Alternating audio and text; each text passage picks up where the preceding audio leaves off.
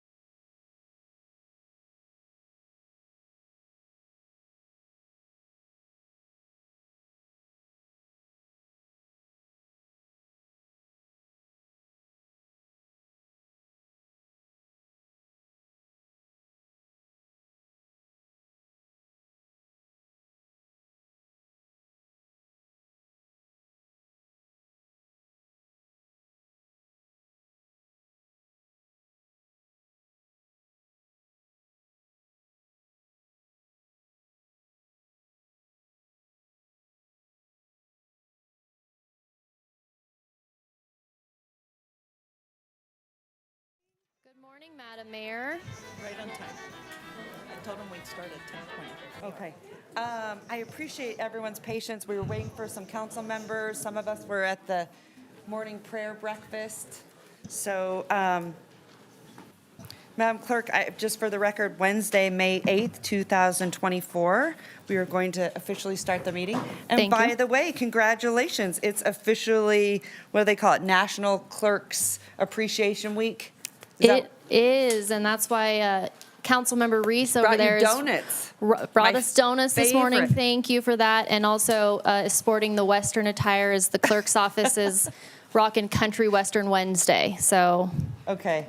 thank you for I that. feel like I didn't get the memo. What happened? Let's blame ACM Turney for that one. Is that I didn't not? get the memo either. Like, All right, we well, would have been there. Next Wednesday, I guess. Okay. All right, well, congratulations and happy National Clerks Week. Thank you. Thank you for all you do. You're Thank you. amazing. Madam Clerk, you may want to, our mics seem particularly low today. I'm just sharing. We will have IT turn that up. Thank you. Let's see, okay. We are going to start with the Pledge of Allegiance. What is your name, young man? You look like a future mayor. Blake.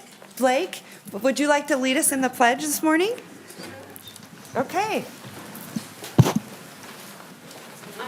Allegiance to the flag of the United States of America, and to the republic for which it stands, one nation, under God, indivisible, with liberty and justice for all. Good job, Blake.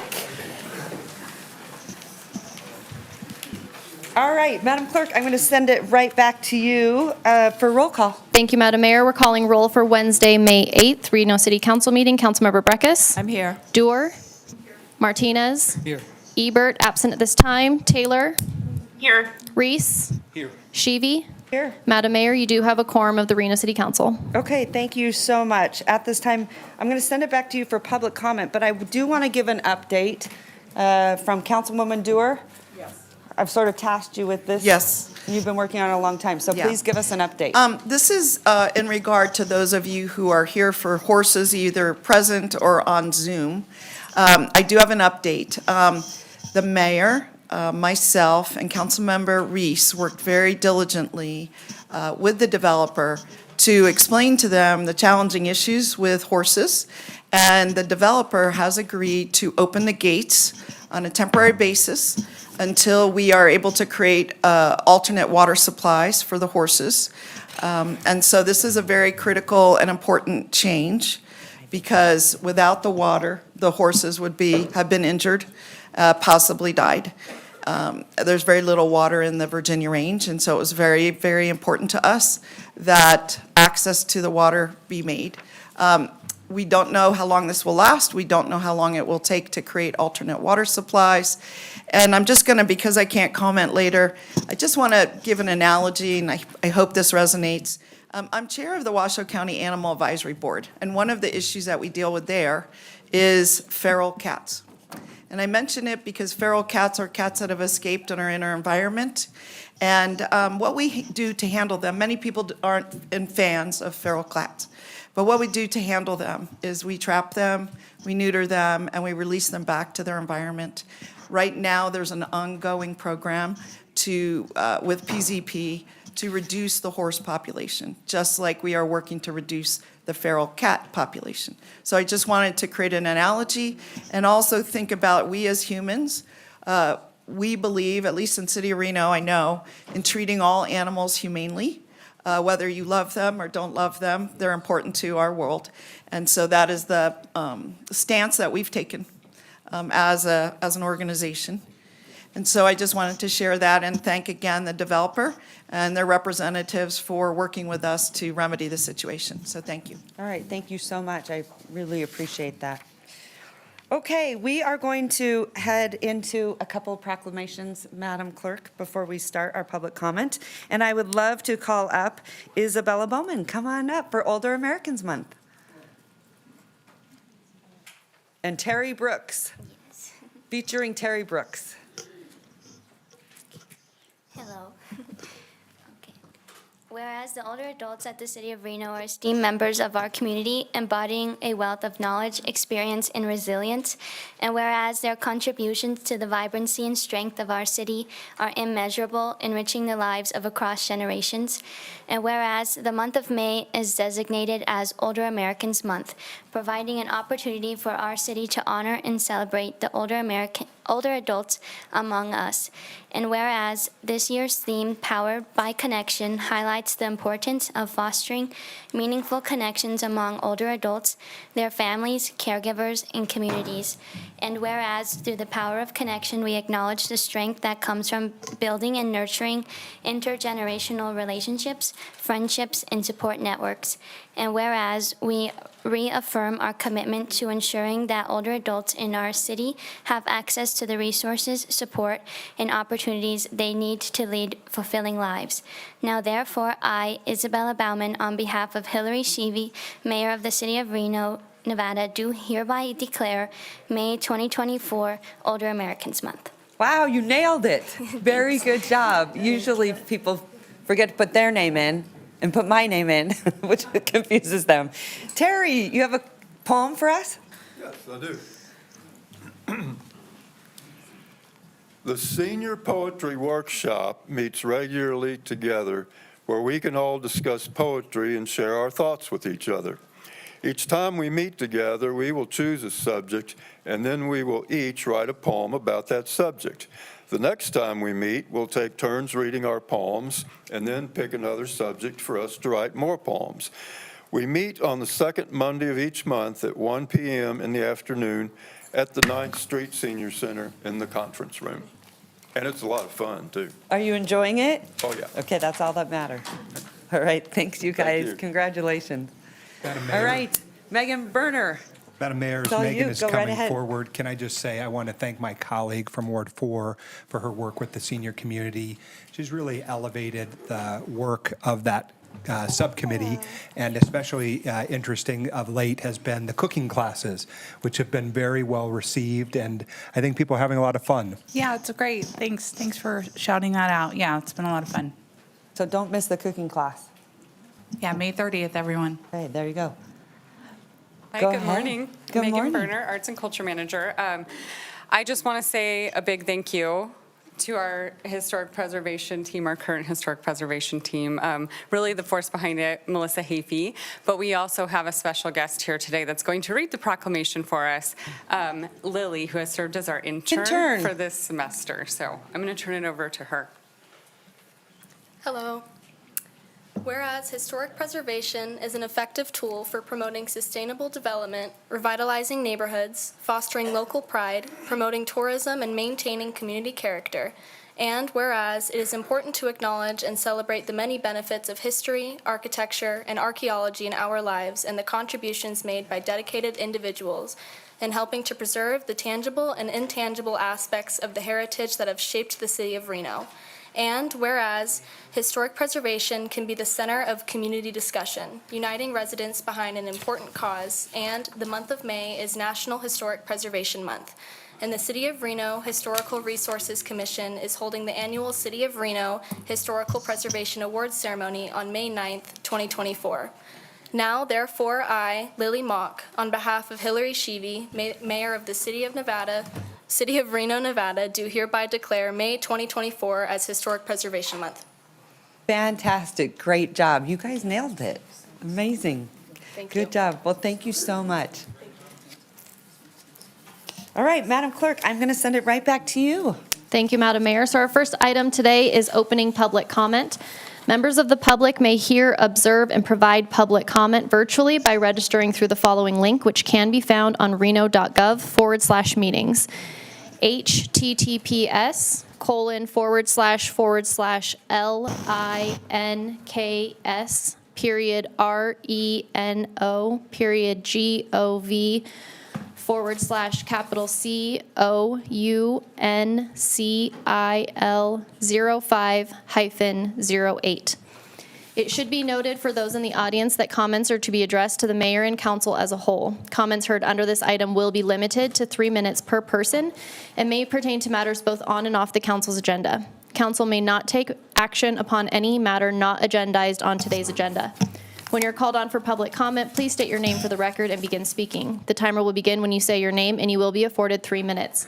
For those participating in chambers in accordance with Council Rules 6.3.11, while in this room, please be respectful. Disruptive behavior from audience members like clapping, yelling, whistling, etc., which impede the meeting, may result in a warning issued by the presiding officer. If the behavior continues, you may be removed from chambers. If you're an attendee in the Zoom meeting and would like to make public comment, please raise your hand at this time. For the audience, we do have just about 40 public comments this morning, so please be prepared to come up so that we can make timely comments. Our first commenter today is Dora Martinez, followed by Jerry Mifsud, followed by Terry Brooks. Good morning, Dora.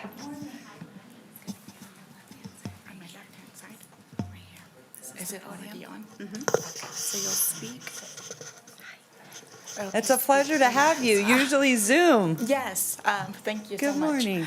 Good morning, Madam Mayor and the council and the amazing clerk, whom I think was watching me trying to figure out where I'll be, and then she goes, somebody can help you. I'm like, okay, less stress. So thank you, and I'm so sorry for my attire. I just came from the gym. You look great. Couldn't drive. You look Anyways, I don't think anybody wants me to drive. So my dog can.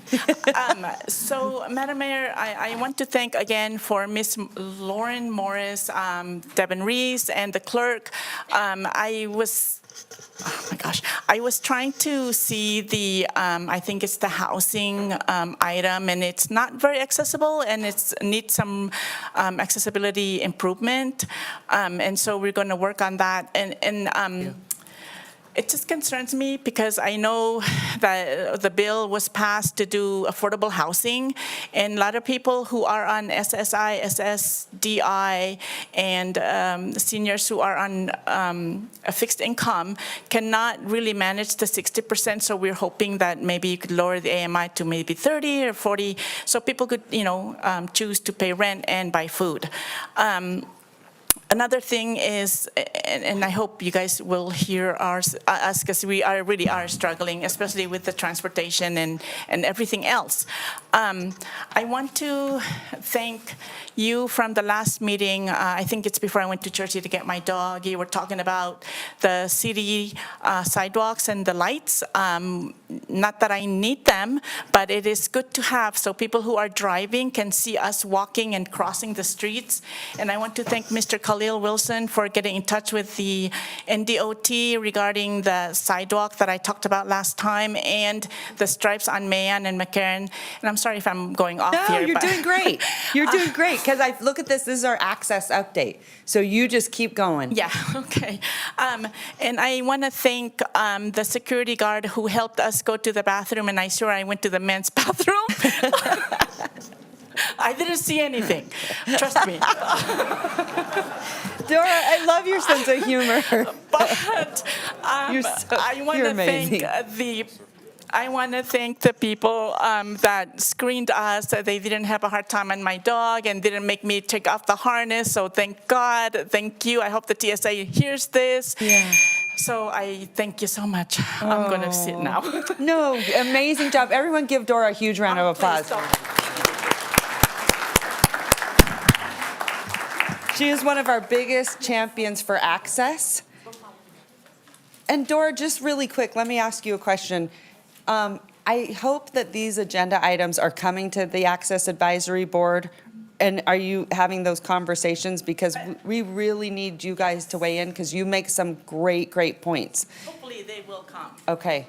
And then last week, you'll be proud to know I was in Washington lobbying for those AMIs. So we're going to keep pushing. So thank you so much. Thank you. And you look fantastic. Thank you. All right. Jerry Mifsud, followed by Terry Brooks, followed by Eric LaRude. I use perfect. Thank you. That's all I want. I know you do. Good morning, Jerry. That's how you do it, Hillary. That's how you do it. I love it. Are we still friends? You have something you can hold on to up here? No, thank you very much. Can you, Mickey, Make- Couldn't you blow that up, please? Okay, thank you for your help. Not that I needed it, but. It's nice to always Good have, morning, right? Mayor and the city council team. Dreams work with teamwork, so let's work together for the city of Auburn. People have given me things to say. The freeway coming in from Carson City is littered with garbage on each side of the highway, creating an obstruction. If this is the entrance to your city, our city, it's a really bad first foot forward. So see what you do with the highway department. The code people and the parks people, that's Alex and Nathan. They both lack manpower and they're doing a great job. And I would give them not an incentive raise, but a gratitude raise for the dedication and work that both these men and their teams do. 700 to 900 calls the code people get a month. You got 3 people going out there. You got Woodley, Rice, and another fellow, Zach, and Danlin answering the phones. Nathan is doing a hell of a job, but he needs more people to help with the parks. Let's call this Make Reno green again. This sounds like Trump. Okay. I live at the Carville Park Apartments, senior apartments, Hillary, and they provide, that's on Carville Drive. The waiting list is full, and that's their card. They provide a complimentary way for a senior to enjoy his independent lifestyle. We're independent living. If it wasn't for HUD, we'd be on the street. The Carville Park Apartments are a Section 8. To ensure a wholesome environment, the ownership is senior-friendly. The management has a young lady that is compassionate and smart and cares about seniors a lot. Her office staff deals with the tenants in a very special, patient and caring manner. The maintenance crew do a hell of a job of keeping the place beautiful. I recently presented legal complications there, and I hope that I could work things out so I could spend my remaining days there in this wholesome environment that's clean. Maintenance takes care and fixes everything. I'm working directly with the Washoe County Senior Aid people to help mediate any differences I have so we could come to a friendly, amicable solution. And I know that I'm a little bit difficult to deal with, but I'm a nice guy in the end. Am I not, Hillary? You're very nice, and you're Thank not you very difficult. much. Very You're not nice. difficult, my friend, and we will reach out to the state of Nevada because it's their highway, and we will let them know. Okay. And thank you very much for letting me know Get about some more Carville. money to Alex and Nathan, too. Nathan has it with the ASCOT. Terry Brooks. Thank you. Followed by Eric Good LaRude, job. followed by Charles Albright. Waters. Yes, do, please. Good morning. It's me, Terry Brooks, again. And today I'd like to share my presentation about culture and housing when it comes to discrimination. A lot of people of the same culture are sometimes like birds of a feather, so they often live in places where they can all be together. And sometimes if people of a different culture try to move there, they may be discriminated against and then have to move out of there. It could be because of the country that they're from. Some see a different culture as a beat from a different drum. Or it could be because of the language that they use, a language that others don't want to listen to or use. Sometimes it could be because of their religious beliefs, or sometimes it could be because of a lack of such beliefs. And if property is owned by someone of one culture, they may not want to sell or rent to someone of a different culture. All cultures are different in a lot of ways, just like all people are different in a lot of ways. But when the different cultures live together, the more they each express, then they become more open-minded and the more they all progress. When people are discriminated against, that's a lot for them to bear. But when people care about each other, there is a lot to share. Respecting each other leads to getting to know each other. And the more people know each other, the more they learn from each other. The more diversity that there is in a neighborhood, then the more knowledge is gained in that neighborhood. It's a beautiful day in the neighborhood when you treat everyone like a neighbor. It's a beautiful day in the neighborhood when everyone treats you like a neighbor. I would like to thank you all for listening to me today, and I'll come back to this neighborhood because I got a lot more to say. Great job. Great job. In the words of Mr. Rogers. Eric LaRude, followed by Charles Albright, followed by Tanya Tovkar. Good morning, Madam Mayor and members of the City Council. My name is Eric LaRude, and I'm here today representing the Downtown Reno Partnership Business Improvement District. I'm a member of their board. I'm one of 2 members who represents downtown residents. I live in the Montage, and by the way, I'm also a 3rd-generation Renoite. As you are aware, there is great interest in having more RPD and code enforcement personnel working in the downtown area, not only during the daytime, but also during the nighttime. We want to thank you for your recognition of the need for increased police and code enforcement presence and everything that you're doing to make that a reality. Downtown's looking better every day. There appears to be less crime occurring, and just as important, having more RPD and code enforcement presence and enforcement will help counter the perception of crime going on in downtown Reno. So thank you. Thanks also to you for your support of the Downtown Reno Partnership Board and the Downtown Reno Partnership as a whole, and continuing to include the Downtown Reno Partnership in your budget. The DRP makes many positive contributions to downtown Reno, making downtown Reno more safe and more clean. I attend monthly safety and security meetings with representatives of the police, code enforcement, Washoe County Sheriffs, UNR Police, casino security, and other stakeholders. I also attend monthly meetings, maintenance meetings with City of Reno Public Works officials and parks officials.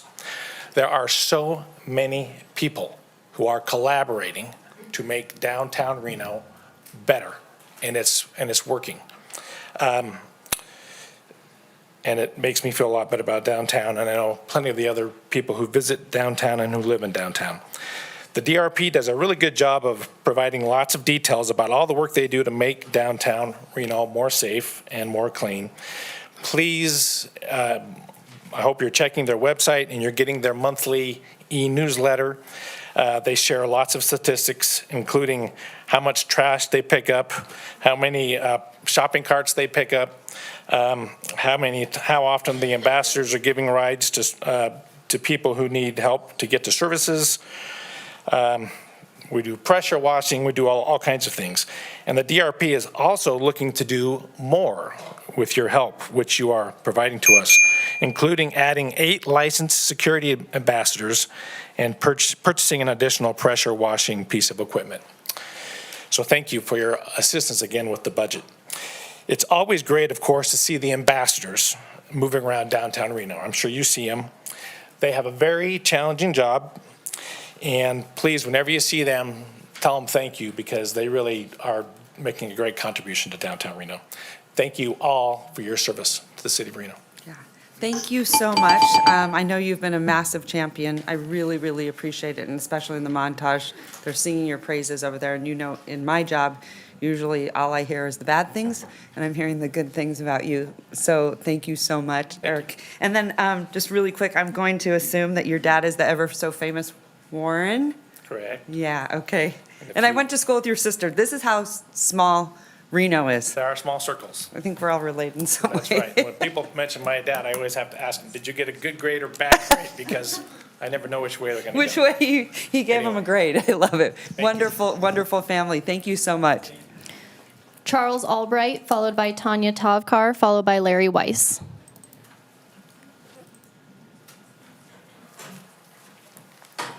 Hello again, Charles Albright, River Advocate. Yes. I'm here to support your agenda items D2 and D3 today with regards to Brick Park and stuff like that. I'm also urging you to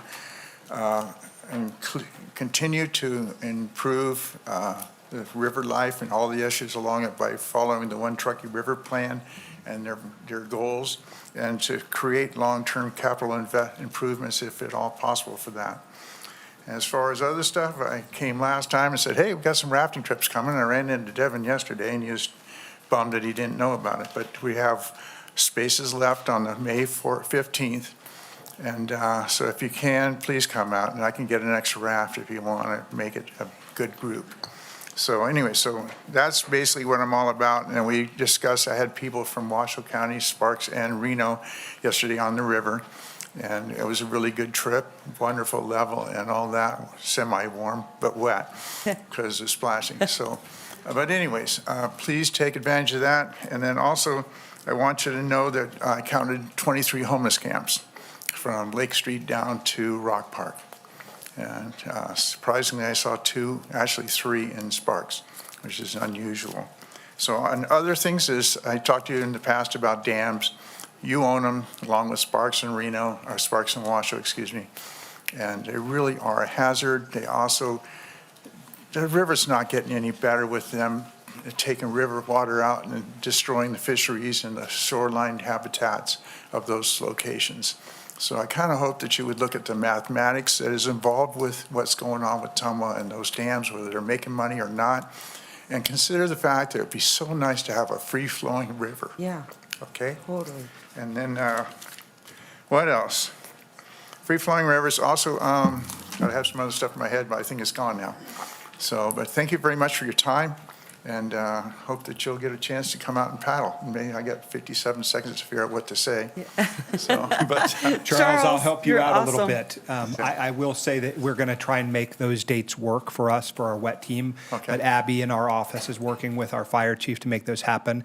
And of course, the mayor has promised that she's going to float the river this time with me as well. Oh, my Isn't gosh. that right, Mayor Sheevy? I'm having anxiety over it because Charles, just so everyone knows, is no joke. I mean, everyone that goes with you, Charles, is like, that guy is amazing, and you just go down that river like nobody's business. Because thanks. sometimes it can be really challenging, and even our firefighters are like, that guy should be on our team. yeah, well, thank you. They love you. Charles can tell a story about my I'm a trip little with him concerned. I'm last on the nervous. river. There's one, you probably know Matt Peak, he's a fireman, lives Sure. on Wonderful. Wilder, Love Matt. California now. He's got, there's a big tree lodged sideways in the middle of the river right behind his house. So if you want to see about getting that cut out, it'd be great. Thank you for your time. Okay, that would be great. And then just so you know, you need to follow us because remember my promise on the River Rangers? Yeah. We're getting those. Good, So follow along. Yeah. good. I had help from Nathan with that. Okay, thank you so much. Take care. Tanya Tovkar, followed by Larry Weiss, followed by Tracy Sandin. Hi, my name is Tanya Tafkar, and I'm a wild horse advocate. And this is regarding the issue on the fence that is blocking off the horses from water. What I'd like to just say is I have found this on the website of the developers. Let me just put my glasses on here so I can read, so I can see. First of all, I would like to remind the developers what they have written on their website, sunnyhillsranchos.org. Preserve wildlife corridors. One half of the Sunny Hills West property will be preserved open space totaling approximately 2,100 acres. This will provide opportunities for continuous wildlife corridors through the property. Best practices for preservation of wildlife and horses will be incorporated. So I just wanted to say that was what they said before. So hopefully they stick to that now and, leave open space for our horses. Yeah. And that's all I have to say. Thank you so much. Thanks. Appreciate it.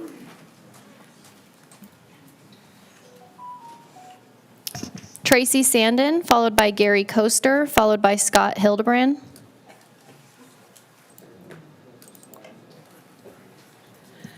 Good morning. Tracy Sandin. I live in Ward 6, and I am very much in love with these range horses. I was not going to say that I'm a volunteer with the Wild Horse groups, but I am. And I've been out there with them, and I've looked them in the eye, and I've fed them, and I've done diversionary feeding. I've been there when they've been put down because they've been hit by a car.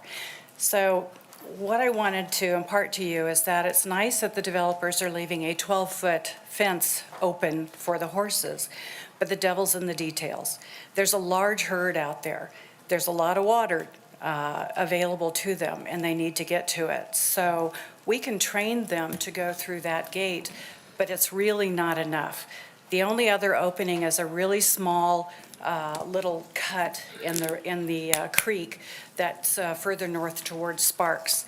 One of the things that I think would be great to do, and Naomi, you've been working on this for a long time, is opening up the north area and developing that area. That needs to be done probably sooner than later as the developers are working to get this development open. Also, funding the South Reno fencing project.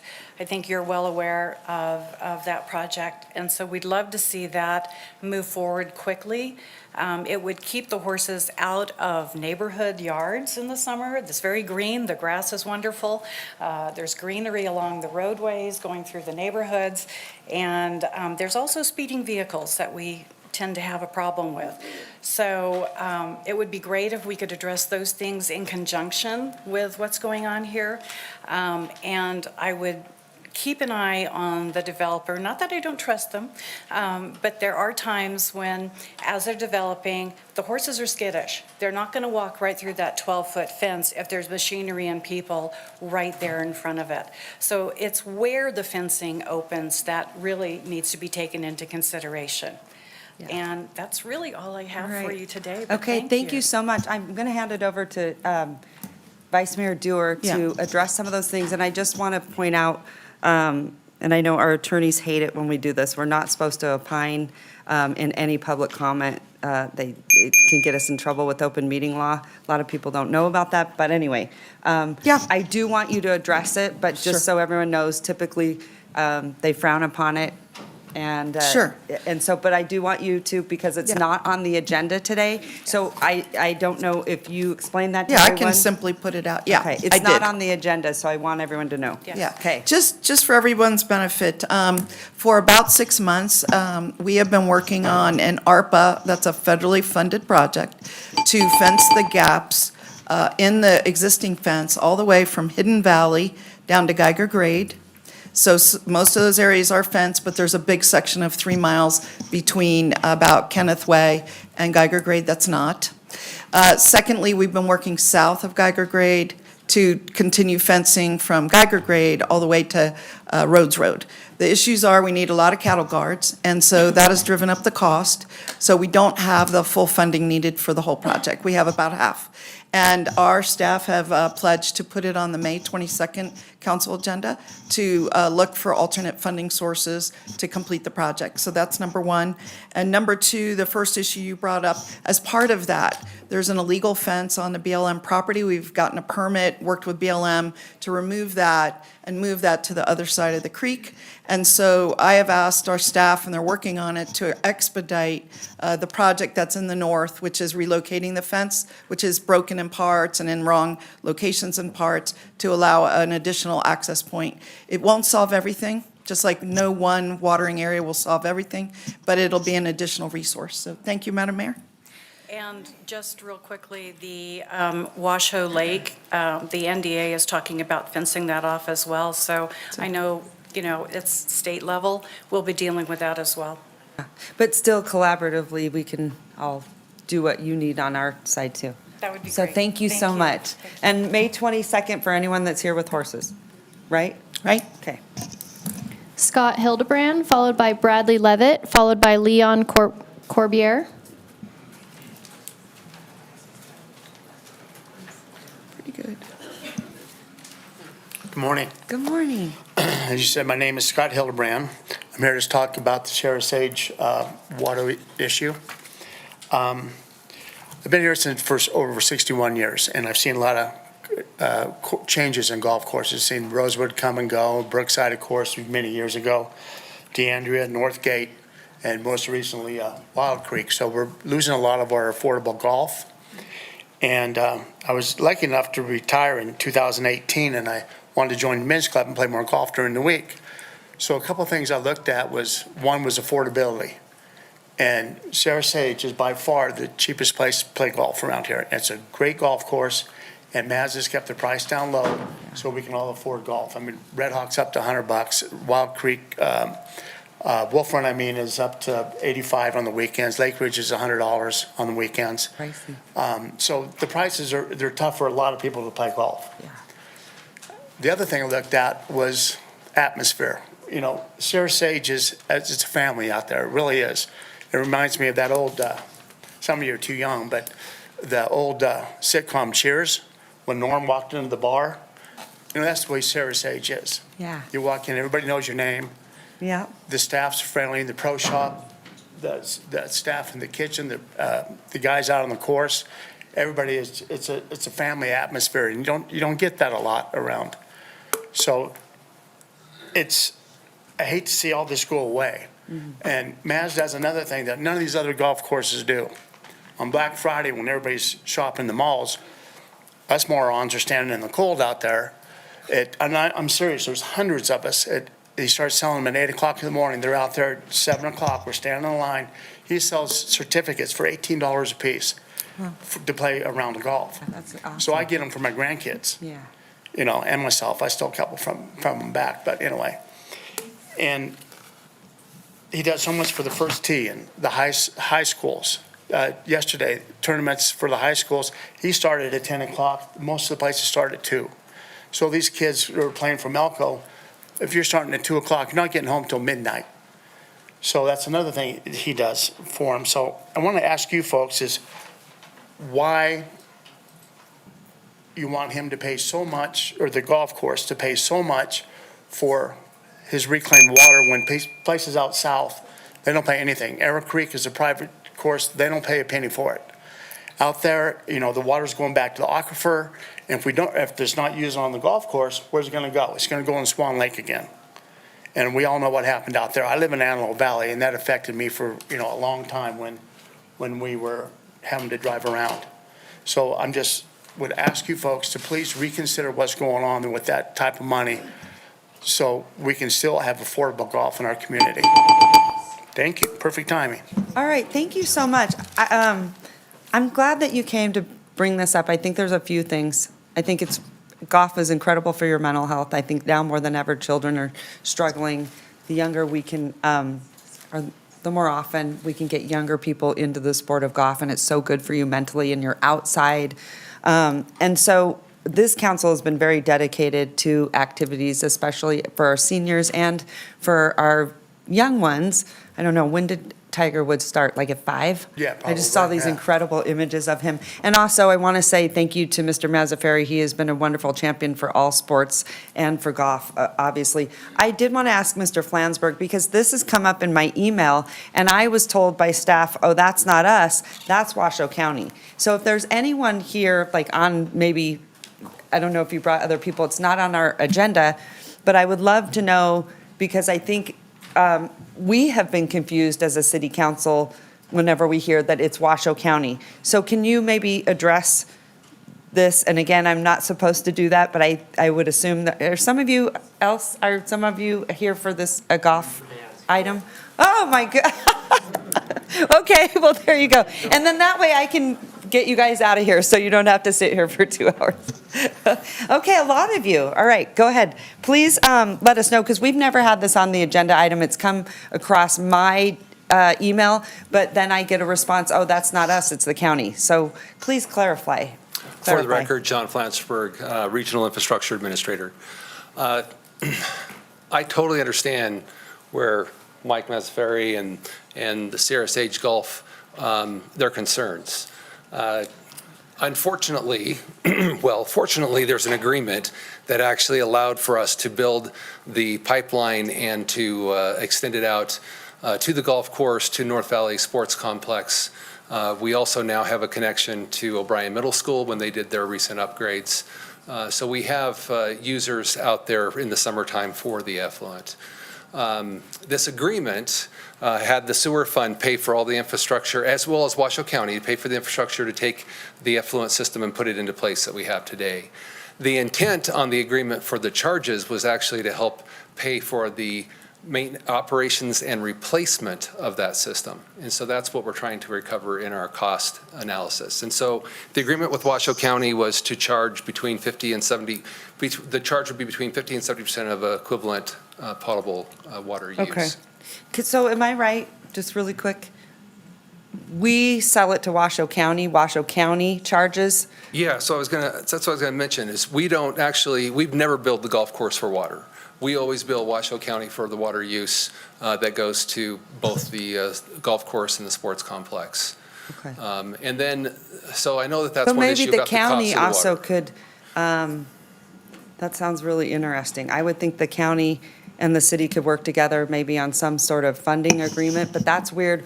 We charge the county and then the county charges the golf course. They pass the charges on to those uses. Okay. So I bring that up because there's also discussion about that there's other golf courses that are not paying anything for their water. And in South Truckee Meadows, Washoe County owns the South Truckee Meadows plant. In South Truckee Meadows, when you develop in South Truckee Meadows, you have to overbuy your water. And the reason you do that is because you have to have a certain amount of water that gets dedicated to the river. And therefore, in South Truckee Meadows, they're not allowed to discharge anything that's going to go back to the river. They don't have a discharge to Steamboat Creek, for instance. So they have to store they have a wintertime storage use though, which is great. They have the Huffaker Reservoir. So they store water, but in the summertime, they have to get rid of that water. They need to dispose of that water. So they have a lot of users. They've made a decision to pass the costs of their collection, treatment, and disposal of the water, including distribution of the effluent, to the sewer users, the sewer ratepayers. That affects the city of Reno. We have over half of the users in South Truckee Meadows are city of Reno residents. So it does affect us because our residents are paying more for that. We receive a benefit in that our parks aren't paying for effluent water in South Truckee Meadows. So I bring those couple things up to just show that water is different depending on where you are. Uh-huh. Our agreement with Washoe County from 1999 is strictly just a build the system and then how we're going to recover the cost to make sure that we can replace that system and keep it operating in perpetuity. Okay. So in that agreement, there's nothing that says anything about the golf course? The agreement just is. It's about water that we give to them? It's just about the water and how Okay. we're going to cover the cost for the payment of that water. Okay. So we do have the rates are established generally in what we're going to charge, and that's what we have done. And it's just, again, to replace, it's how we're going to replace that infrastructure. If we don't replace the infrastructure through recovery of some sort of fee for water, then we have to cover it through a sewer user rate. And so it's a kind of that trade-off between how do you pay for renewing that system, making sure the effluent system can stay and operate and be maintained. I think it's a conversation, obviously, with this body and Washoe County, and not to mention the city of Reno subsidizes Washoe County pretty heavily. And I think, especially outdoor recreation for our seniors and our younger folks should have access to that. So I think there's a conversation that needs to be had for sure. So all of you here on that, I will reach out to them and then we could put it on our agenda. We could have Washoe County come and address that. Mayor Sheedy? Yeah, go ahead. I would just like to say I have had meetings with the city of Reno, city manager, and the county, and it just hasn't gone anywhere. So I really would like to Yeah, we'll open the put it on our conversation. Yeah, And let's do it. start moving forward. I mean, I had conversations in April of last year, and they're just not, they're not moving forward. And I understand the comments about they don't have a place to put the water down south, but we're spending a significant amount of money to put water into the ground in American Flats.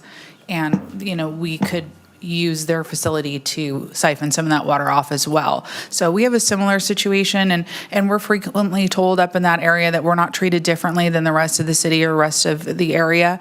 And I think this is a glaring example of an inequity between North Reno and South areas. And then I would just say it's really needs to be a conversation with the county. Like I said, we subsidize them on many different levels, and this is one of those areas where that recreation needs to be accessible for all, especially golf. Golf is expensive, but it pays out in dividends, just like we have. We are not anti-golf. No, I know we aren't, but I guess I'm a little frustrated because we need to have the county here at the table, so if you could invite them and everyone watch on an agenda item.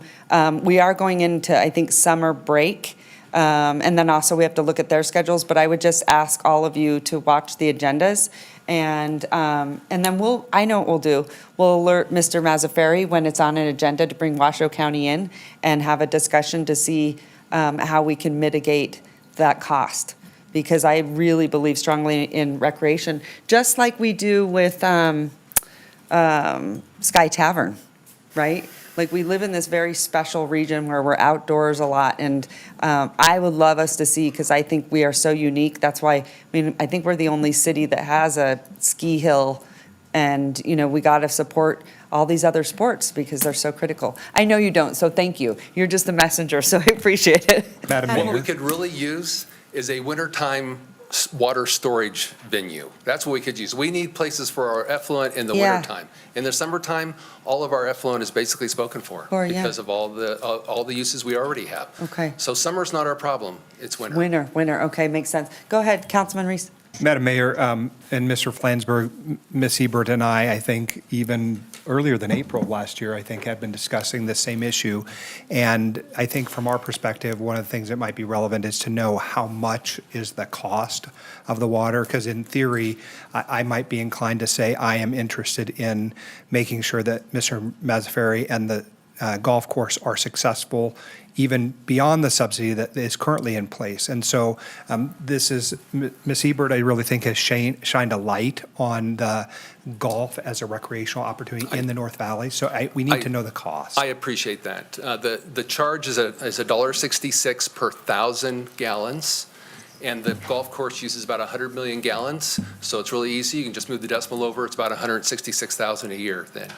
Okay. That's the rough magnitude of their water, the total water. from Yeah, what they between use. us and the county, we can figure something out. So that's order Madam of Mayor, magnitude. if I Thank you. could. Go ahead. In Councilwoman addition to Breckus. the effluent discussion, because I do want to tickle that down a little bit. I thought we weren't working toward not having a winter problem. That was called reinjection. And so, it's completely within our ability to make decisions on the effluent. And I was struck by the fact that there said in the memo, we don't have a shortage of effluent. I thought we had an abundance of effluent. That's why millions of dollars are being spent to explore reinjection. But as the senior member here on the body, along with you, Madam Mayor, I would like this discussion when it comes on to be about recreation. When the mayor and I came on in 2012, 2013, 2014, we brought a national expert in to look at the entire golfing landscape here as we retired Rosewood for the Southeast Connector. And we made promises to the golfing community. We also understood the need. And since then, like the gentleman spoke, we've lost Wild Creek. So I would like the discussion to bring back that report. I still think it's valid. The clerk should have a copy of it. Understand our golf landscape for public golfers. And also, as a part of that discussion, I want a thorough examination of our residential construction tax up in the North Valleys. I believe that we have collected so much money up there, and I was taken aback about a year and a half ago when our then Parks Director said we don't have any new construction of new parks up there. So we have a recreation facility that serves a specific purpose, but we also need at the same time to understand how much money we're sitting on when we build all those homes, they pay all that money, and we're not advancing the recreation needs of this new growth area. There may be a combination to look at the two in context. So I wanted to bring that up because I don't often get a chance to talk to anyone as agendas are populated, and I really want to look at golfing as a public recreation and rely upon our history in that area as we move forward. So thank you, Madam Mayor. Thank you, Councilwoman Breckus. I appreciate that, and I'm going to send it to ACM Turney. You just heard direction, so I would ask for a future agenda item, and then we will reach out to Mr. Mazzaferri. You guys just follow along with him. I'm sure maybe you guys have a newsletter or something. And we will get it on an agenda and bring it back. And I would love for your support when we do that. So thank you. All right, thank you, Madam Mayor. Okay. And Madam Mayor, I just want to make sure that we have clarity from our legal counsel that although this was not agendized because it was discussed from the body, we're able to interject comments on it. Is that accurate? Yeah, for the record, And John. that's not an open meeting law violation? Yeah, I just want, let me just I appreciate the question, John Shipman, for the city attorney's office. So the open meeting law says that periods, you have to have public comment, and for those periods, and this is under 241.020 subsection D4 or D3, periods devoted by the, for general public, if any, and discussion of those comments. So you are in the discussion of those comments component of this. So it's within the meeting. You can't take any action on it. The open meeting law is clear that you can't take action until it's agendized. But again, you can talk about those comments. You can provide information on those comments. But to the extent that you can take action, you can't. And just going forward, if we can just, if there is a decision that you want to pursue an issue, let's just put it on an agenda. But you do have some leeway in discussing the comments of the public. Okay, so the comments are the part, but it's the action part that is where Correct. you veer into the issues with the open meeting law, not the comments that we may engage in with one another? No, the comments of discussion of the public comment. So if a member of the public makes a comment, you, under the law, have the right to discuss that comment, and that's what I viewed what it just happened here and with the horses.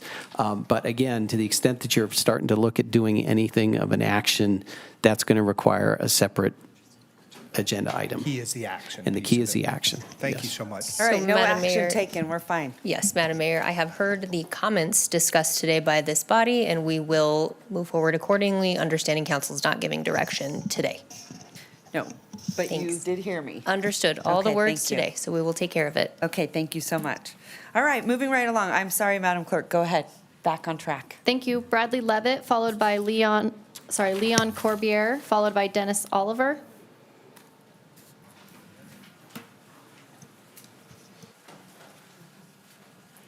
Good morning.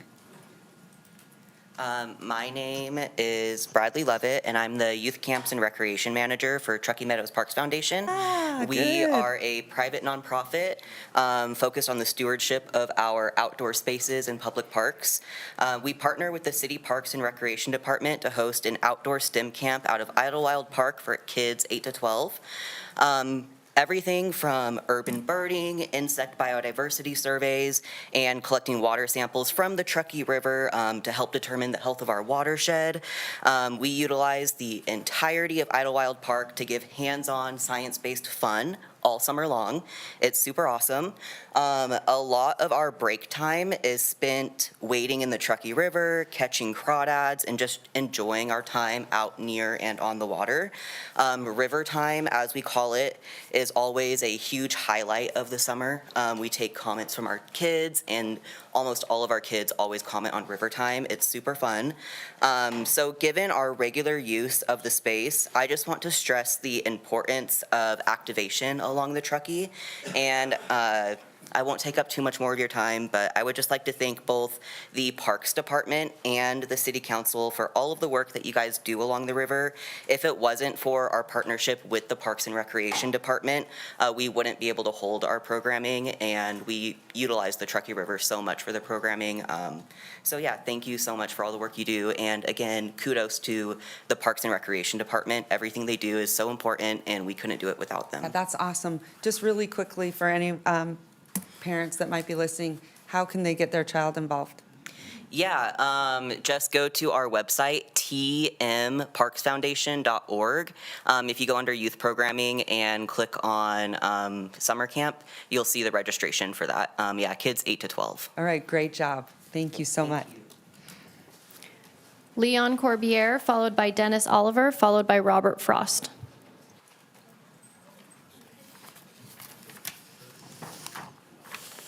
Thank you, Mayor and City Hello. Council. My name's Leon Corbiere. I've been a resident here in Reno for about 15 years. I'm an elderly man with 3 young children, 3 young boys. I'm here for the Sierra Sage water issue. I want to thank you for what you just expressed as far as wanting to bring this matter to a further deal with Washoe County. Because at the end of the day, we're all one. Yeah, Washoe you're right. County, Reno, we're all one. Yeah. But it provides a serious necessity for people like myself on fixed incomes with children Yeah. to give us a place so I could take my kids there and be able to afford to have them do something constructive. We all know that, the youth really, Need it. crime rate's gone kind of a Yeah. little out of hand. And so this gives people a place to recreate in a constructive way. First tee, my boys have been doing that for many years out there at Sierra Sage. Special Olympics, the senior golf program out there. So, I just think it would be a travesty to the people of this community if we lose another affordable golf course. That leaves us with one, Washoe. Because I myself, with 3 kids, in today's expensive world, Yeah. I'm done golfing, so are my boys, if we don't have affordable golf. So I just wanted to say thank you for hearing me out, and thank you for, looking into this in, a more productive way. Yeah. Thank All you. right, Leon, thanks so much. Appreciate it. Great comments. Thank you. Dennis Oliver, followed by Rich Moore, followed by Sheila Browning Pouchot.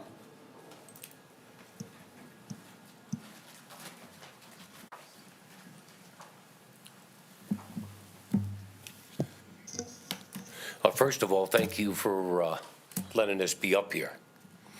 My name's Dennis Oliver. I am the head coach for Special Olympic Golf Team. This is our 28th year. Love it. And it's my passion. Yeah. When I've been in the golf business about the same time Maz has been in it, and the same amount of years, which is, I don't want to say how many that is, but we've been doing it a long time. But this is, I'm semi-retired, and this will be the last thing I ever give up. I'll never give it up until I'm dead, because it's so much fun. As anybody that ever is out there on Saturday mornings, 18 weeks a year, to see how much fun these kids are having. I call them kids. A lot of them are older than me, but they're my kids. But, and Mike does this for us for nothing, 0 cost. I mean, you're talking, I think I figured it out the other day, $2,700 worth of range balls we hit. That's a lot of range balls. No charge. Use of golf carts, no charge. It's just, I know there's a lot of the business issues going on here, but I would like to vouch for the character of Mike Mazzaferri, because that's the reason that I play golf out there and work out there, because of him. And what Scott said about the atmosphere, it's beautiful. It's the best place there is. Because I worked 24 years over at Atstead originally, starting in the early 80s. Then I went to Wild Creek for 13 years until they closed. And everybody was asking me, where do we go? They're closing Wild Creek. I said, you only got one option, go to Sierra Sage. And I could go on for, I better get going here. I could go on forever about Special Olympics. And Mike does so much other stuff for, you got senior golf, juniors, veterans, PGA Hope. There's so many things that he does. And this is all free of charge. This is all free stuff. And he's a class act. And ever since I've known him, we just talked about this. We had, Mike and I, more than once, he's told me that his only vision is to have affordable golf. That's his main goal in what he does.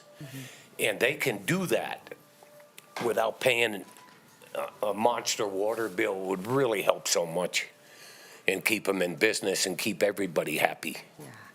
But I'm running out of time here, so thank you very much for the time. Thank you so much. Great comments. Rich Moore, followed by Robert Frost, followed by Sheila Browning Pouchot.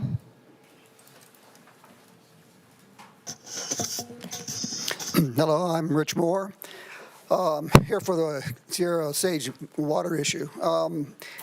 tough act to follow with these people that have already spoken, so I'm not going to kind of reiterate everything they've said.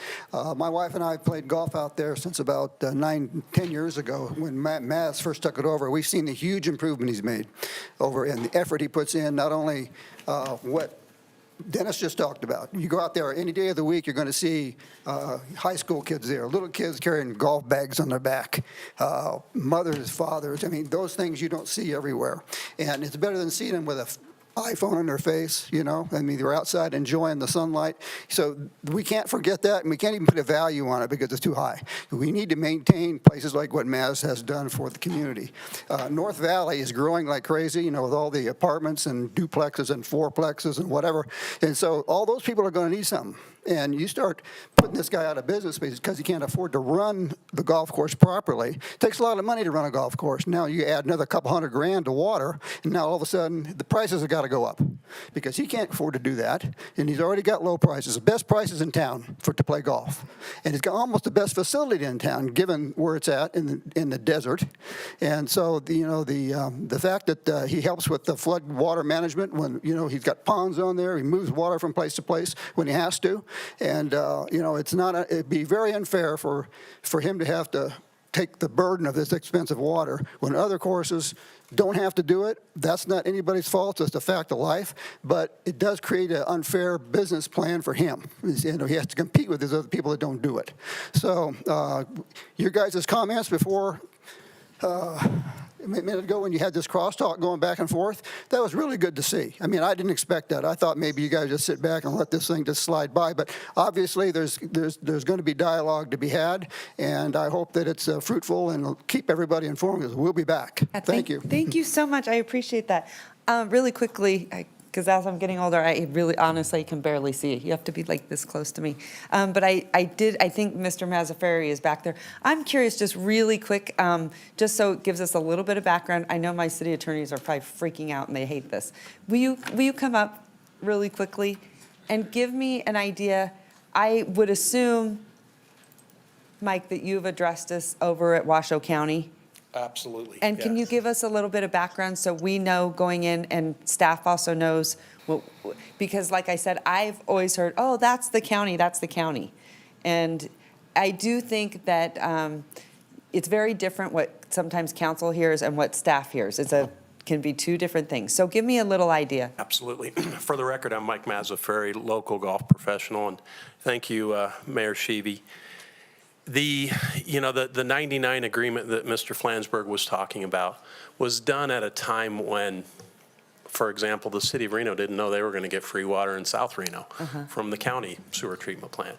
It was a different time, different place. The North Valleys aren't the same as it used to be. Right. The two things in the North Valleys that are really shining, Mayor's Park is nice, and by the way, the city gets free water at Mayor's Park, but North Valley's Park pays for water, and so does the golf course.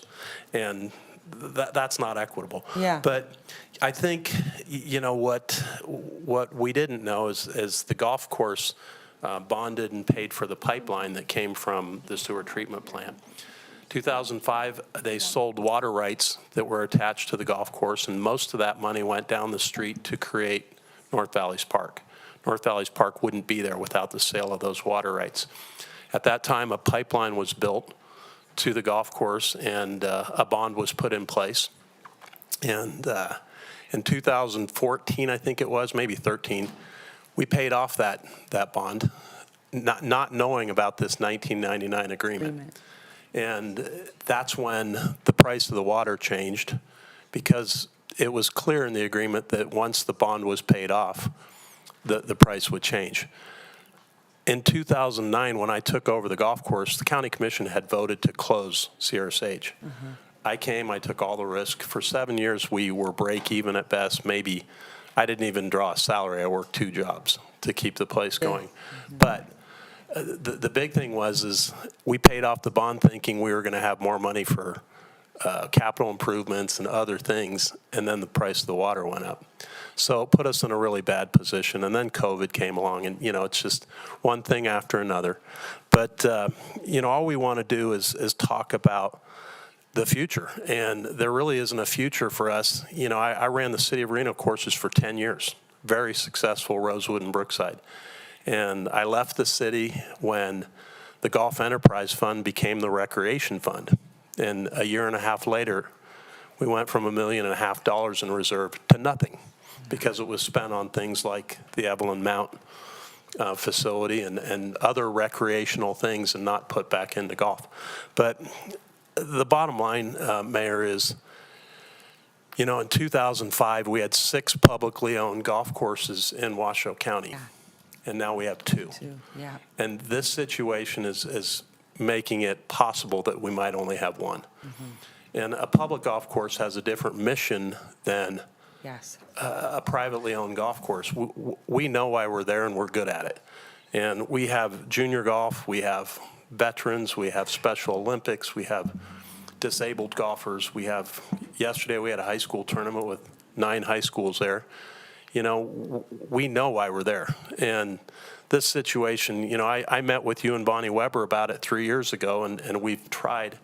And Mr. Flansburgh, to his credit, he's trying to run the thing like a business, but you know, I think there needs to be discussion, and we've tried. I've written letters and not had one return letter. You know, we need to put this on the table and discuss it. I think, too, we've done an equity study with the county, which really will help.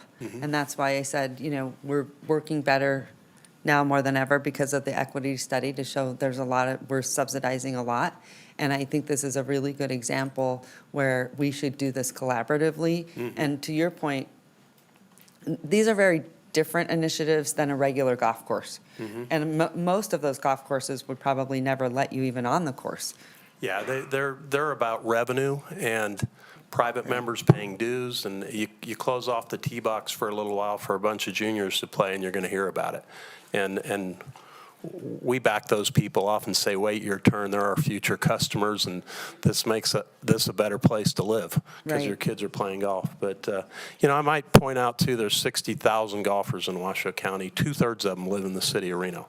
Wow. And the city of Reno has 0 golf courses now. So, you know, I think it's very important that we talk about this now and find a resolution. And we did raise rates this year, but I don't like it. Yeah, I don't blame you. Yeah, I don't blame you. So you'll be back when we have that discussion. Okay. And I'm looking forward to it. And not to mention, I think there are other players, whether it's RSCVA, you know, it could be even Tumwa. There are other players that could easily be at the table. But I don't think this is hard. I think this is pretty solvable. Yeah. But I do think that, you know, for so long that I think Councilwoman Breckus is correct. For so long, we're starting to lose them, and so we got to do whatever we can. Like I said, now more than ever, recreation is so important, especially for mental health. I don't know what else children will do. Sports saved me. I know. Well, maybe it didn't, but your daughter and Look where you ended up. he's laughing. He's like, yes. But your daughter and I figure skated together, and I think, honestly, it kept us out of a lot of trouble. Now right? her daughter, my granddaughter, is yes, figure oh my gosh, skating. you're a grandpa now. Oh yeah. gosh, I can't believe it. Well, she'll always be a little girl to me, little one. She has But, twin little girls, and she's got an older one that skates, and you know the ice rink, great example of a collaborative effort to get it done, and how happy are those that skate? You know? And there's a lot less skaters than golfers, though. Oh, yeah, that's true. Very true. All right. Thank you. Thank you. And I look forward to having the county here, or we'll do it at the county, either or, here or there. Thank you. Thank you. Mike, would you meet with my liaison, who's Abby today, who's going to get time for us to meet about this issue? Absolutely. She'll come over. Okay, thank you. Thanks again. Robert Frost, followed by Sheila Browning Pouchot, followed by Gary Overholt. For the same reason that Mike was here. I had a whole thing written out. He's almost said everything. I'm a retiree from Tahoe, came down here. I'm not going to read this because I'm going to make it short. I live in Woodland Village. I selected that place because it's close to the golf course. I didn't expect that place to close, along with it will if you charge this money. DeAndrea, Wild Creek, Brookside, also Can, Washoe County Golf Course Center, Reno, can they absorb a few extra thousand people to play there? They can't. I live in a park right next to my home. I overlook it. There are kids that are there, not too much action in the week. Weekends, there's 4, 6, 8 soccer fields, lacrosse fields set up. There are hundreds of people there, parents, kids, whatever else. I don't think that park pays for water. I don't think they have any income for that park.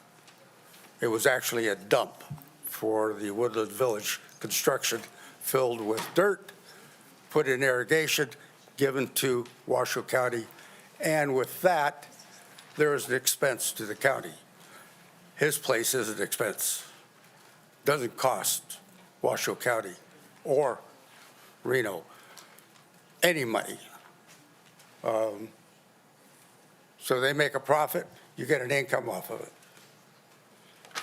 That's all I can say. I'll forget my whole writing. Thank you, sir. Sheila Browning Pichot, followed by Gary Overholt, followed by Kevin Williams. Good morning. Sheila Browning Pichot, candidate for the open seat representing Ward 5 on Reno City Council. I'm here to offer insights on the proposed housing initiatives based on what I'm hearing from community members. It would be easy to boil this down to a debate between NIMBYs and YIMBYs, but that would be a disservice to the nuanced public sentiment that I'm hearing. There's consensus that we need housing for folks who earn median and below incomes. As the RGJ reported this morning, Reno's unhoused population has hit an all-time high. We have a moral duty to address this crisis. Multifamily housing may very well play a role. However, there are real concerns about the proposals before council today. People wonder why step one isn't to incentivize multifamily housing in the vast vacant parcels in central Reno that are already zoned for multifamily housing. That would go a long way towards revitalizing downtown without compromising quieter neighborhoods. People are wary of the zoning code cleanup, redefining single family to include fourplexes, while the city's FAQ page claims that no one is being upzoned and these proposals will not allow apartments to be built in single family neighborhoods. People are anxious about simultaneously reducing setbacks, allowing structures a larger footprint and increased heights, and reducing parking. It's confusing that the proposals mix in different concessions for affordable and market rate housing. People suspect benefits will flow to investors who can afford to tear down existing homes and rebuild fourplexes. Lots could be subsidized, and mid-century ranches next door could be replaced by up to 8 new rental units. Investors might demolish houses, run out of cash, and leave holes where homes used to be. We've seen that show before in Reno. People find it unfair that HOAs will be insulated from these changes and are aware that several members of the council live in HOA neighborhoods. Full disclosure, so do I, but we need to make sure that people understand it's council's job to care for all neighborhoods. I urge the council to be honest with the public that the proposals would allow multifamily rental units in single-family neighborhoods. Clearly separate out the affordable housing initiatives from the market rate initiatives. Then let's have those conversations. Let's consider setbacks, footprint, parking, and building heights separately, and don't make these changes by right. Let's take measures to ensure that multifamily housing will contribute positively by safeguarding against subdividing lots and instituting aesthetic guidelines like the ones HOAs have into building codes. Renoites deserve a managed, progressive housing evolution, not a dramatic transformation branded as a code cleanup. We've often heard council members lament that we just have to live with development decisions made decades ago. Let's take the time and get it right, because we'll all be living with the consequences, intended and unintended, for decades to come. Thank you. All right, thank you so much. I do want to remind everyone, because sometimes I think people forget, and I certainly see it out there on social media, and so I'm just going to reiterate this, and you guys have heard me say this many times. On the agenda, I just want everyone to know that the agenda is strictly for conversation, deliberation here at the body. That's why we do it. That's why you come in public comment. And just because something ends up on an agenda, it is not the opinion or I guess, the will of the council. That's why we have an agenda, so that it does remain transparent, so you can come and weigh in. I think oftentimes people think, oh my gosh, it's on the agenda, it's happening. We see that a lot, so I want to make everyone aware that that's not necessarily what it's for, and it's really the opportunity, because I hear all the time, oh, government isn't transparent. Now, more than ever, people do not like their government. You're hearing this. There's a lot of political divide in our world today. You're seeing it first and foremost. And so I can understand that it causes people to have anxiety, but it's really the opportunity that we want to welcome you to come in, give public comment, because you might have things like you just shared. There are things that sometimes I think we might be hearing for the first time on any matter. It doesn't matter. You could be a neighbor of someone and there's a project coming next to your house or whatever, that we might not have that type of knowledge. So that's why we do it. And I just want to remind everyone that that's what the agenda is for. I think this is Mrs. Harsh, right? Right here. She was on the city council. She knows very well what the agenda does and how it works, right? And so we appreciate you, and I just want to reiterate that, because there are a lot of times people will call me and they're like, oh my goodness, I can't believe this is on. And I'm like, yes, I want it to be on because I want you to come down and voice your opposition. So I just want to remind everyone, because that's really the opportunity to really come down and have your voice heard. So thank you, appreciate it. Okay, next. Gary Overholt, followed by Kevin Williams, followed by Patty Wampler.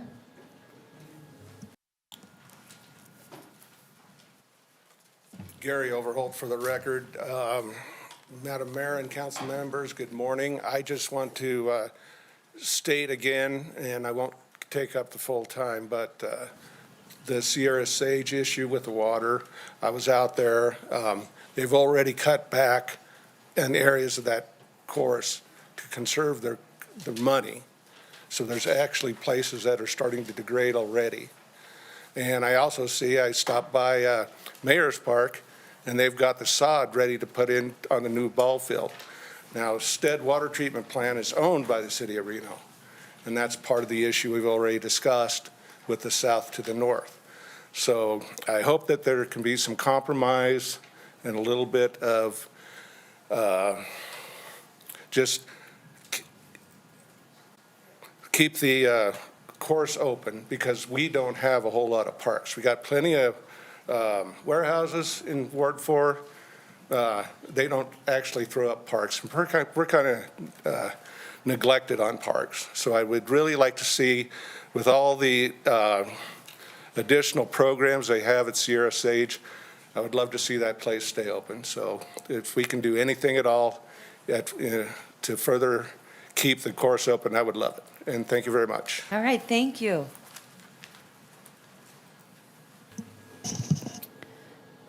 Kevin Williams, followed by Patty Wampler, followed by Iris Papel.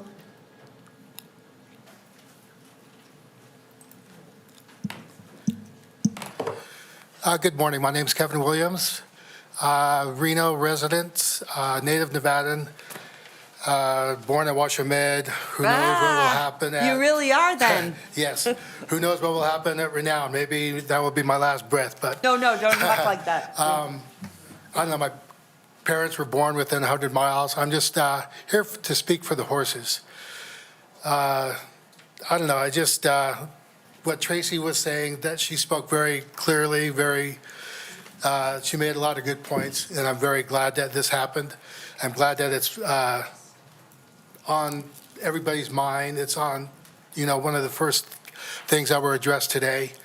I don't know, I just would really like to emphasize the need for the fencing. The fencing needs to happen. It's not going to fix everything. The opening in the gate will not fix everything. The new fence which was installed, the half-mile of fencing that was installed with a small gate, to the south, it connects to the residential, so that is completely blocked off. And to the north, toward Hidden Valley, that area is pretty much like a patchwork of fencing. I'm not sure if the horses could even navigate through that area. And if the fencing is fixed so they have access to Steamboat on the north side, it'd be a matter of those horses having to walk down, I believe it's called Desert Way. That's the main construction road access. So I don't know how, there is no good answer. It's going to take a lot of time. The horses are animal, or what would be the word? They just follow their path. They've been following this path for years. They've been drinking at the water for who knows how many years. And that's all the water they know. So to train them to go to another location is going to take a lot of time. It's a terrible situation. I don't know, it's just, it's going to be bad. This is what I witnessed the other day, the horses trying to cross this new fencing. If we could put that up there, the picture. Okay, it's just, it's this band of horses. This colt was pushed through the fencing. This was Friday. The fencing, I think, was installed Wednesday. Wednesday, when I went over there Wednesday, the horses were pretty much trying to charge the fence. They were trying to navigate this new thing that was blocking their access. So it's just a matter of, I don't know, I wish the fence was gone. Having a water trough up there, I'm not sure if that's the answer. It's going to take a lot of time, a lot of effort on everybody's part, but I'm glad that it's on everybody's thoughts. I live here. I want to see these future generations being able to enjoy the horses also. So thank you for your time. Exactly. Thank you so much. I really appreciate it. And I understand that opening is now open. The 12-foot Yes. gate. Patty Wampler, followed by Iris Papel, I'm sorry. Jaylee Papard, I was trying to find your name, followed by Tracy Wilson. So good morning, and I am here about Sierra Sage, but I represent the Women's Club. I'm the treasurer of the club. We have 76 active members, and we have 6 of them that have been with the club 25 years or more, which is incredible, and they're still golfing. Last year, our club raised over $3,000 to donate to youth golf in the community. This year, we're at $1,948, and we've only been in season for 3 weeks. So that's how involved our club local youth. So it's really, really important. A week ago, Sunday, there were 200 kids on a Sunday, which is a big golf day. Yeah. And Mass closed the course and had 200 5-year-olds to 14-year-olds for workshops and training. So the ladies were out there helping with registration, and it's just important to us. So everybody said everything else that I had in my copious notes, so I'll let it go. But thank you for your time. Thank you so much. Thanks. Yeah, go ladies. Go ladies, right? Iris Jaylee Papard, followed by Tracy Wilson, followed by Siobhan Beard. Okay. I'm Iris Jaylee Papard, the Executive Director of One Truckee River, a nonprofit that manages a coalition of diverse perspectives. My comments provided are not of One Truckee River as a whole, but as its Executive Director, with the nonprofit's mission in mind to ensure a healthy, thriving, sustainable river connected to the hearts and minds of its community. I applaud the City of Reno for allocating funds for the Truckee River Corridor and support item D2 and D3. I'm impressed with the draft Truckee River Vision Plan produced by Dig Studio. A lot of my input today reflects items I see in that draft plan. Purchasing 48 animal-resistant trash cans for the corridor with an easy-to-use handle will not only limit the trash along the corridor, but will support future riverbank repair projects, as it will limit the food source for the squirrels that can damage native vegetation. I suggest, if they are meant for trash, to use a different color than blue to not be confused for recycling. I'm excited to focus on the focus to provide more value to the public at West Street Plaza. I encourage funds to be used for long-term capital improvements, such as permanent public restrooms, LID techniques to capture and filter stormwater runoff, and boat docking facilities. Overall, I want to express support to continue the work with and fund City of Reno contracts with nonprofits such as RISE and Karma Box Project to do human service outreach along the river. Homelessness is complex. How well the region manages the issue is the question. Long-term collaborative solutions need continual support. Bank stabilization, shade, and riverbank and riparian habitat along the corridor, such as along Riverside Drive that everybody loves, supports improved water quality and economic development. It is what makes the Truckee River unique here in Nevada. We have wildlife in the urban core that needs to be preserved and enhanced. Please have lighting be dark sky approved. I'm excited about and thank the City of Reno for the collaborative projects we are working on together now, which includes the Broadhead Park Riverbank Repair Project, actualizing restoration focused on water protection, and with a focus on line of sight for safety, the river-friendly living demonstration garden at Lake Park, and the newly funded by Nevada State of Forestry, the Truckee River Urban Tree Workforce pilot. And very quickly, I sent all elected officials of the 3 jurisdictions the rafting trip invite. You might have not gotten it because of, email bounces. Yeah. So just sign up for our newsletter on our website, and that won't happen.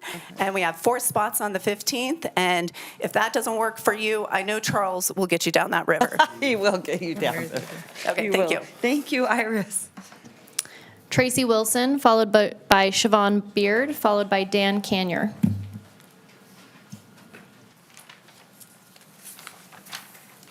I think I can still say good morning. I know this is going long, so I'm going to try to be fast. Good morning, Madam Mayor and Council. My name is Tracy Wilson. I'm the Nevada State Director for American Wild Horse Conservation and a volunteer liaison for Wild Horse Connection. I appreciate the updates that we've gotten today. Very relieved. I want to thank you for your quick and diligent work on this issue. I want to thank whoever in staff is getting the fencing on the agenda. Happy Clerk's Day because you guys are week because you guys are amazing. I want to just talk about this opening a little bit. I'm thrilled that it's open. I do have concerns that with just a 10 or 12-foot gate being open. I know. I've been out there before when the horses have spooked, and they have their own perception of the world, and I've seen nothing, and they all just took off up the hill. And I am concerned about that happening where they all run for the opening at the same time. Yeah. So if a couple sections of fence could come down to widen that, I think it would be better. I do want to point out that we did talk to the developer. We asked for some of this. We didn't get anywhere. And when the fence started going up, all of my inboxes blew up. In my phone, my messages, my social media messages, emails, everything. It was really the community that rose up on this issue, and it is not just us horse people. It is the community who cares about the horses, and they want to see them protected. So I did really want to make that point. I think that this is the first of many projects for this particular developer. They own a lot of land out there. I am hoping that this can take a corrective course that makes this not such a harsh entry into our community, because right now the community is a little upset about what's happening. So I just really want to thank everybody. I hope that opening can be a little wider, and I will be here on the 22nd.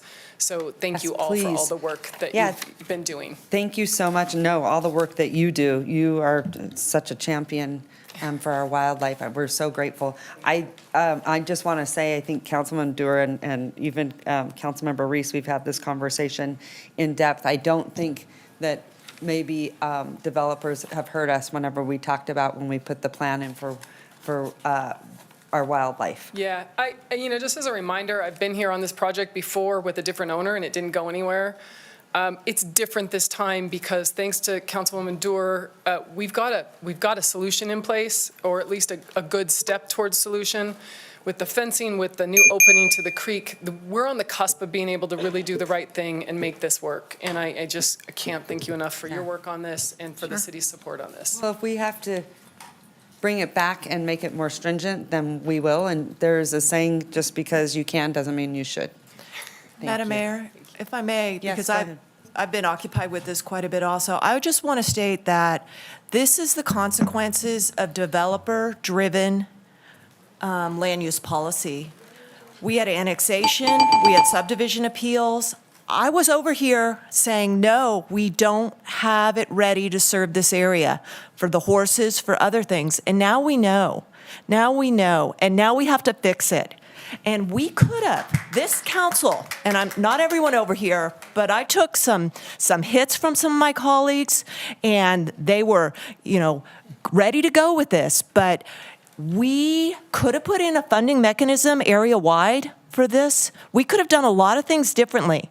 But these people were very persuasive to my colleagues that this was all going to be fine. And when I looked at the legal standards for findings, for providing services, I knew that we would be here today with this. So I don't know what this body's going to do in the future, but to the person who's been on here, because I think it was only me, no on annexation, no on subdivision appeals, y'all let this happen, and now you have to live with it. Councilwoman Breckus? And so, I'm going to say my piece. You've let everyone else say their piece, and I'm going to say my piece. I just want you to be very careful about Yeah. attacking others on the council. Yes. We've talked about this.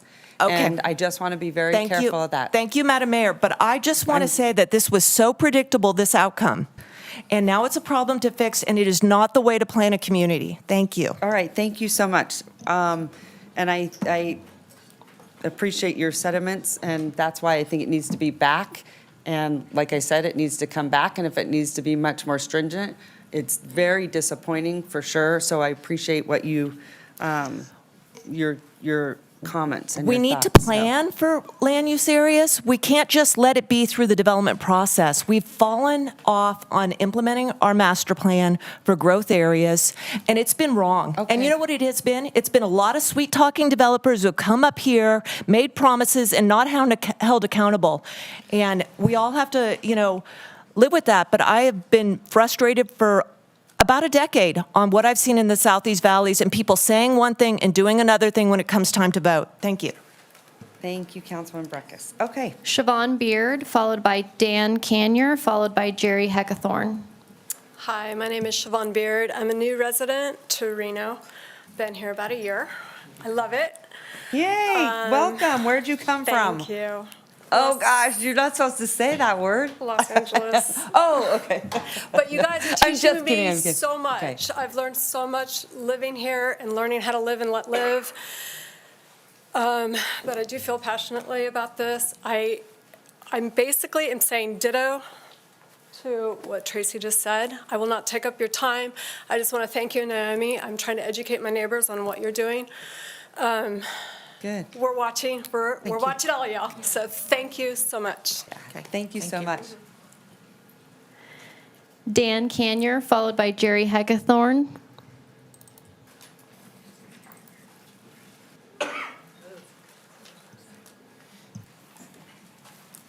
Thank you. My name is Dan Kaner. I started playing at CRSH shortly before Mass took over the management of it. In that 15 or more years, you've seen a tremendous improvement in the facility. I mean, the course was basically dead. And every year, what little money he had, he put into it, got better and better. And the comments you're hearing today about an affordable, quality facility are because of that. Now, I realize it has some problems, and so I won't belabor the point, but I would simply ask that you keep in mind one simple question. Why in the world would you want to screw that up? Thank you. Thank you, I love it. Jerry Heckathorn, followed by Pete Keenan, followed by Blake Monaghan.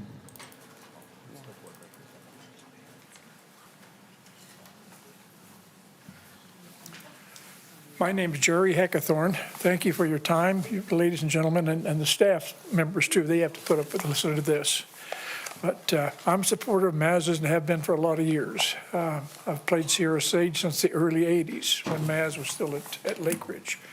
And since he's taken it over, he's just done a fantastic job of improving the course and making sure that we have good staff there all the time. Everybody's friendly, and nobody that comes from out of town feels put out when they show up.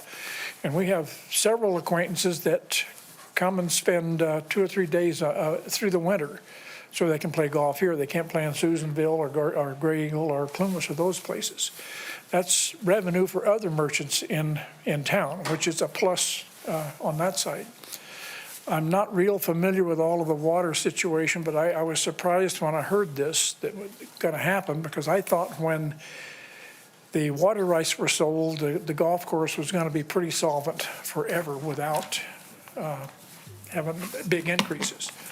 And I think a 300% or 400% increase in the cost is just outrageous. I know that your costs go up. You have to recover them somewhere, somehow, but I think this is an excessive amount myself.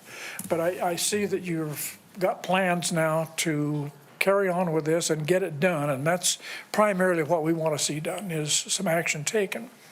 So thanks again for your time.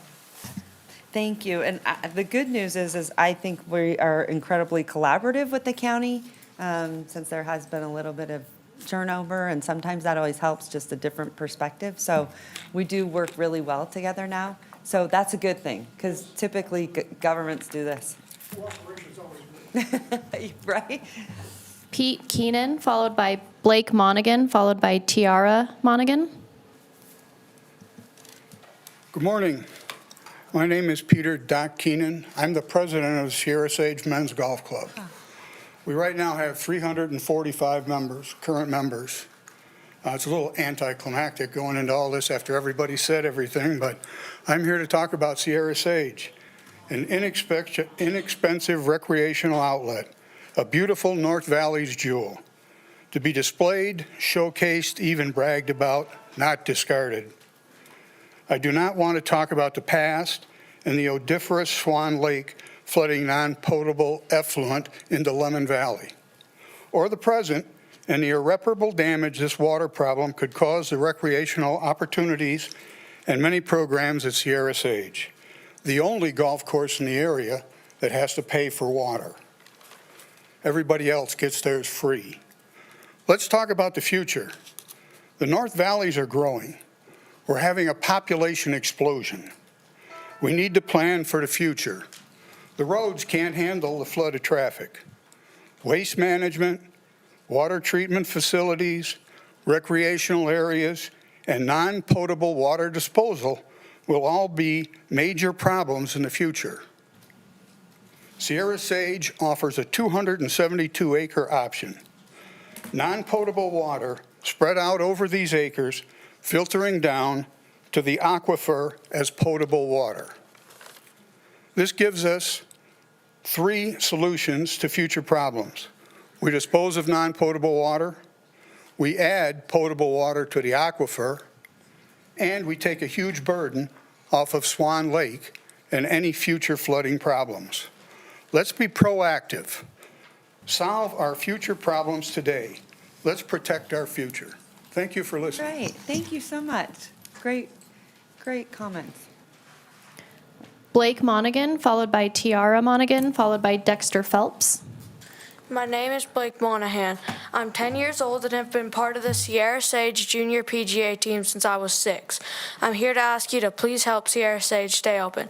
Every Friday, Saturday, and Sunday during golf season, my junior PGA team of about 30 kids takes over the driving range and putting green for 1 to 2 hours.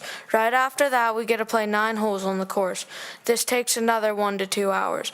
We are provided instruction and coaching the whole time by the Sierra Sage workers and Maz. I appreciate this time because none of the teams we play against at the other courses get as much as we do. My parents tell me that they make the 30-minute drive to and from Sierra Sage each day because it's the only course who truly supports junior golf. Otherwise, they wouldn't be willing to give up their driving range and golf course for 4 hours every Friday, Saturday, and Sunday to a bunch of kids learning to play. My brother, mom, and dad, and the other kids on my team really like going to Sierra Sage too because everyone is super nice. We have become friends with a lot of the workers. It isn't like this at any of the other courses in Reno. Some of my best memories are playing golf at Sierra Sage with my team, my friends, and my family. Please do what you need to do to help Sierra Sage stay open. Wow, are you proud? Are you, Mom? What, future mayor? So, are you missing school? That's a big deal when Mom takes you out of school. Then you know it's serious, right? Yeah. You should get extra credit for that. Hopefully it's I'm really proud of you. So, have you ever had a hole-in-one? I've had an eagle, but not a hole-in-one. I'm going to brag for a little bit. I had a hole-in-one. It rolled 230 yards. Can you believe? And trust me, my dad was a scratch golfer. Loved the sport, and he took me out there. It was like maybe my second time at the driving range. He was not happy because he's never had a hole-in-one in his life. So in some ways, it was just kind of fun. And golf is such a mental game that you literally, I was like, oh my gosh, I love this sport. This is going to be amazing. And I was a figure skater at the time. And I thought, I'm quitting figure skating when I'm going to play golf instead. And literally, you go out there the second time because it's such a mental game. Oh no. It is a tough, tough game. I learned really quickly that I definitely shouldn't be a golfer. But I am impressed, and your mom should be too. What school you go to? Our Lady of the Snow. Oh, you do? Oh, good. Okay. I went there about a week. Yeah, I got kicked out. I don't know. I'm trying to think how old I was at the time. Maybe 10, 12.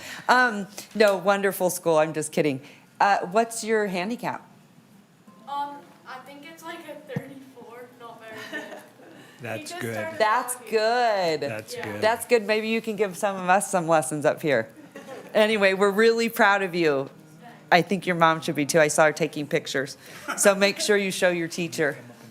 You want to come up and take a quick picture with us? Sure. That would be amazing. Yeah, come on up. Where do you want to Come on through the thing there, and we'll put you out here. Come, you're going to be in front. Amazing. Okay. All right, come on, everyone, get in here.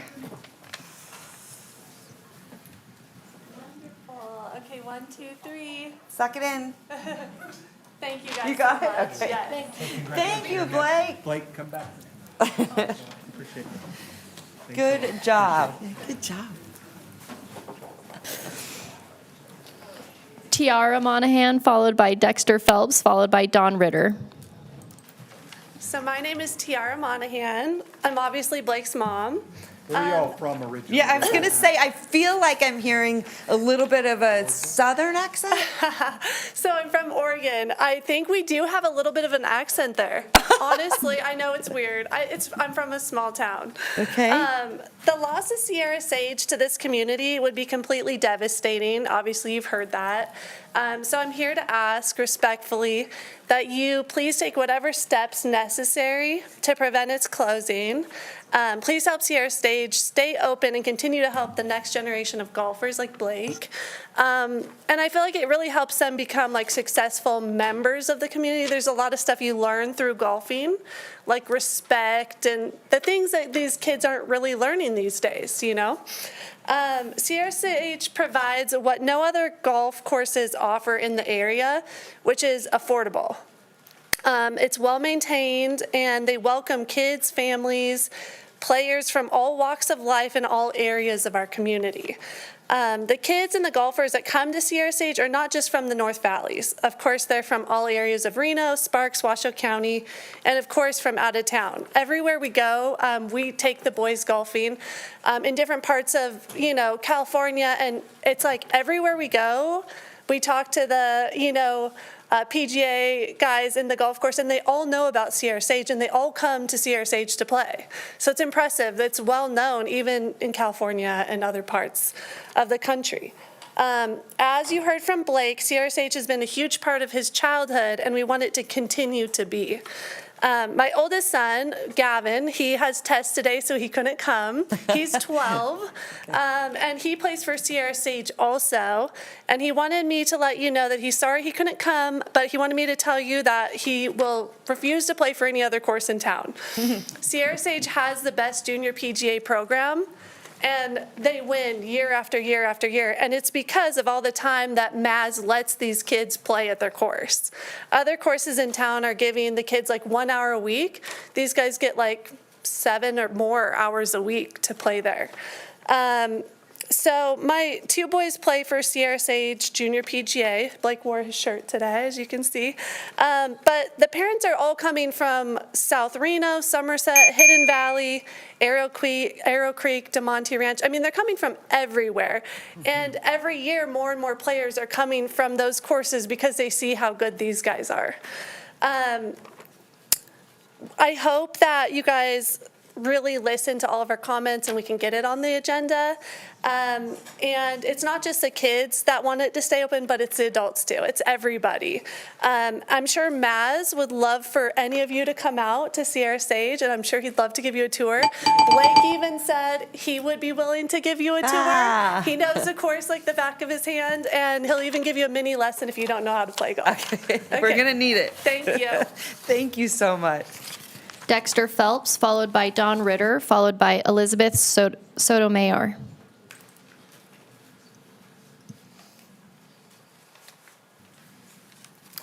Good morning. My name is Dexter Phelps. I'm a native Nevadan. I grew up right here in the Reno Sparks area. I started school in 1957. If you think it's a small town now, I've seen the growth. Okay, a lot of this I can throw out. Do you remember Hash Lane? I remember Keystone. That's McCarran now. Yeah, Keystone used to be a dirt road. I used to ride my bike down. So I don't remember that, but I remember Lakeside stopping. Remember when Lakeside stopped? Mm-hmm. Yeah, a lot of changes.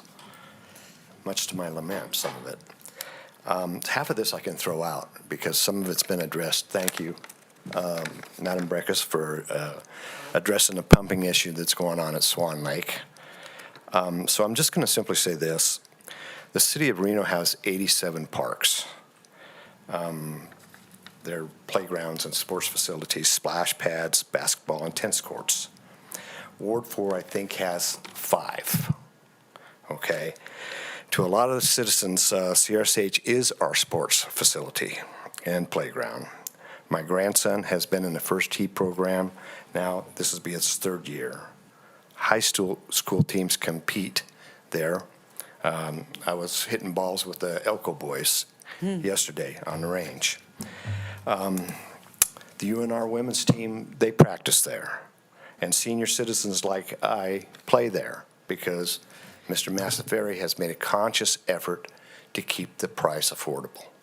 If it wasn't for him, I wouldn't be able to play. So I came here upset, but now I'm very encouraged by what appears to be a consensus that y'all are here to help us. So I very much appreciate that. Thank you. All right, good job. Thank you so much.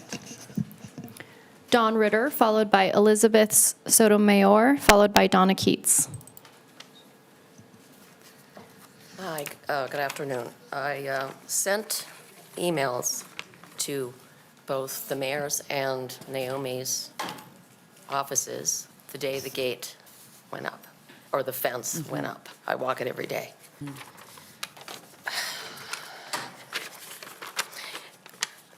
I don't know. It's hard. It's hard to see what I saw with the horses.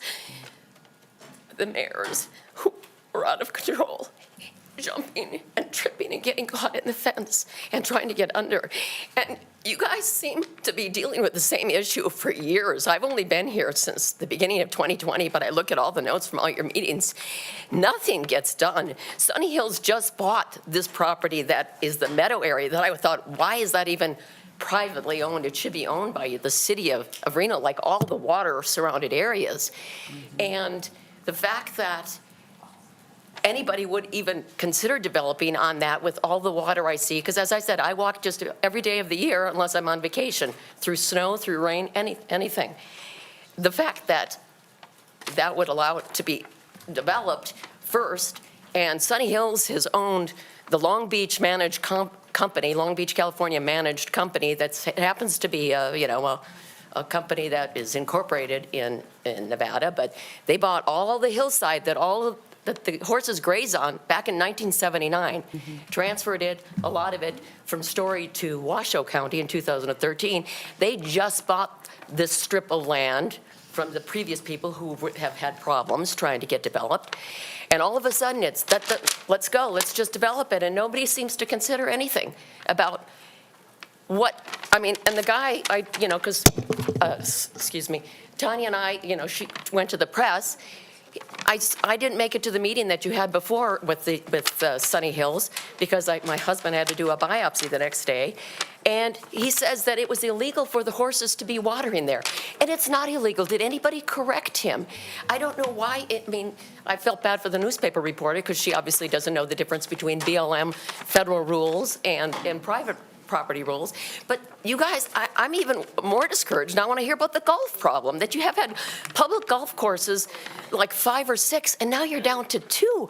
Is there a master plan? Where I came from, there was a major master plan for the community. Property taxes aren't everything. All right, there is a master plan, and we will make sure Madam Clerk gets it to you. Thank you. Elizabeth Sotomayor, followed by Donna Keats, followed by Nicole Hayes.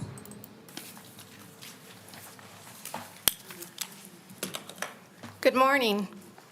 My name is Elizabeth Sotomayor, and I live in South Reno at Saddle Ridge, which is the community at the end of Rio Wrangler, next to the meadow.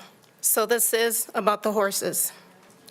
Last week, a fence was put up by the developer, everybody has said, Sunny Hills, blocking the natural water source for the wild horses.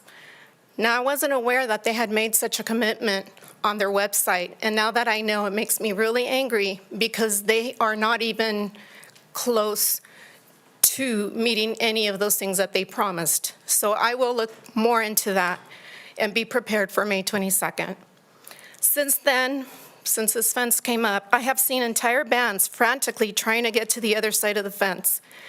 The horses are confused, they're in distress, and they're trying to get to the other side of the fence at any cost, sometimes even jumping the fence. And you saw Kevin's picture. It was horrifying.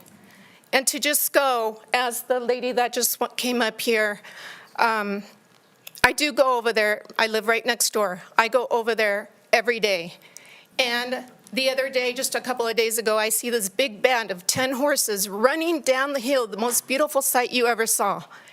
And all I can think of is, what's going to happen when they get to that little gate? That little gate may seem like they're giving something, but they are giving nothing. I think to myself, what kind of cruel, evil person makes the decision to take away the water source of these beautiful animals without ensuring that they have an alternate water source? I am asking that this fence be taken down until an alternate source of water for these animals can be found. Sorry, I'm emotional because if you see this, it's horrifying. I also want to talk about one more thing. Horses in the streets of South Reno. The horses seem to be off the streets right now, but as they do year after year, they will be making their way down our busy streets. Our community has pleaded for funding to fence the areas where horses get out, but as it stands, there will be no fencing in South Reno in 2024. This means another year of horses getting hit and killed. What is it going to take to get anyone's attention? for the person in the car to die or get critically injured. We need the fencing project to begin now. Yep. Before anyone else gets hurt. We love our wild horses, and they should be kept safe in the hills where they belong. Thank you all. Good job. Thank you so much. And just so you know, that's going to be, that allocation is imminent, and I think this council supports it way more than you know. Yes. Yes. Yeah, I mean, Yes. just to be clear, just so Yeah. you don't have misinformation, this money was awarded about 6, 8 months ago. There were permits to obtain, cost analysis to be done, a project plan. We hired a consultant, JUB Engineers, to do all the work. They've just finished all the work. We have about half the money, and what I've asked the council and our staff is to find the other half of the money. We didn't know what the total cost would be until they did the full cost estimate, and believe me, if it was up to me, it would already be done. And also, I should just provide a little bit of background. Whenever these projects came in, we worked with Tracy and saying, no, you can't do this, you can't do that. And I feel like we got ran over. And so that's why I'm saying these are important policy decisions, our wildlife policy. If it looks like it doesn't work, and it's just not acceptable. So, we appreciate you, and especially seeing what you saw is traumatizing. Yeah. And one more thing, when we adopted the horse conditions back in, I want to say at least 5 years ago, we also said that was a start, not the end, that we would probably have to amend those over time, and I think we're probably at that point. This land allowed one residential unit per 40 acres. Okay, that is semi-rural, and it has been suburbanized without the adequate protections for wildlife and other concerns that I have. And that's why now all of the city's money is being used to bail out this area when conditions and requirements should have been made if it was the will of the council to allow this to suburbanize for very high-end housing. It's going to be very expensive housing. It was never going to solve our affordable housing crunch. And I'm going to keep harping on this as this comes up because I want to let the community know what happened, the history, who was involved, and make the record for going forward up here. And if I may, Madam Mayor, Go I ahead. just want to set the record straight since there's so many people in the audience, and for good or for bad, we all live and die with our votes. Both the mayor and I voted against Daybreak, and both the mayor and I voted against Bella Vista too. So I just want to be really clear about that. We were here when those votes came. Listen, I don't want to know. talk about who did, who didn't. I'm just saying, I don't like the assertion that somehow we agreed to this or wanted it. Yeah, You and know, that's the only thing. It happened That's 5 years ago. Why I asked Councilwoman Breckus to be careful about, listen, there are a lot of things we do. We don't have crystal balls. This can be a really tough job. There are times you vote on something and then you turn back around and you're just beside yourself. But you don't know what the outcome is. And sometimes you think, oh, we're doing a really, really good thing. And then on the other side, you realize you messed it up pretty good. Government does that a lot. We're just like you. We're elected just, we're like you. It's really, and I don't mean to disrespect our team here at the City of Reno because they're really, really wonderful. But we kind of come in this position of not really knowing anything, and you got to learn a lot, and so we're just like you guys. We're passionate about it, so that's why public comment is really great to hear. But all the things that you guys know that we might not know. That's why they make a difference. But I want to be really careful. We have enough fighting in this world. I don't want it at my council. I think Reno deserves better. Finger pointing, this is not going to do us any good. Are we always going to get it right? No, we're not. But we got to be rooting for Reno. We live in this community together. And we gotta quit fighting. There's so much of it in this world. I don't care wherever I see it. I put myself on a content diet on social media. I'm sure a lot of you guys have, because it's so divisive. So I don't want to do this up here. I think you guys deserve better. So I apologize, Madam Mayor. no, but I just want to let you know. Okay, moving forward. Donna Keats, followed by Nicole Hayes, followed by Steve Page. Mayor and Reno City Council. Well, that really changed whatever I thought I was going to talk about today. Oh. It does, however, go to infrastructure planning forward before you do development. Like Councilwoman Breakfast said, like Naomi's done many times. I'd love it if you would stay and listen to my comment, Madam Mayor, but I guess not. Okay. Donna, she can hear it in the back. Remember, it's piped in. I didn't know that. Okay, Yeah. thank you, Yeah. Devin. Anyway, I had intended to talk about actually everything Sheila said, 100% what I think, only do it better. I mean, she did it better, so I'm not going to repeat that. But I think we're missing a little planning element here. I think you guys need to go back to your master plan, look at where you really intend to have, what kind of development where, see what you're really doing, because these housing initiatives are kind of like off base. So I'm going to request that you treat this affordable housing thing as an item to move forward with action. I'm going to suggest that you take the other housing items and workshop them today and rethink it and do some real planning. These maps that you're about to see do not actually reflect where additional housing can go because there's no carve-outs. Like my neighborhood says I can have triplexes, but my neighborhood plan says I can't. That shouldn't be on the map. There's all those.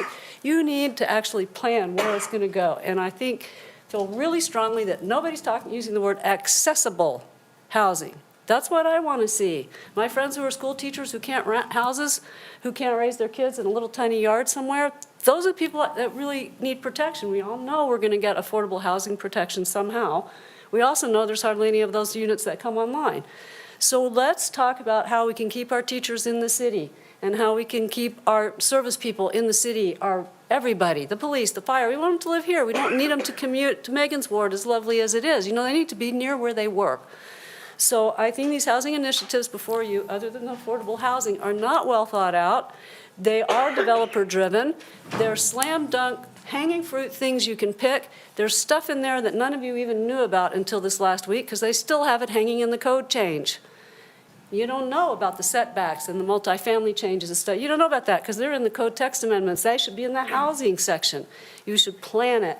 What we want to develop are what your master plan says. In central neighborhoods, we want mixed areas, vibrancy. We want people to connect across all socioeconomic levels. That's what we want to see. We're not against development. We want smarter, better development. I've said that to you 100 times. I'm going to take another minute anyway because everybody else did. So you set a bad precedent. But that's what we want to see. We want that kind of housing. We don't want to take affordable housing units, just plop 2 more stories on them so we can stuff people in, because you know what happens then? They're pariahs. They don't fit anywhere. Nobody in the neighborhood wants to talk to those low-class people who live in this building that messed up our neighborhood. You can't do that. You've got to integrate them, make them part of the community, affordable housing, all levels of housing.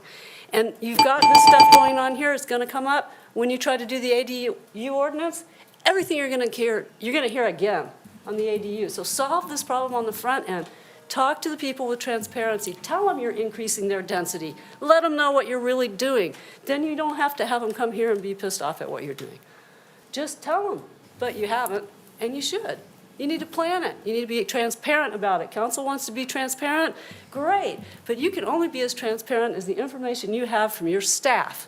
And you don't have this information. What's that? I'm sorry, So, I lost track of time. I gotta go. Thank you. Thank you, Donna. Thank you. Nicole Hayes, followed by Steve Page, followed by Barry Hall. Hello, my Hi. name is Nicole Hayes. I'm a conservation scientist with American Wild Horse Conservation. I want to thank this council for your work on the fencing project. I know you guys have really put in countless hours working as best possible with what you got. And we really appreciate that. I do want to second what Tracy said. I'm very concerned about the single opening. When you have over 2,000 feet of fence line, that's brand new, that these animals do not know about, and you put one single access point, biologically, you're looking at some potentially disastrous, which unfortunately we did see earlier with the full photo. So just want to, again, thank you. I'm just going to reiterate what Tracy said and maybe ask for several openings, especially as these animals are learning new patterns to get to the water, to be able to do that safely, because I think that's what everyone is concerned about, is just the safety and the welfare. Okay. Thank you. All right, thank you so much, Nicole. Steve Page, followed by Barry Hall. Hi, I'm Steve Page. I just want to reiterate the need for the opening of the fence so horses do have access to water. The problem with such a small area with hundreds of horses, I think has already been stated that, you have thousands of feet of fence. They are not aware of where the opening is. And then the fencing project, it just needs to happen sooner. Thank you. Okay, thank you, sir. Barry Hall.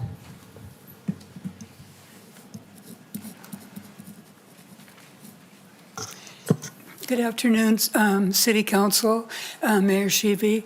My name is Barry Hall, and I'm here to speak about item D1, the proposed zoning changes.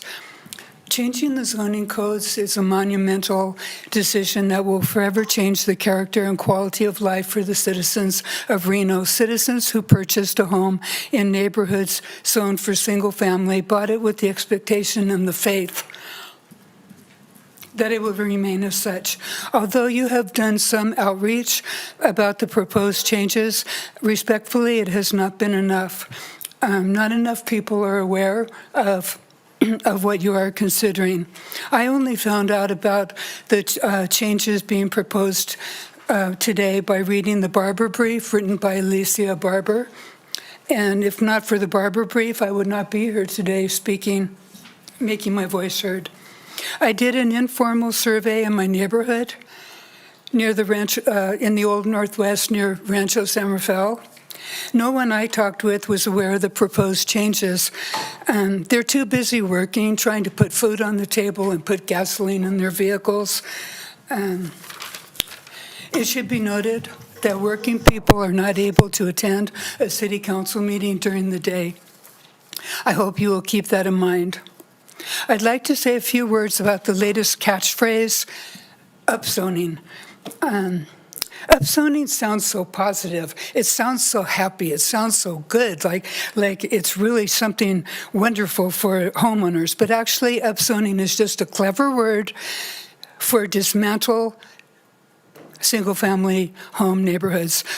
It's upzoning is a clever word for changing the neighborhood into neighborhoods with duplexes, fourplexes, and even eightplexes.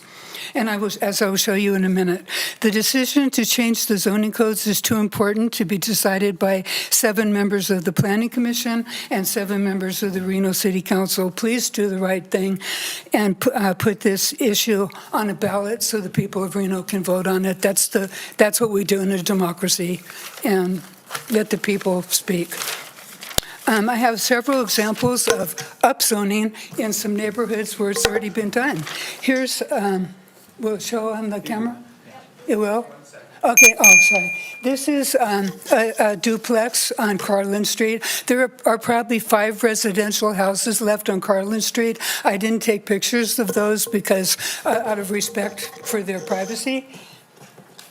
Here's a fourplex on Carlin Street. They took out the landscaping and the trees to put in a parking lot, just like the Joni Mitchell song, We Paved Paradise and put in a parking lot, if anybody remembers that song. Yeah, a single-family home is somebody's paradise, their little paradise. Here's a fourplex. No landscaping, a parking lot. That's what Reno's going to look like. Here's a fourplex, no landscaping, a parking lot. Here's an eightplex, no landscaping, a parking lot. That's what Reno's going to look like if you make these zoning changes, but not in the neighborhoods that are, what are they called, protected? Where they have. HOA. Thank you so much for being here. Okay. Madam Vice Mayor, with that, we have no additional public comment. It should be noted that there were 12 commenters present throughout A3 that did not wish to speak but have submitted comments based on various topics. We also received 67 letters or voicemails of correspondence which have been distributed to the Reno City Council, 0 of them in favor of various items, 7 in opposition, and 6 of concern. Again, those have been distributed and are available on reno.gov/meetings. Madam Clerk, when you say there was 57 voicemails- 67. Or 67, but then you said 7 in opposition, 6 They were clearly opposed to something. 6 opposed, or 7 opposed. 7, oh, I'm sorry, Michael, we'll get you next. 7 letters of opposition on various topics Yeah. and 60 letters of concern on Oh, various 60. topics. I thought you said 6. That's okay. So I knew it didn't add up. and I was Gotcha. thinking- 67, 60 in opposition, or 60 in concern and 7 in opposition. Okay. And I apologize, we have Michelangelo Aranda that also wants to make public comment. Sure, and no one online? No one online. Okay, thanks. And just so everyone knows, I'm planning a break after this last comment, and it'll probably be about a half hour. Okay, thanks. Michael, please go ahead. Good afternoon now, actually, Vice Mayor Dewar and City Council. I am Michelangelo Aranda. I'm a resident of Ward 2. I'm also a candidate for Reno City Council, Ward 6. I'm here to talk about item D1. I wanted to stay through, but I don't think I can make it. I'll be going to a doctor's appointment soon, so I Okay. just wanted to talk a little bit about it now. When it comes to the upzoning and when it comes to trying to gain attainable housing, a lot of our neighbors here already spoke, so I'm not going to hit on those, but I do want to give a little bit of number statistics when it comes to it. So with the upzoning, if we were to build more duplexes and triplexes, it's not really, in my mind, an ideal state of creating more attainable or affordable housing. So to give a little bit of wraparound of that, right now the median sales for the state of Nevada, or Reno specifically, is around $517,000 for a new home. Our median income is $104,000, and so it's not really, if we build more duplexes or triplexes, a really attainable way for people to purchase those or to have those. So the other thing with that is, as well as this current zoning codes when it comes to parking are allowing for open spaces around those developments. One of the things I did is I spoke up at the recent NAB meeting where we were talking about the development happening at Ranchera and meeting minimum parking requirements for those houses that are 4 to 5 bedrooms. They only wanted to put in 1.5 parking spaces per house. That's just not okay. It's making it more congested, more unsafe for emergency services to get there. One of the areas that I'm also researching and focusing on is stepping stones over in Ward 2, which is right next to the new school, J. Wood Raw. Those are all duplexes being put into there, and I could already see a little bit of backlash of that because of the parking situation. A lot of those residences are parking on the street that leads up to J. Wood Raw. It's also creating a congestion when entering and exiting the school for drop-off for students that are there. So it's upzoning as though it seems really great to provide more housing for our city. When we're thinking about creating more density and infill, it's not really ideal for the normal resident of Reno. It's not going to help the normal resident of Reno attain that. The bonus density is also great. I think it has a really great floor plan to it, when no pun intended. But I think that instead of giving away the bonus density or just giving it away without any type of setback, we should be collaborating with the developers and requiring them to look into other ways to get the bonus density. One of the amazing projects that happened in South Reno is Inova, where it has mixed use, what allows for the new development to happen, but it also allowed for actual affordable housing to be into there, to be integrated into that community. So I think that if developers want to come and develop the areas, they need to additionally be held accountable for developing those areas and adding to the community rather than just building a house and selling it off. Another thing I want to put out there is when it comes to affordable housing, the incomes in Reno just aren't there. I gave up my position as a part-time paraeducator so someone could have it full-time, but even them working full-time, they're only making $15.50 an hour, which is not affordable or even hits the AMI mark of the $52,860.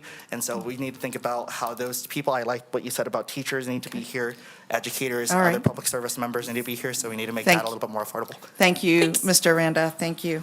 And I just want to mention the Inova project that was just referenced. I'm extremely proud. It was the first 80-20 affordable housing project mixed with a market rate housing project in the state of Nevada, and to my knowledge, still the only one. I wrote letters, I advocated for it, and we got it, and I'm really proud of it, so thanks for mentioning it. I have been alerted by our staff that it would be helpful to pull the items off the consent. Let's approve the consent agenda before we break, but I really do need to break. We've been here for about 2.5 hours, and we need to get up for a minute. Let me just pull out my agenda. 1 sec. So Madam Vice Mayor, can we first go to approval of the agenda item A4? Sure. I don't know if ACM Turney has Yeah. any changes or modifications. Looking for a motion to approve the agenda. Just to note Oh, for the you have record, some Madam Vice Chair, changes? I do not have changes, but getting that into the record before you take your motion. Okay. Move to approve. Thank you. I have a motion from Mr. Reese, second from Mr. Martinez. Any comments on the agenda? All right, all in favor, please say aye. Aye. Aye. Any opposed? Motion passes unanimously. And now we're going to, do we need to do the minutes? We don't have any minutes. Okay, there you go. So I'm looking for items that council would like to pull off for discussion. And I'll start to my left, if I may. Ms. Ebert? Yeah, B6, Okay. B28, and B30, B31, and B32. Oops, sorry, that was a little fast. Sorry.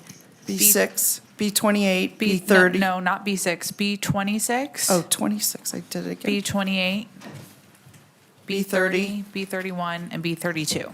Okay. All Thank right. you. All right, Mr. Reese, nothing for you. Mr. Martinez? Nothing for you. Ms. Breckus?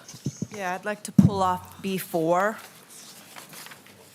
B21, B24, B25, and that's it. Okay, B4, could you read those again? B4, B21, B24, B25, and that's it. Okay. Ms. Taylor, if you're on? No, Madam Vice Mayor. Nothing? Madam Mayor, do you have anything to pull? My items were pulled already. All Thank right. you. And I have no additional items. And after this, we're going to do the motion. Mr. Reese? So moved. Second. All right, we have a motion for Mr. Reese, second from Mr. Martinez. Any further comment? All in favor, please say aye. Aye. Any opposed? All right, motion passes unanimously. And Madam Mayor, you were out of the room, but I promised the team a break for 30 minutes. So we'll return at 1:05. Item B4. Yeah. Excuse me? With item B4 B4? will be the first item. Yes, we will go to the pulled items after that. Okay. So everyone knows where they are in the order. All right, if that's thank you very okay. much. I just want to point out, Vice Mayor. Yes. There are quite a bit of liquor licenses on this agenda. So I just want everyone to know sort of what the city standards are. Our staff can help you go through past meetings, what sort of our policies are when it comes to those business licenses, because they have been something that we have been paying attention to, and calls for service for the police department. So I would just ask that many of you please be respectful of your neighbors and each other, and congratulations on your new business. Super exciting. All right. All right, so we'll return about 1:05. Thank you. There's going to be an attorney-client too. I figured. Is that enough time? Yeah.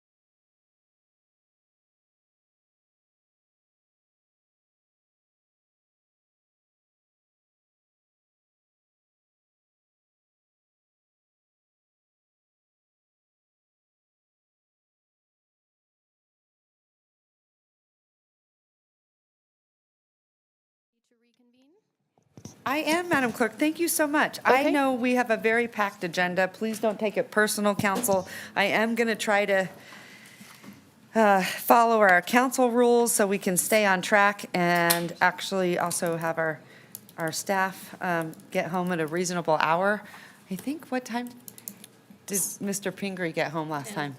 10:30, and I just felt so bad over one small item, so I want to make sure that, we just stay on track, and I don't mean to cut you off at your 3 minutes, but I just want to make sure we can be efficient.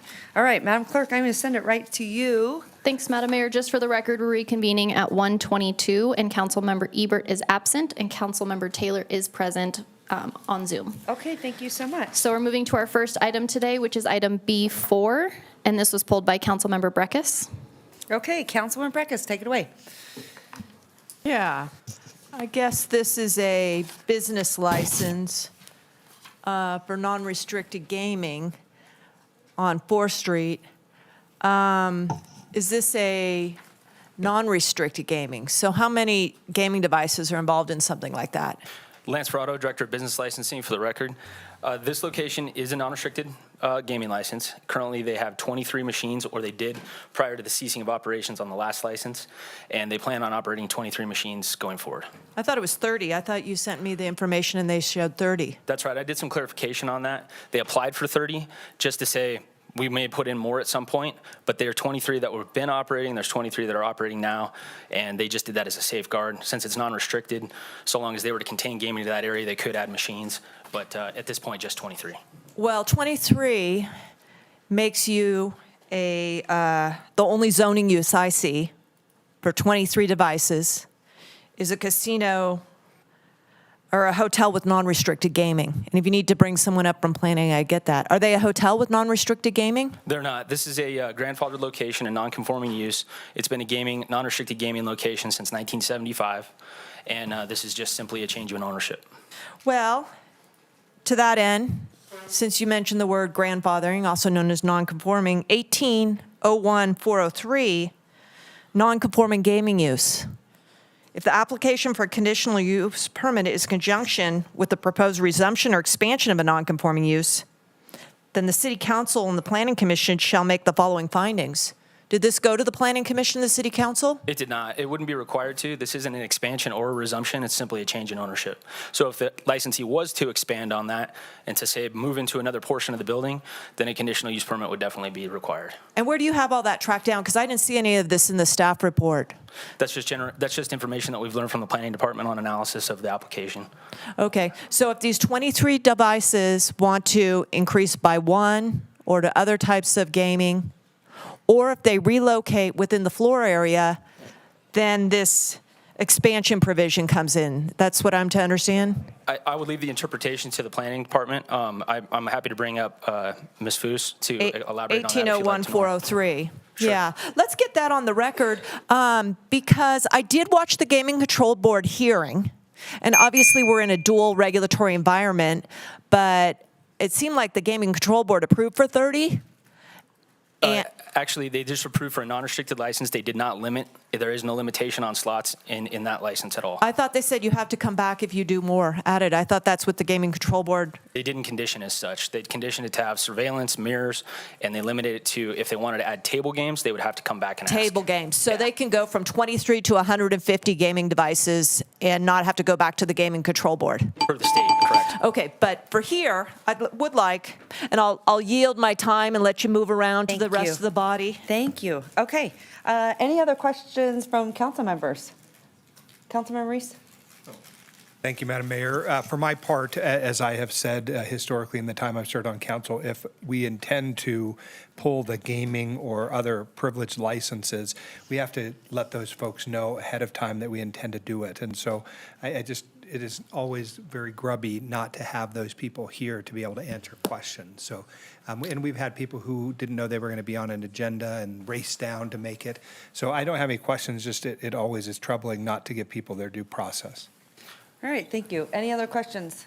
All right, Councilwoman Breckus, go right ahead. Yeah, as the senior member and someone who's very involved in business licensing for over a decade for the city, I think that's not an accurate statement that was made. I think that the Business License Division, or at least they used to, let anyone know when your application's coming on the agenda, you may be asked to make comments. And so I hope everyone is aware, and you're letting people know when they come in on a privilege, this is the date, and it's up to you if you want to be there or not. So I just want to make that difference of knowledge and understanding known. So 1801-403, I would like to hear from the Planning Department. Okay. I would like to hear if 1801-403, a conditional use permit, if this is enlarged, extended, or changed, would that be required then? Angela Foos, Assistant Director for Development Services, for the record. They're not required. They are not required to do a conditional use permit. This is not an expansion or enlargement. This is an existing non-conforming. They do already have gaming, and they're just continuing that gaming under a new ownership. Well, let me ask you something, because I've did a lot of administration of gaming regulations here, and Mr. Ferrato mentioned it. So you know they have 23 devices. Correct. And do you have a drawing of where those devices are on the floor? We do. So any change of the devices, if you see a tenant improvement and they want to go into a different part of the building, then does 1801-403 come in? That would be an expansion of the square footage of the gaming area, then yes. Okay, thank you very much. I didn't see any of this in the staff report, and I've been around doing this for over 25 years, since 1998, and I think we've only had maybe 3 or 4 non-restricted gaming uses coming out without hotel rooms, so it is a very unique creature. And not only that, and maybe since I've got a few more minutes, this is in what's known as the Neon Line District, correct? Correct. Does the Neon Line Development Agreement allow Jacobs Entertainment to do another casino? There's no specific language in the Neon Line Development Agreement about casinos. Okay, so they could or they could not do one. There's no restrictions in the development agreement or anything related to that topic. They would follow standard zoning code. And the standard zoning code would allow for another hotel casino with rooms? Correct, with a conditional use permit on this particular site. Or if you're just talking in general, the entire Neon Line, I'd have to give you a different answer depending on what the zoning is, depending on the parcel. Okay, so I'm talking with rooms. Is gaming with room, because hotel casino, non-restricted, allowed in the zoning district of the Neon Line? There's multiple zoning districts within the Neon Line. Okay. But this one, this unique zoning gaming operation without rooms would have to come through for a conditional use permit? Correct. Okay, thank you very much. I appreciate it. I won't make the motion, Madam Mayor, because I believe that this should have been something addressed in the development agreement, and if the council was so set on doing another development agreement and advancing our policy goals for this area, but I'm happy to entertain, Okay. I'm Thank you, and concluded I mine. appreciate that. All right, then I will make a motion to approve. Second. I have a motion, I have a second. All those in favor say aye. Aye. Aye. All those opposed? Motion carries. Okay. B21, Councilwoman Breckus, go ahead. Yeah, just a second, Madam Mayor, I need to move something. Do you want me to come back to you? No, I've got it. Okay. Was I? Go ahead, B21. 21. Oh, yes. This is the annual review for the Safescape. Now, I don't believe I was supportive of this enhanced regulation, but, I cannot recall actually, but so be it. But I wanted to ask you about this one. It is what's it called? I believe it's Roy Foster's. Yeah, and you showed some calls for service that they had. How many were those for this one?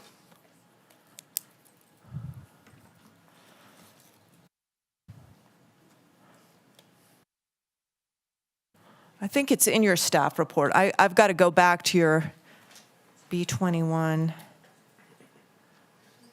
Your attachment, I think it was in your staff report, right? Yes, I have it right here. From August 1st, 2023 to January 31st, 2024, there were 57. And comparing that to last year's same 6-month period, there were 78, a decrease of 21. Okay, but the calls for service for the right way, the year that their license was revoked, was 370.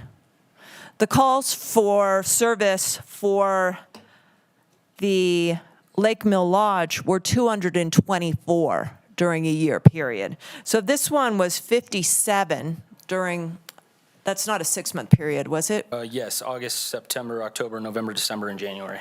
Okay, so 57. So they reached 114 calls for service. So exactly 100 fewer than the Lake Mill Lodge in 2022. Okay. All of 2022. So what is the threshold upon which staff is going to recommend we pull a license? Because I see, is it 50% of the Lake Mill Lodge or equal to the Lake Mill Lodge? What is the threshold? Because the council wanted these to come back. You're presenting the same calls for service information that you presented when we revoked the Lake Mill and the right way. So I just want to know what the threshold is, because I think that we need to be specific. Thank you. Just really quickly, Mr. Woodley, thank you so much for getting up. I was looking at you to come up. And also, can you address, it wasn't just for that? Correct. Okay, Yes, ma'am. just make sure it's on the record. Good morning, Thank Alex you. Woodley, Director of Code Enforcement. So, ma'am, this is apple and oranges because Yeah. what you have here is something Safescape with all the businesses within the Safescape zone. What we had specifically with the Right Way and the Lake Mill Lodge, they went through their process of a suspension or revocation of their license, which goes to the hearing officer. That does not come to you until after it goes to the hearing officer if they appeal it. So they're two different, completely different circumstances. Thanks for clarifying that. So are you sending that to this one to the hearing officer? No, ma'am. And- No, and this why is not? this is before you as part of the other 14 that is here on this agenda. So that's a separate item. If and when we have any problems at that location or any location, any business, then we will pursue the necessary steps that we have in code to pursue that license. So 114 a year are not at the step where you're going to take them to the hearing officer? I mean, we're talking hypothetical. At this point in time, I don't have any other circumstances that would require us to look at it more closely. We had other issues. We're not talking about that on the agenda, so I don't want to talk about another business that we already adjudicated. But we did have issues at these other businesses that we dealt with. You know, I didn't see that. I mean, they passed liquor, you know, underage stings and that sort of thing. So I don't know. I'm just pulled this because I wanted to call out to the council that I think we have an arbitrary standard that we established. You know, you had the Lake Mill and the Right Way that got their licenses taken for calls for service, and that was the strongest point I think that was made. You know, the other things were like moving a cooler, and I think you have a new way you're dealing with coolers and so on under your memorandum of understanding. So it really was calls for service, and here we have. You're over time. Okay. Councilwoman, I'm going to just move around. Any questions? Go ahead, Councilwoman Ebert. Hi. I think this is for Alex again. And I have a similar question for, as Councilmember Breckus. So you said it was a different process that happened for some other liquor stores that got shut down. Do we have a process or a threshold that says this many calls for service is going to trigger that this license goes to whatever review that is? And not necessarily come to council, but Correct. that process that started for those other stores, what is the triggering event? So the triggering event, I'm trying to avoid having to talk explicitly about, especially if we have, I don't know where we are with the criminal case that we have related to the other businesses, so I don't want to get into that. But there is no threshold specific to calls for service that would trigger it alone for us to pursue Okay. the revocation of a license. So I guess what I'm asking is, do we have a set standard so that we're not going case by case? Do we have, so that we're enforcing things equally? Do we have a set guideline that says this has to happen, and then we will review your status of your license? It could be a combination of calls for service and whatever the other specifics are, but do we have a standard guideline? Because I'm really afraid of doing case by case and not having a standard, kind of playbook for dealing with these. So what I would say to you, if you want a standard, is I would say a public nuisance standard. So if what we have are significant events that impact the community the neighborhood or the safety of the individuals that surround that area or that visit that location, then that's what we're going to use. I can't stand here and say 20, 30, 40, 50, 60, because you can have 20 calls, but if you have 2 homicides, that's significant. You know, you can have 100 calls and have nothing. You know, so I would never recommend a specific number. It has to be looked at comprehensively with the intent and the idea of the best interest of the community's safety. And that's how we have to look at these things in order to pursue. And if we're going to pursue, I mean, keep in mind, we don't do this very often. I mean, in 10 years, we've pursued 2 licenses. It has to be significant. Yeah. Well, my concern is that when we reviewed those other liquor stores, we did not have the degree of specifics on the calls that we do in our staff reports now.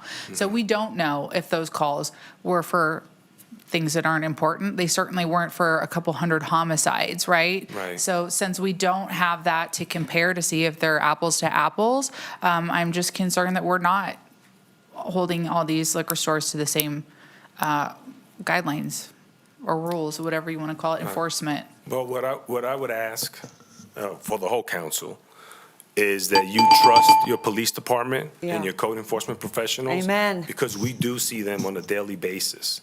You see 5 on an agenda, we see 500 in a year. So that's what we can only ask of you, because we do have a process. It doesn't come straight to you. We have to go to a separate hearing when we have that circumstance, when we have those situations. And that hearing officer has the ability to tell us, no, you're wrong, I'm not approving it, move forward, or I'm going to grant what the city's asking for. It only comes to you if it gets appealed. And we have never appealed it before you. We've lost cases, not so much business license, but other code cases, other enforcement cases, and we don't bring it forward. We deal with it, whatever the hearing officer tells us we need to do to rectify the problem or readjust, how we approach it. So we do that. But when you do see it before you, it's because it's already been through another hearing process, and then it gets appealed, and then it comes before you. So it does have an existing process, 2-step, 3 steps, because we do our enforcement, our own, and then we go to a hearing, and then if they appeal it, then it comes to you. Okay, thank you so much. Thank you. Excellent. Just really quickly, Alex, so I don't forget, and then I'm going to send it over to Councilman Reese. I also believe there were issues with fire. That is correct. Yes, ma'am, we did. We had several fire code So violations. it wasn't just police, it was also Correct. fire. Yes, ma'am. Okay. And code enforcement. Yeah, and then also I would think, and I don't remember, and maybe we didn't pull this, but health department, because some food was expired. On one of the businesses, that is correct. Yes, we had, there were items in there that was over a year expired. Yes, ma'am. Okay, thank you so much, Alex, that's super helpful. All right, Councilman Reese, go ahead. Thank you, Mr. Woodley. Don't go too far. It seems one of the themes today, and I sort of want to start with Mr. Shipman and Mr. Hall. The agenda is about this particular license, Safe Street Compliance for Roy Foster's. But we've spent a lot of time talking about and relitigating a case from a year and a half ago, and I want to make sure that we're not violating the open meeting law, that we're on the right agenda item. Yes, I mean, I would just caution everybody that not to focus on those cases. I mean, I think they are important just to kind of frame this, so I think that's within the scope. But going down rabbit holes, I wouldn't advise the council to do that. Okay, thank you for that guidance. The second thing is, as I think Mr. Woodley, you pointed out, there really is a high degree of trust that I place in you and your office. You have proven to be a person of incredible integrity and led us through some very difficult things, so I want to thank you for that. Whether it's this location or any other, I sort of fundamentally want to understand, are those complaints come in through various sources? Is that true? That is true, yes, sir. And our complaint process, our code process is complaint-driven, is that correct? Yes, sir. Meaning you are not out there going on investigative journeys to find violations, they're complaint-driven? That is correct, yes, sir. And that you work carefully with our police department as to any particular license holder to understand the nature of the community danger posed by that when those commitments come, or when those complaints come to you. Is that fair? That is fair, yes, sir. Okay.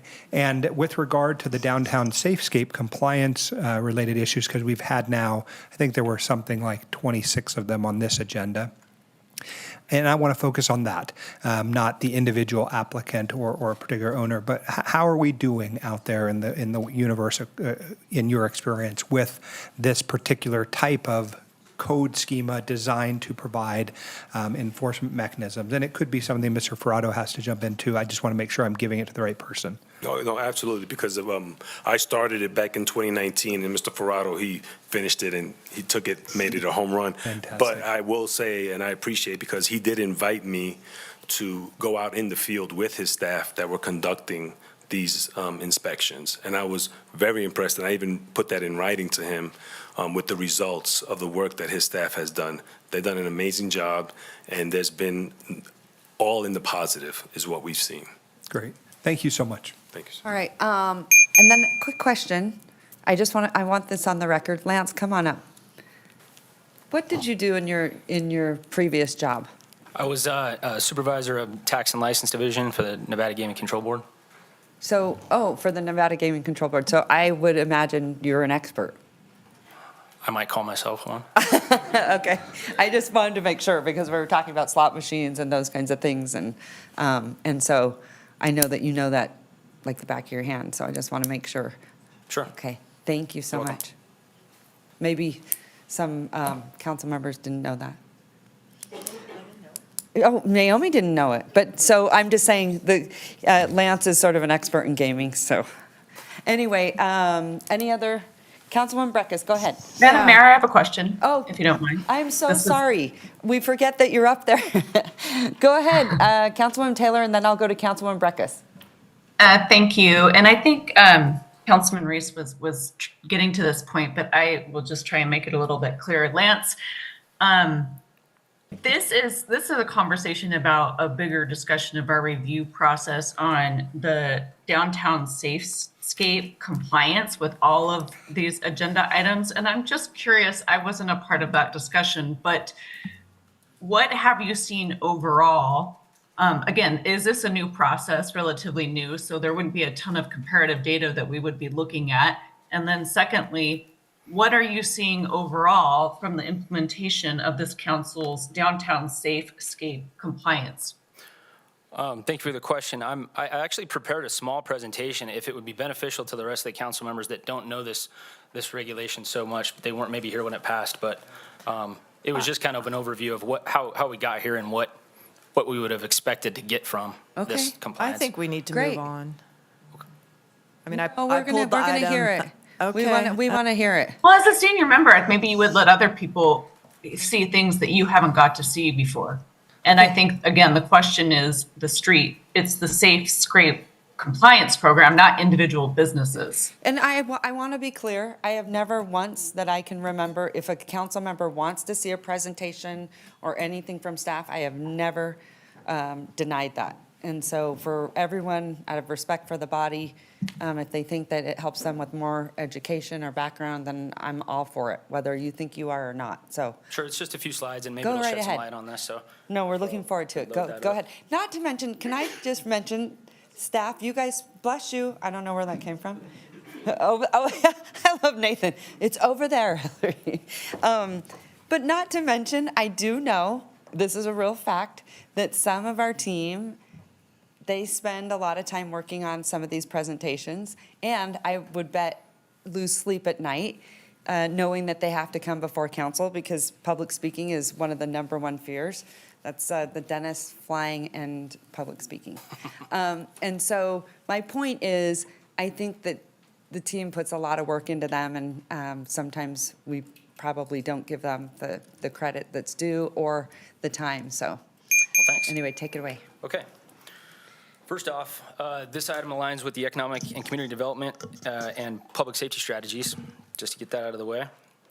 So the ordinance was adopted in January 2022, but the work began on this process back in 2016. I won't go too deep into the specifics, but these bold outlines you can see, at first council had concerns on the current processes and regulations for surrounding packaged alcohol beverages, particularly in the downtown area. Staff was instructed to research best practices relating to the approval of these licenses in terms of geographical location, proximity to residential and recreational facilities, and possible conditions of approval.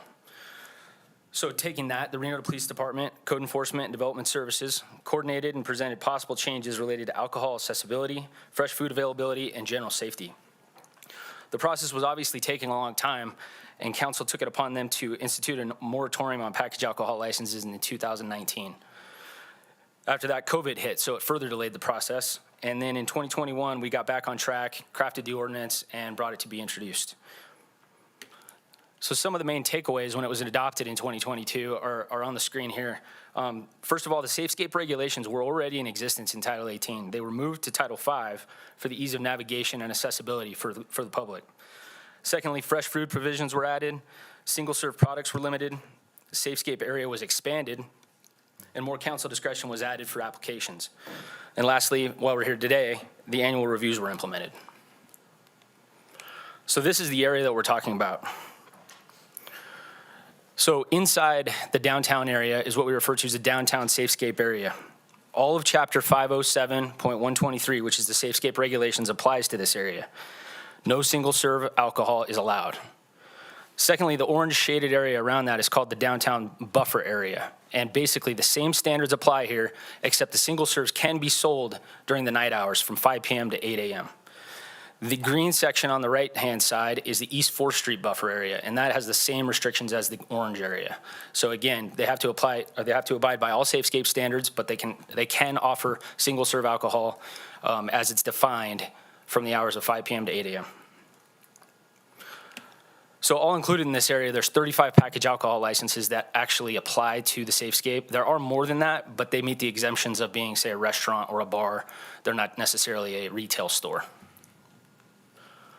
So again, I said that SafeScape was already in existence. These are some of the standards. I took this from a flyer that we hand out to the licensees.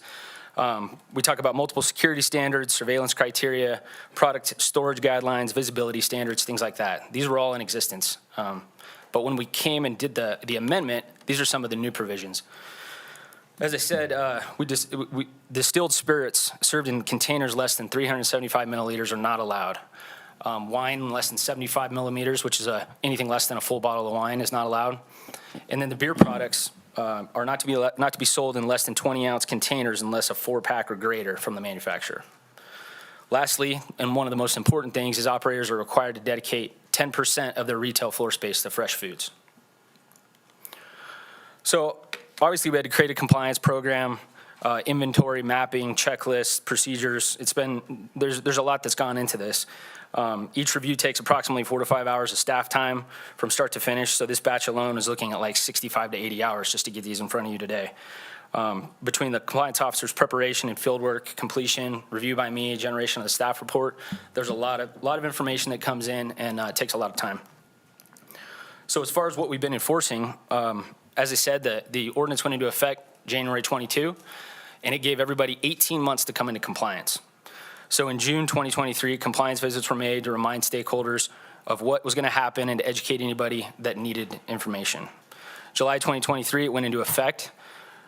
But in an effort to show good faith and ensure licensees had ample time to prepare for these changes, we didn't begin the inspections until October 2023. So lastly, what to expect going forward.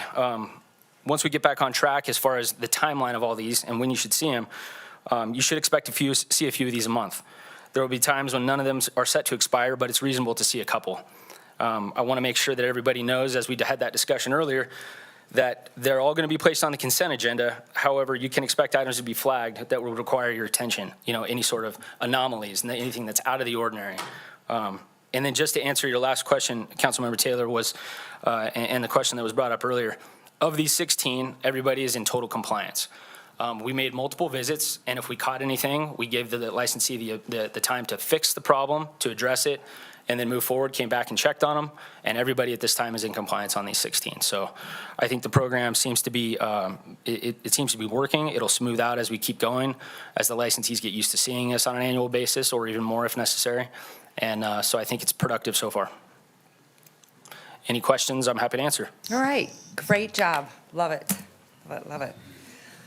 Okay, Councilman Beckus, go ahead. Yeah, I mean, I pulled this, and our calls for service part of the state SafeScape? Calls for service are not directly outlined in SafeScape, no. Oh, okay, so they're in the staff report, and so I'm having a hard time understanding what I'm to draw from them. And to be honest with you, that was a big objection to me from the two that we pulled. And I still remain steadfast that they were, particularly the right way, right across from the bus depot. The calls for service were a big indicator why they got pulled, and it's not even part of the ordinance. So unfortunate for those folks. But the last question I have is the cap. There is, because you didn't mention it, and I know, it's companion piece. There's a cap on packaged liquor in the downtown area, inside the orange bubble. That's correct. It's 18 right now. And what is the cap? 18.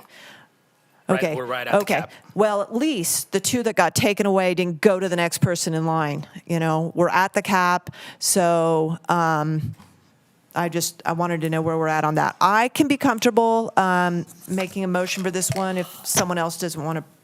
I do want weigh to in. just address your calls for service question real quick. Just when these, I did put a little paragraph in the staff reports on each one that basically says that during the adoption of the introduction stages of Ordinance 6618, Council expressed interest in calls for service when conducting these reviews.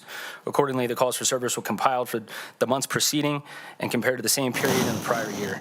A summary of the data is attached. So it was basically just going with, Council was interested in it. It's not in the black and white of the regulations, so that's why it was just supplemental information for you. That's fine, but someone could have a chop shop open up next door, or, a drug den, whatever, and, then their numbers shoot up. So I was very concerned about that. I will make the motion if no one else wants to. Okay, hold on, let me see if there's anyone else.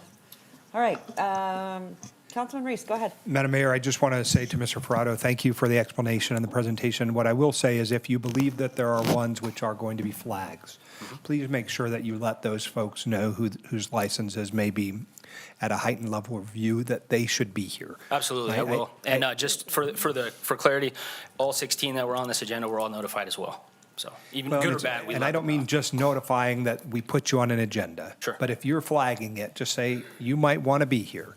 Will Right, do. because it's always a curious thing when someone pulls one of those license and no one is here to respond on behalf of those people. Yeah. And it's just not right. Sure, understood. Okay, Councilman Ebert? No? Okay. All right. Councilwoman Breckus, give me a motion. Okay, I have a motion, I have a second. All those in favor say aye. Aye. All those opposed? Aye. Motion carries. Okay, Thank you. thanks, Lance, great job. Where are we at? All right, Mayor Shuvie, we're moving on to item B24, pulled by Councilmember Breckus. Okay.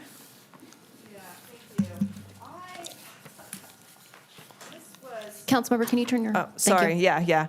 B24 is an amended contract of services for the Clean and Safe Patrol. I was just a little confused about where they are being deployed, this contract.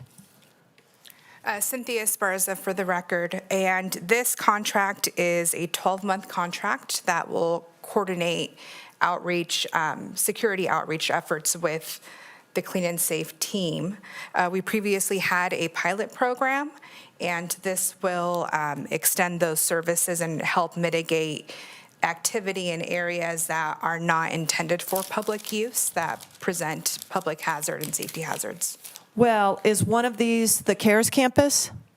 That is not City Reno property. So this would focus on areas that are owned by the City of Reno. The city doesn't own the CARES campus?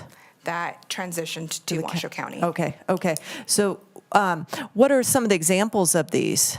So an example could be areas adjacent to train tracks that belong to the City of Reno, an easement perhaps. It could also be a culvert in advance of a rainstorm.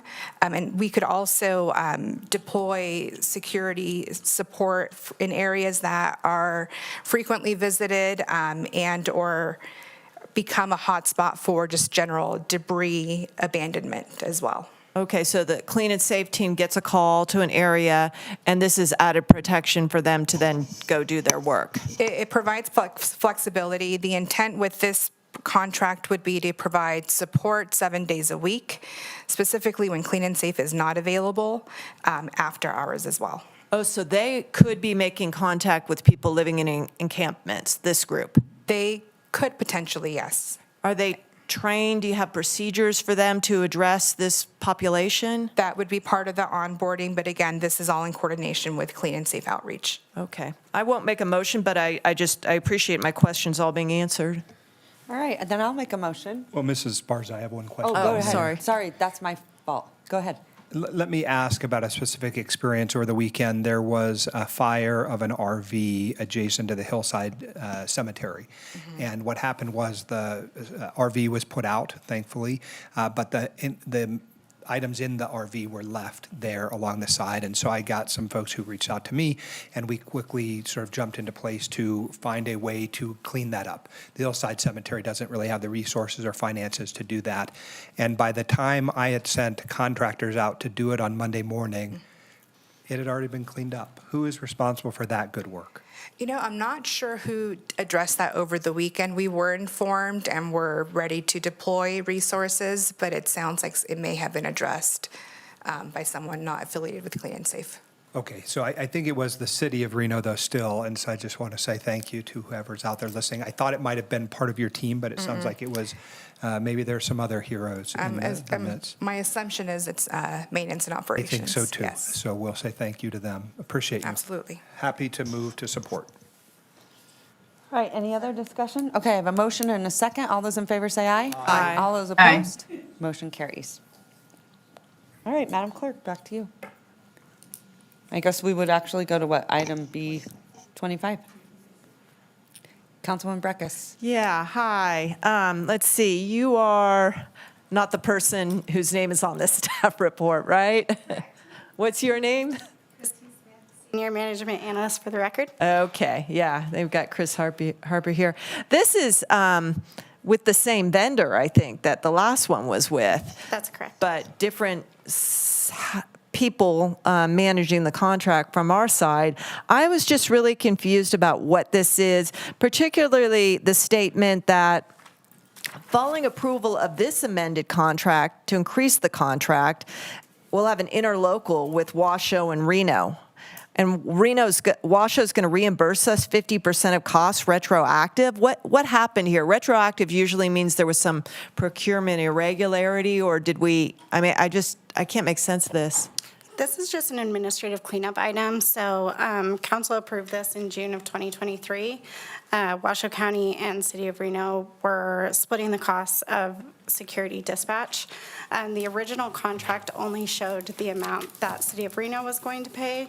When we went to write the interlocal, our attorneys pointed out that we need to have the full amount. So this is to correct that, capture the full amount, and then we'll be back at the next council meeting with the interlocal.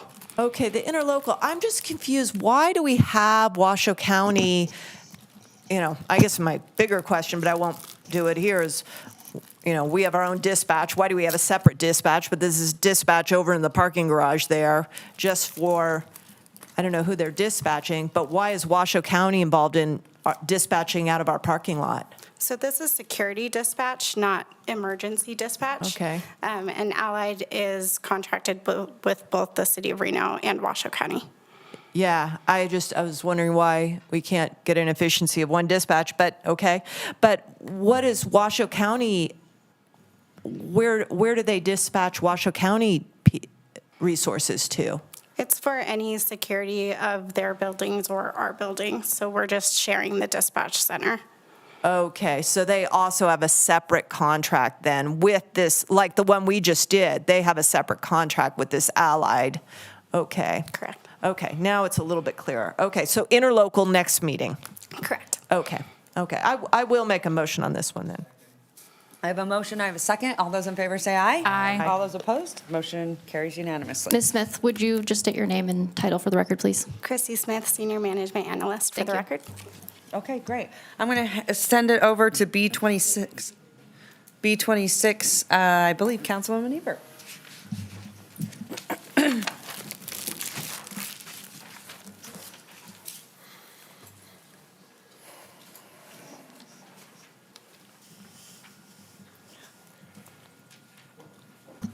Hi, I just had a question on this. I read through the staff report and I saw the lighting was for, where did I see it?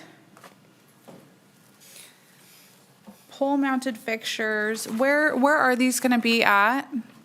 Tim Hendricks, Streets Division Manager, Maintenance Operations. So these are for the Sternberg lights, the decorative lighting in downtown within the BID. Okay, and then I saw double candy cane. So those are the ones that have the double fixture that come down. Okay. We do have a single fixture, we have bollards, and then we have a double fixture. The Sternberg is actual brand, which is a city standard, but it's a decorative fixture is what it is. Okay. Motion to approve. All right, thank you. I have a motion and a second. All those in favor say aye. Aye. All those opposed? Motion carries unanimously. All right. Thanks, you guys, for hanging out so long. Appreciate you. Okay, next. B28. Thanks. Yep, B28 pulled by Councilmember Ebert.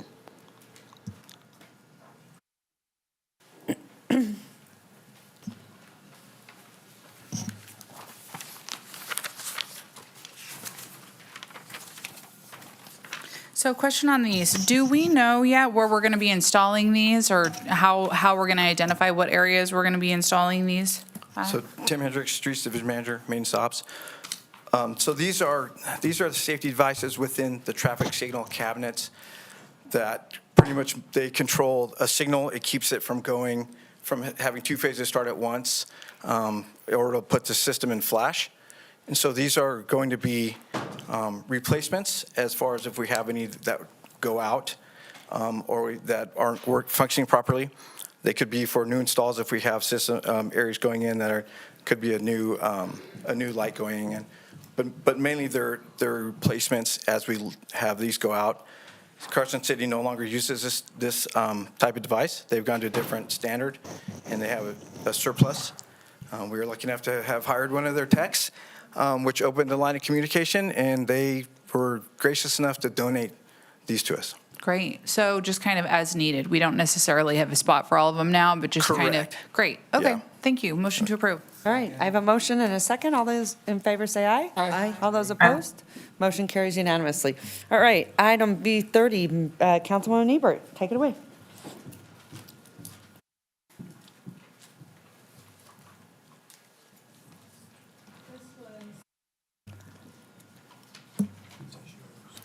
I don't know if we can open B30, B31, and what is it, B32 together. I just had questions about the different costs for the disposal of e-waste and hazardous waste. Okay, and I think we can vote on a block of that.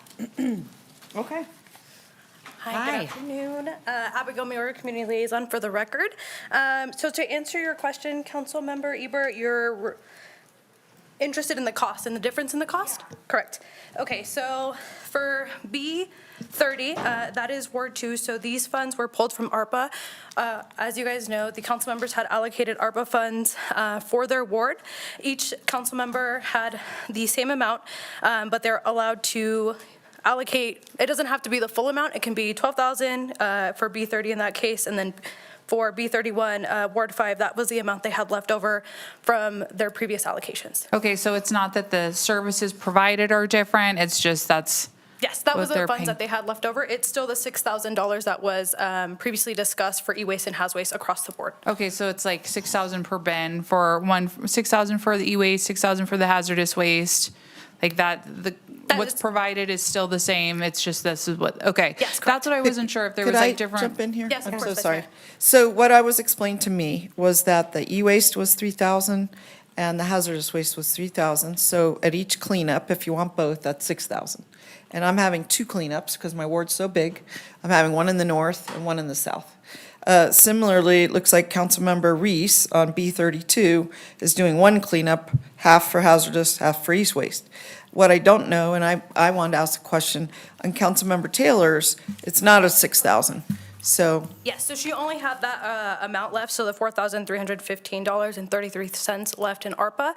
She's using discretionary funds to. for the balance. For the So balance, hers will correct. also be 6,000, it's Okay. just coming from two Okay, pots. that was really my question, was just, if there's different, Yes. types of disposal that we could pay for Yeah. a different amount, so thank you. The same, yes. Okay, all right.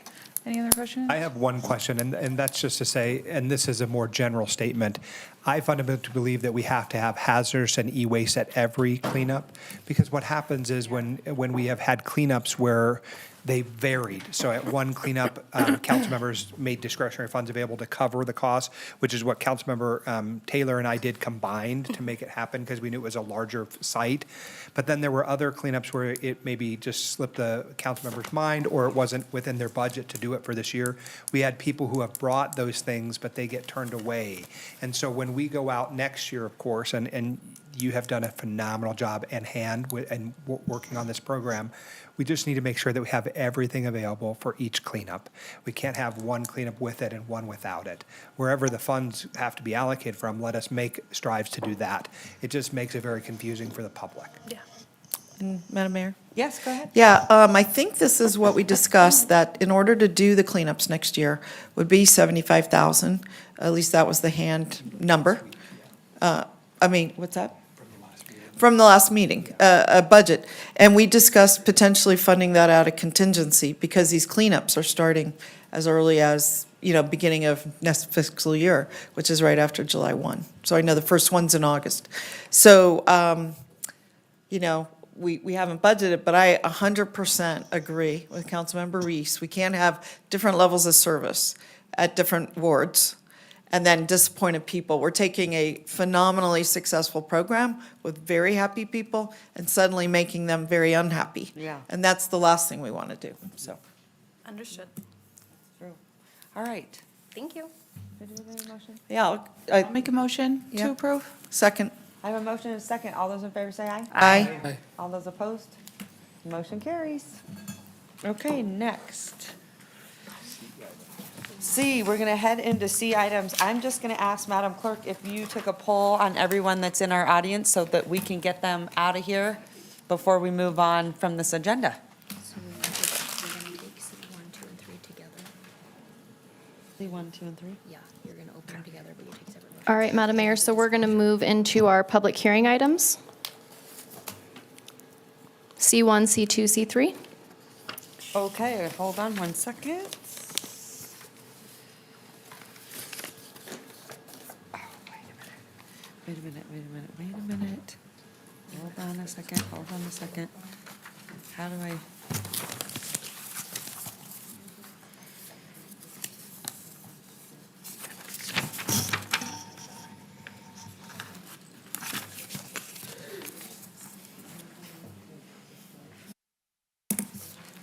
Can I see your one pager?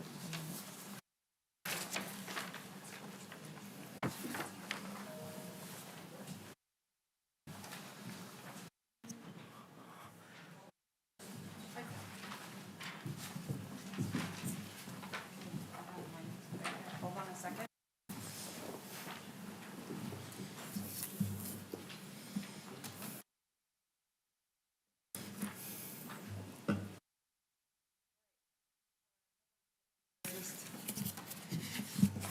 Getting an opinion from the city attorney. Yes. Okay. So, Madam Clerk, at this time, hold on a second. At this time, we'll now open the public hearing. Has proper notice been given and any correspondence received? Thank you, Madam Mayor. We have properly noticed items C1, C2, and C3, and for the record, we did receive correspondence, 2 letters of opposition. Additionally, I believe that there's correspondence that the presentation will provide. Okay, thank you so much. Also, I'm going to ask council members if they have any disclosures at this time. Madam Mayor, I do. This is Councilmember Taylor. All right, please go ahead. Items C1, C2, C3. Madam Mayor, fellow city council members, and Madam Clerk, in the interest of full transparency on items C1, 2C, C2, and C3, I am disclosing that I serve on the board of directors of the Downtown Reno Business Improvement District, the DRP, a nonprofit organization designated by City Council to implement a clean and safe program of safety ambassadors and maintenance workers throughout downtown Reno. Items C1, C2, and C3 involve the DRP's annual assessments and public hearing for objections. On this matter, I have sought guidance from the city attorney's office.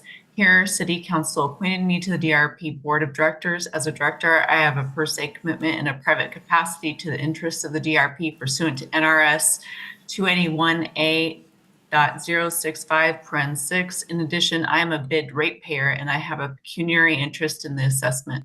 The DRP provides clean and safe services that would otherwise fall to the city to provide. Because the DRP's interest goals and operations closely align with the city's interest goals and operations, my commitment in a private capacity to interests of the DRP would not clearly and materially affect the independence of judgment of a reasonable person in my position to warrant abstention under NRS 281A.42(3). Let's see, while I have a pecuniary interest in the assessment, the resulting benefit of detriment occurring to me will not be greater than that occurring to any other member of the bid in a similar rate tier. See in regarding Weber common opinion number 09-47C 2009. The fact that I'm a ratepayer will not impact my ability to impartially review and render a decision upon these agenda items. Madam Clerk, please accept this disclosure and lodge on the record for this meeting and subsequent meetings pertaining to these agenda items. Thank you. All right, Madam Clerk, anyone else? All right, I have one.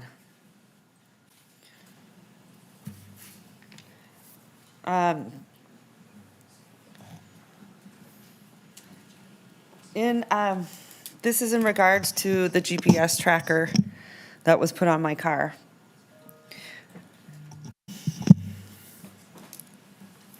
Fellow City Council members and Madam Clerk, item D3-4 involves the acceptance of the Downtown Reno Partnership Fiscal Year 2025 Bid Operating Plan and Budget and fixing the public hearing to receive complaints and objections. I understand that Josh Hicks, an attorney from McDonald Carano, represents the bid in this matter. In my private life, I have retained Adam Hosmer Henner, a partner at McDonald Carano, to represent me on a civil matter unrelated to the BID or Mr. Hicks. I have sought guidance from the city attorney's office as a client of McDonald Carano. I have been advised that I may have a commitment in a private capacity to the interests of McDonald Carano pursuant to NRS 281A.065.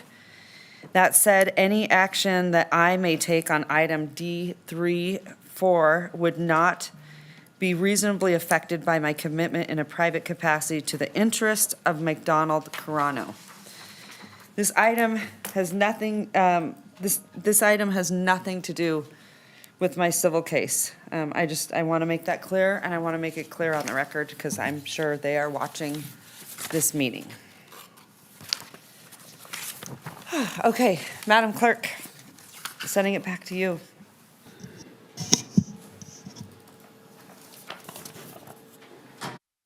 Thank you, Madam Mayor. Moving into presentations.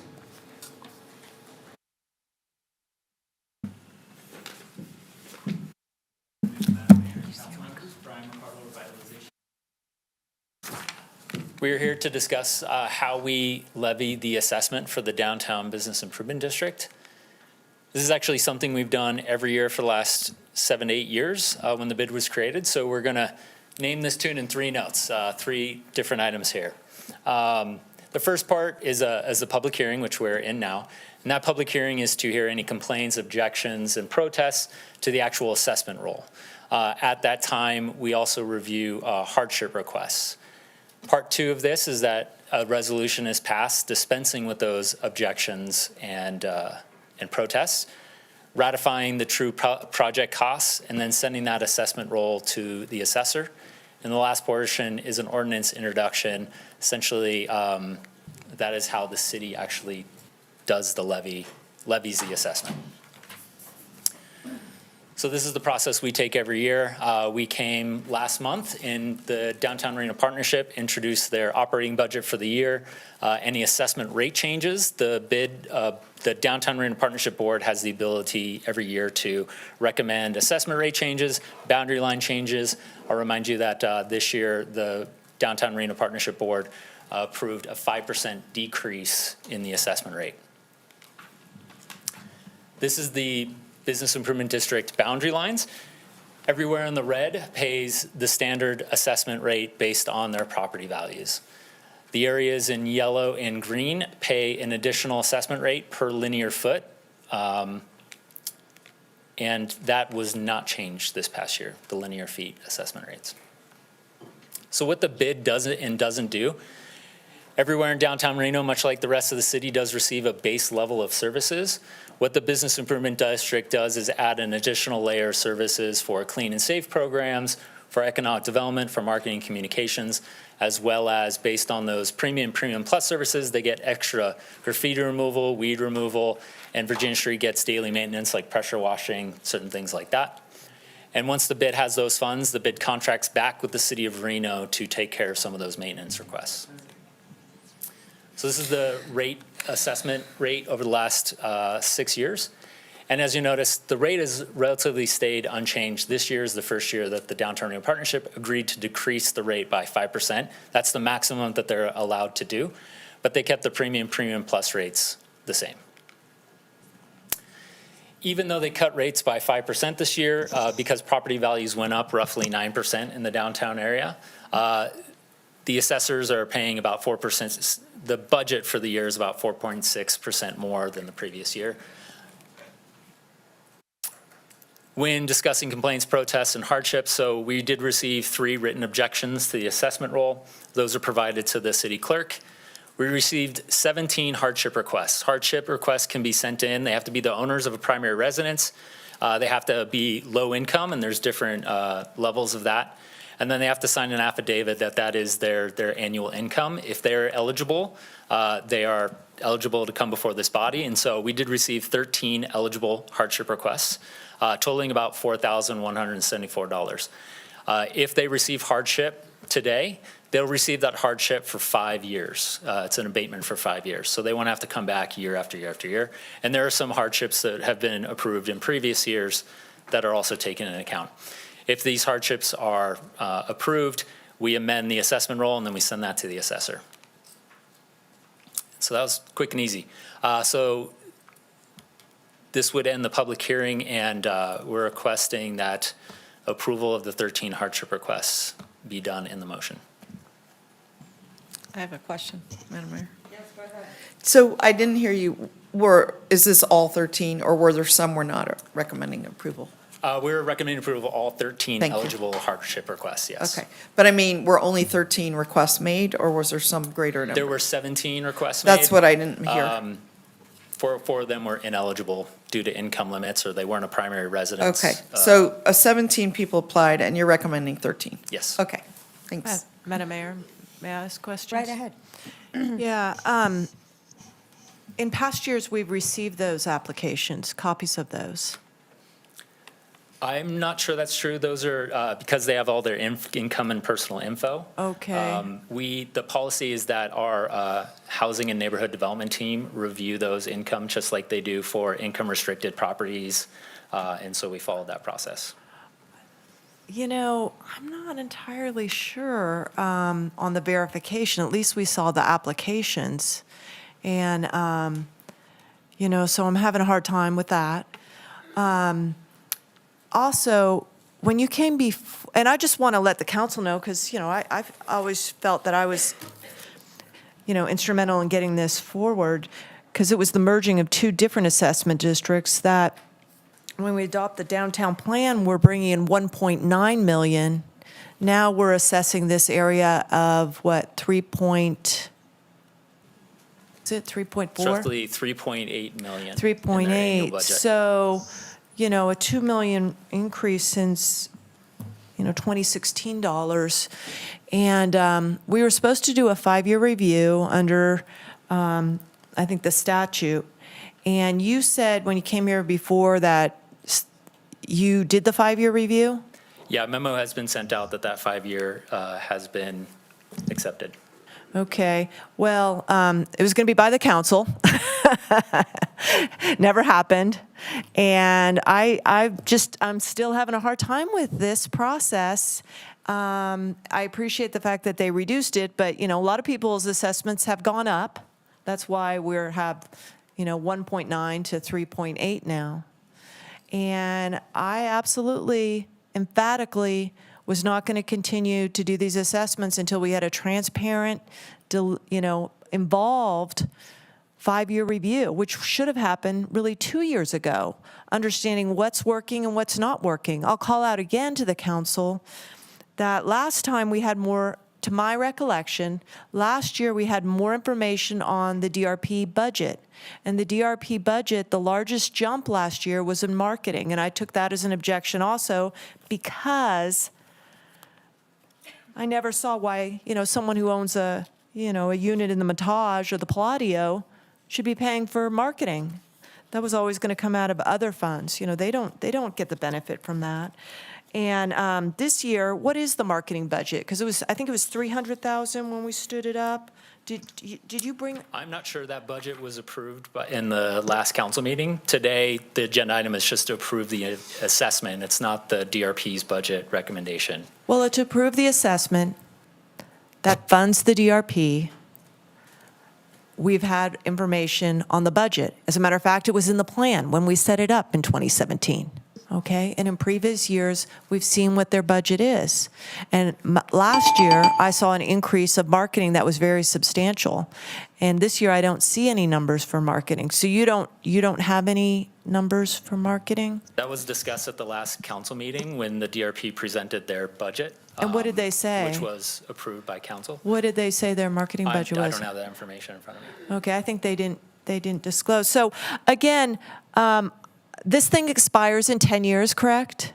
It does, yes. Yeah, and we're in year 8. Year 8. We're going into year 8. All Year right, 8. Councilman Breckus, hold on, Okay, let me I'll ask hold other again, questions. yeah. Okay, thanks so much.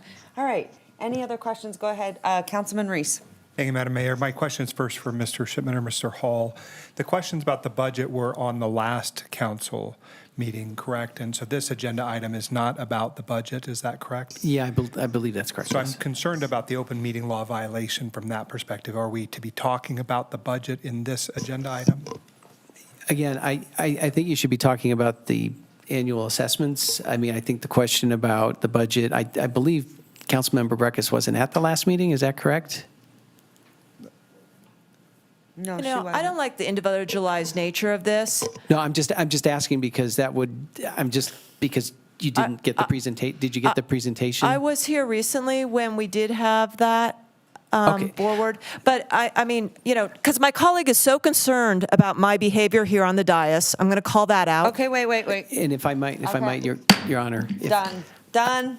I'm just trying to Go ahead, speak, keep Shipman. everybody within the open meeting law, and that's the question. And again, what is being presented to council today is the annual assessment, and specifically right now, the hardship requirements. And, to the extent that additional background information needs to be made available, that can probably be done after the meeting. But again, yeah, I mean, to the point, let's try to keep it to the annual assessments and not dive into the budget and X, Y, and Z. So.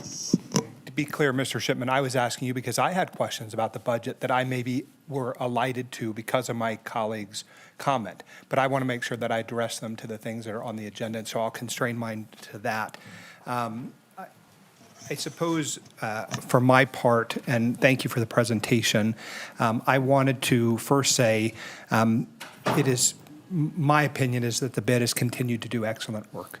The work that they are doing is transformative for the area that is covered by the bid, and so I want to make sure that we continue to allow the bid to be successful. I noticed on the slide that you identified the rates. I'm not sure why the rates were decreased in one area but stayed the same in the premium, meaning on this slide, I would have just expected the rates to have been the same on both of them, but they actually made a 5% decrease. Do you know why?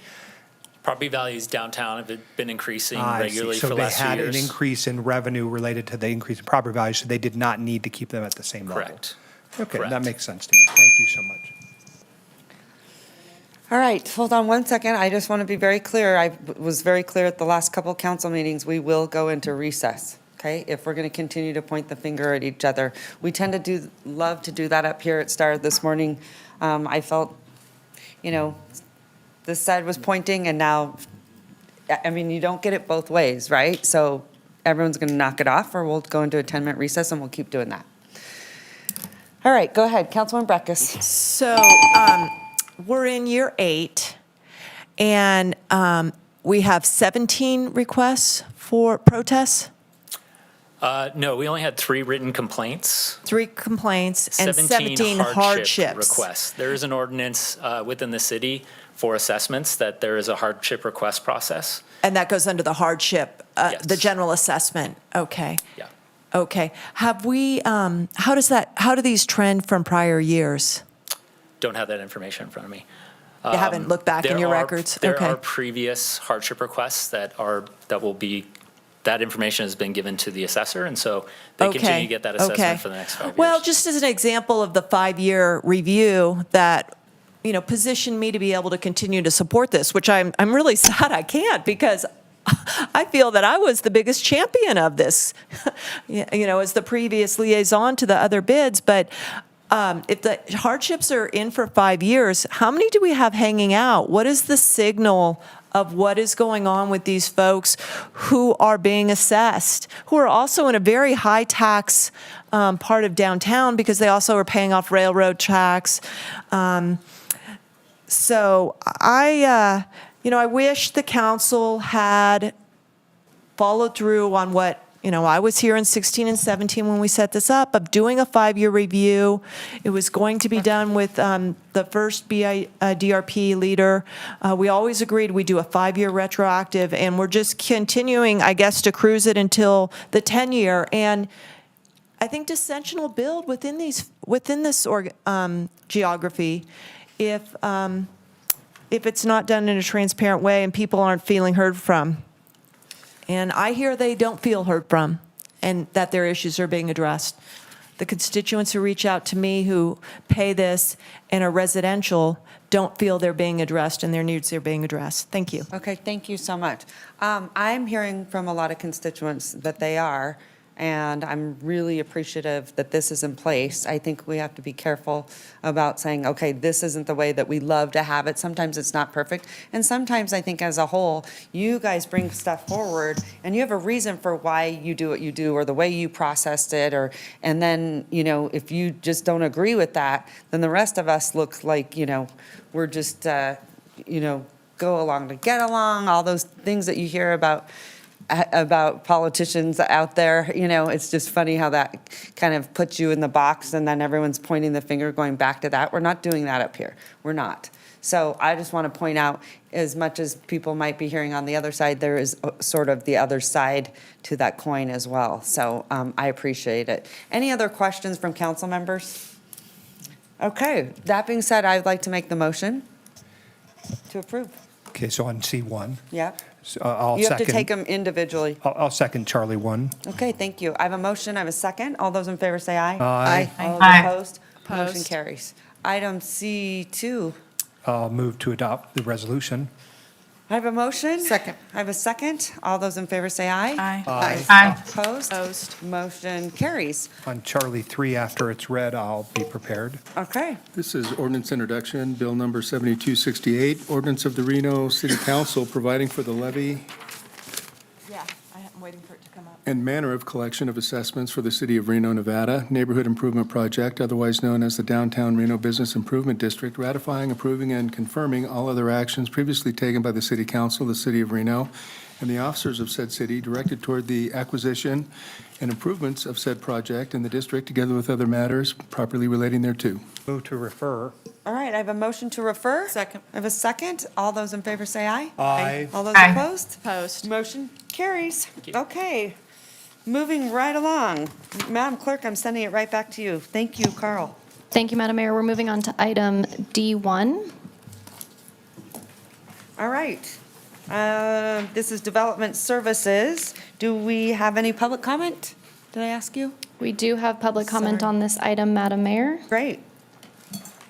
Our first public commenter is J.D. Klippenstein, followed by Sally Tate, followed by Thomas JD, Tate. nice to see you. Good afternoon, Madam Mayor, council members. My name is J.D. Klippenstein. I am the Director of Development for the Reno Housing Authority. And I was pleased to come offer comments in support of these initiatives, I think last month or so when it was last on the agenda, and I'm happy to be back here again. These are great tools in a toolbox for affordable housing developers, particularly folks building affordable multifamily for low-income households. And I'd encourage you to support them. I know you've heard lots of feedback on this. I also want to commend Reno City staff. It's an incredible amount of outreach they've done and opportunities to engage with stakeholders. So I feel like what is being brought before you are kind of like the low-hanging fruit. These things could be implemented fairly quickly, and they would help projects that we are currently working on to pencil out and increase affordable housing throughout the city. They're not a silver bullet, but they're a step in the right direction. So thank you very much. And JD, thank you so much for what you do, because people probably don't know like who you are in the background, and he was very, very critical of the city. Do you remember? I was. Super critical, and then that's what I love about this, is that we all pulled together and used your resources and your knowledge and brought you on to make better decisions and choices, and so it's just kind of cool to see. Well, I appreciate that. Housing is an important issue. It takes everyone doing something. So Yeah, and thank you. how are you liking it? It's good. I like it a lot. You It's a like good challenge. Okay, good. Thanks, JD. Sally Tate, followed by Thomas Tate. Well, as she said, my name is Sally Tate, and I'm sure you've read some of my other stuff I've sent over the years. And I live in the Old Southwest. And this is kind of a very critical moment, I think, for Reno regarding housing. And so what is at stake here, from my opinion? It seems to me that Reno has an identity crisis. What happened to our vision? Do we want to be our independent Reno, or a California, or a Seattle, or a Portland, or a Minneapolis? And we already know what is happening to all of them. We appreciated all the various venues to share all this overwhelming zoning cleanup, very overwhelming. Yet, does our input really carry any clout? We are the taxpayers of this wonderful city. I worry that permitting various plexes in single-family zoned areas will transform our city like nothing even expected, where our neighborhoods become megapolis with big box type living in a sterile cement jungle. And we saw pictures this morning illustrating that, ignoring what is so special about our region and with little to no impact on the housing dilemma. And in spite of what input we make, will you listen and vote out the by right concept in single-family neighborhoods, as well as not allow setback changes? These are huge issues for such neighborhoods. Think about a 50 by 100 lot, of which there are many, and what damage these changes will do to such an established tree-lined neighborhood. It will be stripped of its own dignity and identity. Or will you side on the development side with no respect to these quaint neighborhoods? My gosh, even the historic districts aren't even respected by the city planners. I guess their new design is out with the old and in with the bad. We all know that this type of development with the various plexes will not provide any significant impact on easing the housing issues.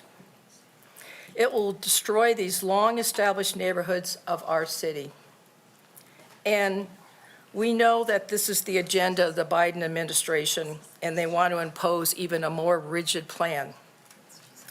Instead, we need to have infill on all those open lots downtown and now, not 10 years from now, and revive a safe downtown living environment. All right. How can we make that happen?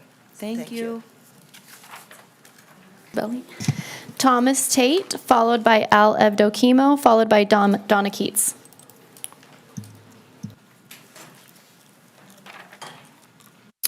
Good afternoon, Madam Mayor and council people. My name is Tom Tate, and I live in Ward 1, in an area that's going to change to Ward 2. I oppose upzoning of single-family areas. A fourplex is not a single-family house, and calling it one doesn't make it one. SF8 shouldn't mean the same as MF32. This seems to be an assault on single-family zoning. I know that some people are trying to destroy single-family zoning because they believe it is racist. It is not. I used to live in a neighborhood where people like me were a minority, and a very small minority. My neighbors wanted the same things that I did. Neatly kept houses that showed pride of ownership and a clean and safe area. The only one house in the neighborhood was a rental. It was the drug house.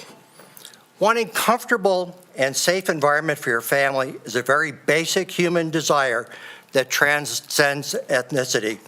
And owner-occupied single-family housing is the best way to get that. There's a place for fourplexes and denser housing in multifamily and mixed-use areas. Isn't that what our master plan says? Successful cities have a fairly dense core that's needed to get the critical mass needed for transit and the foot traffic that stores need. For Reno, that should be downtown, but it's been hollowed out so that most locals only go there for festivals and perhaps crawls. The situation is similar west of downtown, where one corporation controls everything. This is not healthy for a thriving city. I'd like to see some real diversity in housing, such as building very small and inexpensive studios and one-bedroom apartments. Put this in medium and high-density buildings with commercial on the first floor, and put it along transit lines so people can get places. I also like very narrow row houses, not condominium townhouses, but a place where the homeowner owns the land with zero clearance between houses and no common walls. Living space built upwards, not towards the back, and a small open space behind the house and a one-car garage. I've seen this type of new construction in the Netherlands, and it makes extremely good use of a very, very tiny lot. Because they own it, there's no HOA, so paint the front door whatever color you like. Let's have some real diversity, no more cookie-cutter condos and tacky apartments. The most important issue is to maintain and improve the quality of life, and we won't get that with the current plan that just seems like recycled Sean Phillips' plan. Reno deserves better. Al Evdokimo, followed by Donna Keats, followed by Tony Harsh. Good afternoon, everybody. Madam Mayor and Council, I want to say, first off, before I start this, I want to say thank you, guys. This was first, I've been here since 1972. Oh, This is the first city council meeting I ever went to, and I thank you for the way, yeah, I'm old, so. But, well, I've been dead 3 years, so, and I don't age. But I thank you for the way you're running it, so I look at that, because I used to run briefings all the time in the military, and I like staying on track. For the record, my name is, it's already started, Al Evdokimo, retired airline captain, retired military pilot, emphasizing retired. So as an airline pilot, so I like to do is start out at a 35,000 foot view, and the 35,000 foot view, this is, we're all talking about this only because of AB 213, as stated in the staff reports, which were excellent, by the way. Really was very, very illuminating, enlightening, and kind of brought right down to me the focus of what we need to look at. So I thank them for that. But AB 213 talked about, hey, we need to do this. It's coded in the law. 12, we as the city of Reno have to do 6 of the 12 items that are illustrated in that law. And I see 8 of them as being something that has a cost associated with it. 4 of them are permitting issues, generally.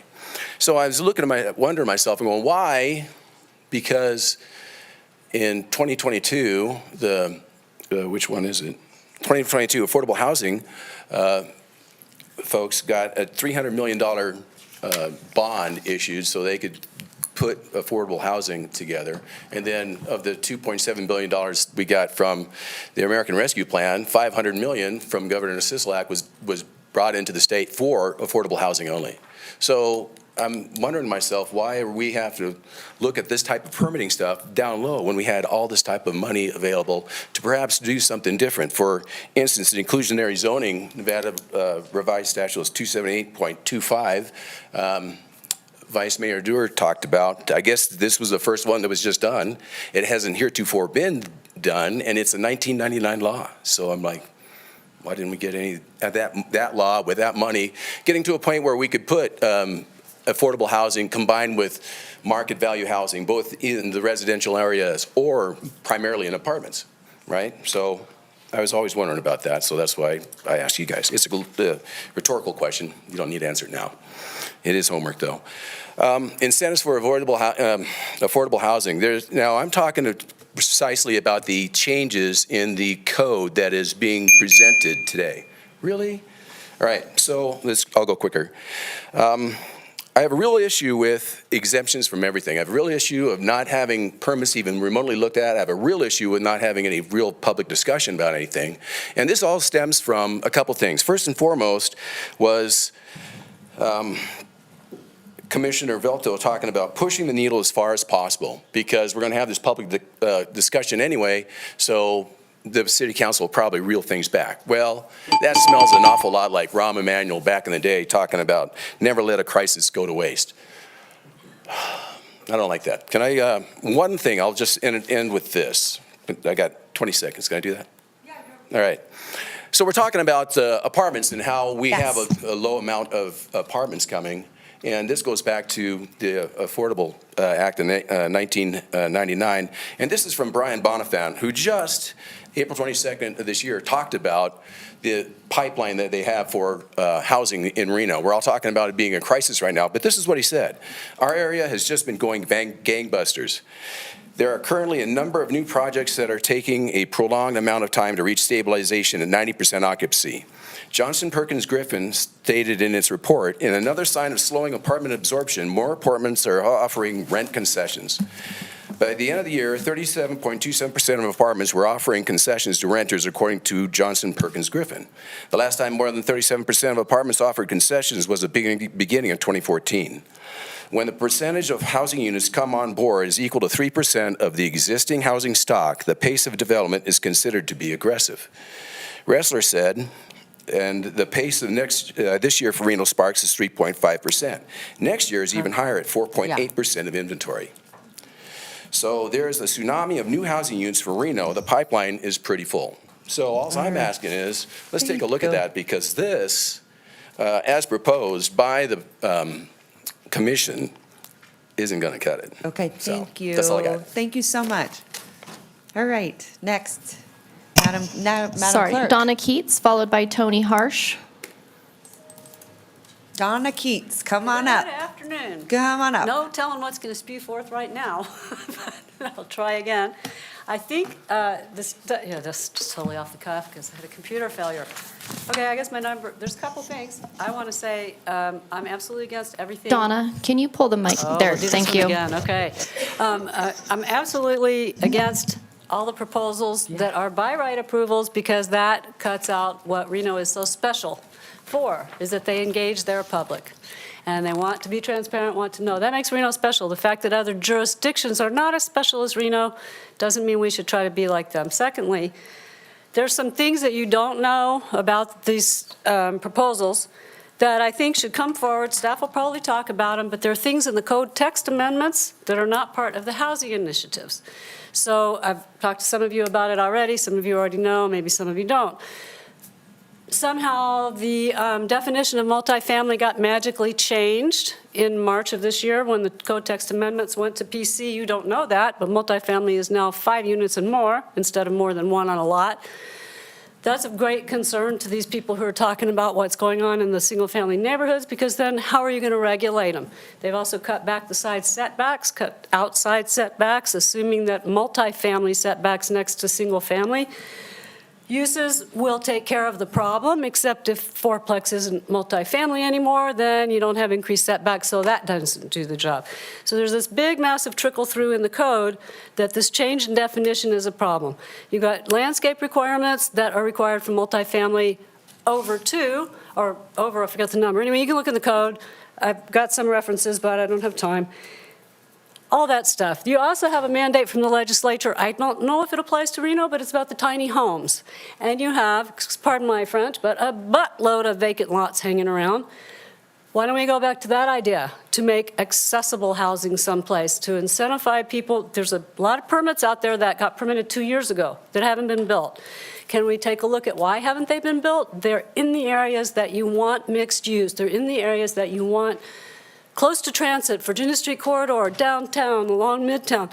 The properties are there where you want this development. So can we take a look at those and find out why those permits are hanging there? Everybody's going to tell you interest rates went up, building costs went up. All true. What can we do to help that? Because that's not going to change. Land values are going to keep going up. We're just going to keep having dead properties in the areas you want to revitalize. So can we target our approach that way maybe? Instead of thinking about what we're going to have a fight with single-family neighborhoods about, which is we did it with ADUs, we did it before that.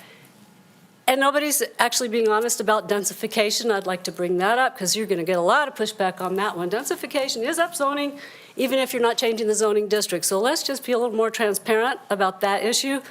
You'll get a lot less pushback when you want to go build ADUs and you want to go do duplexes in certain areas. Plan it, talk about it, be transparent about it.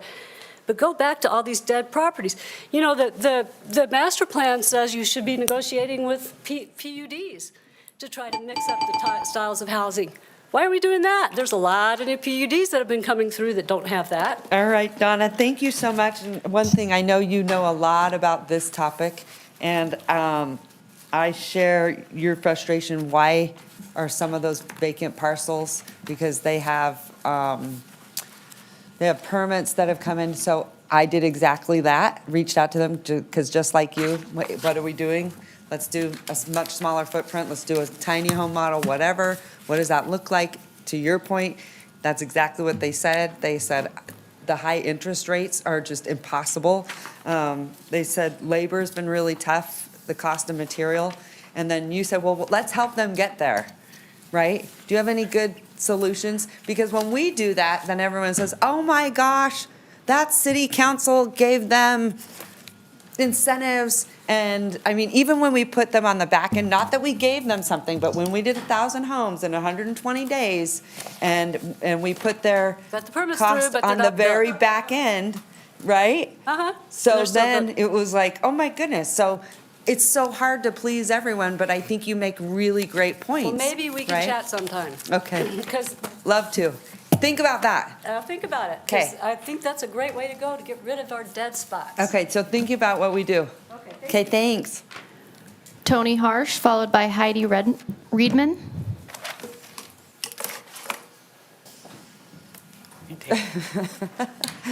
Hello. I get scared up here. No, you're fine. What do you mean? You've been over here before. It's 100% easier. Where'd you sit? Where were you? Down here? Down here? Right here. Right here, where Kathleen is? Kathleen. It's easier. You get to sit down, and we have to stand like in a witness stand. I would rather have it like the legislature where you sit. I know. We should change that. I like your idea. Let's do it. I said that right. to Donna during lunch. I said, hey, when I went to county, you got to sit. School board, you get to sit. Legislature, you get to sit. Yeah. Anyway. We need to sit here. Go ahead. Tony Harsh, city resident. Thank you so much. I really enjoyed the public comment today. Felt like we were doing a workshop, and that always feels good. You know, I liked that. The culture changes a little bit, and it's always fun to get used to. I'm here talking about this combination, and that's what I'm concerned about, is it feels like you're lumping this zone cleanup as well as the affordable housing are getting lumped together, and it's a little it's confusing. It's hard to deal with.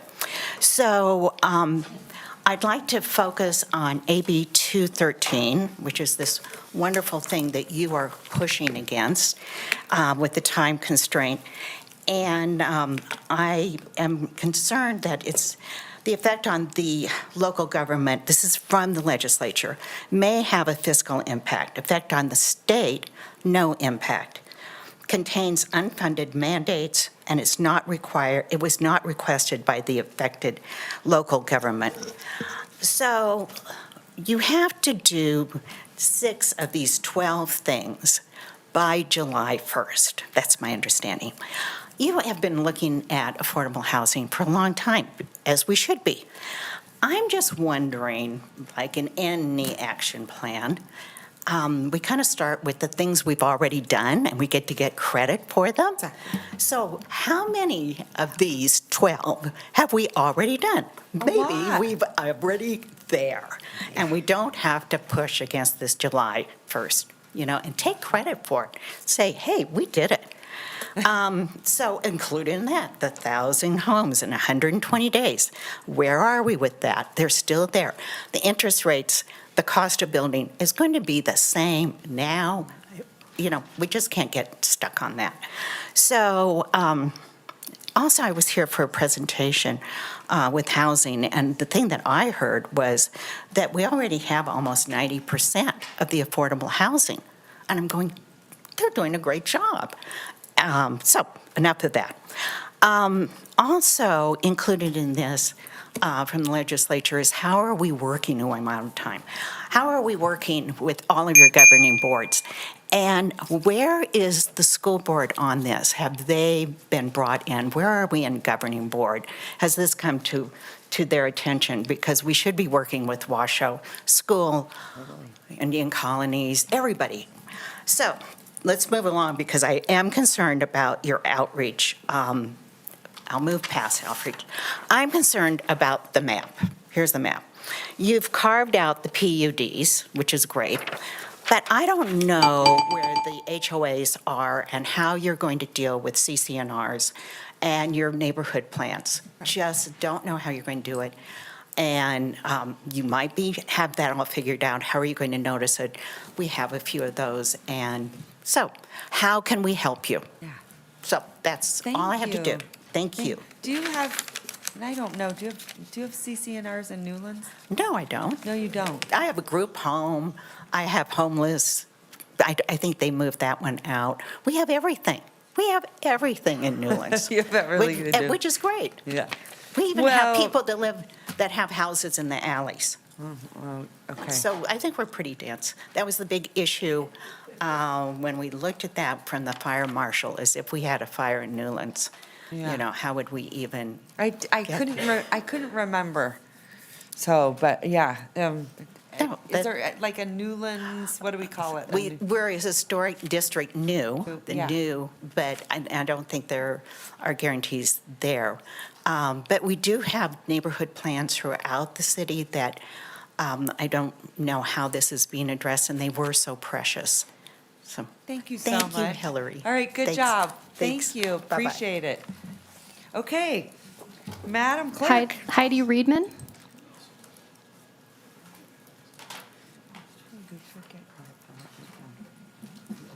Okay. So with that, Madam Mayor, it looks like we're going to, I'm sorry, we do have members in Zoom. We have Bill Schrimpf, which we'll move over now. Hey, Bill. That's where you say, hey, Hillary. No, I'm just kidding. Hello. Good afternoon, everyone. Can you guys hear me? Yes. Okay, wonderful. So, Bill Scherf, first thing I want to say is just a big job well done, and keep doing a good job to Ms. Fuss and her team. The engagement that they've done with the community, at least I think, has been quite good. I know other people probably disagree with me, but they've done a great job, in my opinion, so far, in putting all this together. It's a lot of very complicated, overlapping topics. Another gentleman brought up a report that I was going to talk to you guys about as well. It was a report by Johnson Perkins Griffin. Something that and if you don't know who they are, they've been surveying apartments, which are usually larger developments, and they've been doing it every quarter for years and years. They have just tremendous data. But I want to read you one line from their report, their latest quarterly report. It's on page 5, and it says, just over 4,100 plus or minus apartment units are currently under construction in the Reno Sparks market. And just under 4,400 apartment units are currently in the planning stages. So that's a lot of housing units for apartments. It seems that we're doing pretty good there. So as you guys have your discussion and comments later, I really hope that we can focus on the small multifamily, like the 4-unit or less type of stuff. I think those give an opportunity to preserve neighborhood character and charm and feel like a house instead of a big block building and that kind of thing, which I think is the thing that a lot of people are concerned about. Another topic that I hope you keep in mind is the public process. I hope that you keep the conditional use permits going for a lot of these so that it hits the nabs. Because again, that's where we keep small problems small and get to better developments that are more congruous with the neighborhood. And also the planning commissioners, obviously, they're very smart and trained in what they do and have a lot of experience. But some of their comments were kind of distressing, and everybody has an option to put in their 2 cents. But I hope that you take the planning commissioner's comments with no more weight than all of the comments that have been gathered from the community. Particularly concerned that basically they said, hey, put the pedal to the metal and let the city pump the brakes, and let the city council pump the brakes. So in a nutshell, that's a lot of what their commentary was. I hope you have a more nuanced discussion today. So anyway, thank you everybody for being here, and hope you have an enjoyable rest of your day. Thank you. Thank you so much. Hey, Bill, quick question. Yeah. You read that report. Can you remind me how many units did they say that we needed? The Johnson Perkins? Yeah. What was that? It is like a 40-page report, Madam Mayor, with lots of data in it. I don't remember how many they said that we need, but they have 4,100 currently under construction and 4,400 in the planning stages. And what that means is they've started permitting and looking at permitting. Okay, If you'd like, I can email you the link for the report if that's helpful. I have it. I just couldn't remember, but I want to say that and maybe I'm off, but I thought it was about 55,000. Do you remember that? I think that's over a longer time frame. I remember seeing a number like that, but I think it was over a longer time frame. Okay, I just thought it was astronomical. Okay. Yeah, I remember seeing that as like a crazy number, but I think that was like a 20 or 30 year number if I remember correctly. Okay, thanks so much, Bill, as always. All right, Madam Clerk. Thanks, Madam Mayor. With that, we have no additional public comment at this time. For the record, I would like to state that we received 46 comments, which were directly associated with this item prior to 4 p.m. yesterday, May 7th. 10 letters in favor, 21 letters in opposition, and 15 letters of concern. Those have been distributed to the Reno City Council and are on reno.gov/meetings. Okay, thank you so much. At this time, Angela, the floor is yours. And you got the memo on the Western Wear, clearly. I did. Oh, how y'all doing? All right, as we get set up. Thank you. For the record, all right. Angela Foos, Assistant Director. Today, you can call me Becky. Today's discussion is really just to go over where we've been in the last 8 months or so, give you guys an update of the feedback we've heard, both from Planning Commission and from the public, and then seek your input on where you want to go next. So today is not a first reading. This is truly just to get your input, and then we'll take it to a next step. So let's start with what is this and what isn't this? So this is specifically related to Title 18, that's our zoning code. We've had a lot of feedback about why aren't we doing more with rent control and why isn't the city doing more on this, this, and this? And we said this topic is specific to our zoning code. So just everyone needs to understand, there's only so many things the zoning administrator has control over, and that's what we're going over today. So there's a couple things that we've talked about over the last couple years. You know, this housing crisis is not new. It's something we've been dealing with for a couple years. This council has had 2 housing workshops where we've talked about the idea of, you know, what is affordability? And it's everything from truly subsidized affordable housing all the way up to where are the teachers living and where are the people, you know, fresh out of college living. That truly is an affordability issue. It has to do with supply and housing. So as we looked at all those topics, we put it together in what we're calling just this housing and affordability initiative. The other big impetus for this is Assembly Bill 213. So just so everyone understands, there's been discussion of, oh, this new law has 12 things that the city is supposed to do, and they have to pick at least 6 of those. No. That has been in NRS for a number of years. That's verbatim in our master plan, which has been adopted since 2017. So none of that is new. Those 12 things are not new. We already have them in our master plan. What we do every year is reporting. We have to say what we've done to address each of those 12 things. We report that to the state. That is not what AB 213 did. That's already in state law. What AB 213 did is said local jurisdictions must do 2 things. The word shall is specifically in NRS. It says local jurisdictions shall enact an ordinance. And you have to address 2 things. You have to come up with an expedited process specific to affordable housing, and you have to provide incentives for affordable housing. So those are the 2 things. If you do nothing between now and the next couple months, please let's do those. All right, so let's talk about, you know, where did staff come up with these crazy ideas, whether they're good, they're bad, they're just, where did they come up with them? We did have Shane Phillips, you know, kind of a housing and affordability expert, come and talk to us about things that the city of Reno could do. He looked at all of our policies, and he looked at the regional plan, he looked at all these other studies that have been done, and he said, if you really want to make a difference, here's some big things you can do. We talked about those. Now, they were big. And we as staff said, well, that's great. I don't think that that's what this community is willing to do today, right? It was like double your density in terms of increase the zoning, you know, allow by right of all apartments everywhere in the city. So we said, whoa. You know, those are good ideas. Those were big ideas. Let's scale that back. And so we specifically looked at what other jurisdictions across the nation are doing, and we said, what would be an appropriate fit for Reno? Again, understanding Reno is special. You know, we are unique, and there's a reason so many people want to live here. We want to maintain that character. So what we tried to propose is very small incremental changes. Again, trying to keep up with the demand of housing and the issue of how do we increase supply. If we go back to the regional plan, you know, the regional plan says density, stop sprawling, density. And so we said, okay, well, what can we do to increase density?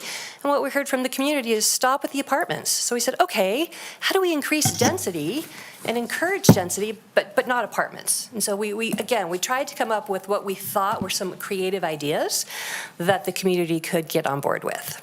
So we're going to break this up into 2 different phases. The first phase is specific to affordable housing, right? This is not anything else, just the topic of affordable housing. And I'm going to stop after a couple slides, and we'll have some discussions, just so we can keep it talking. Well, you can talk while it's fresh in your mind. All right, so the first item that we're proposing, again, we have to provide incentives for affordable housing projects.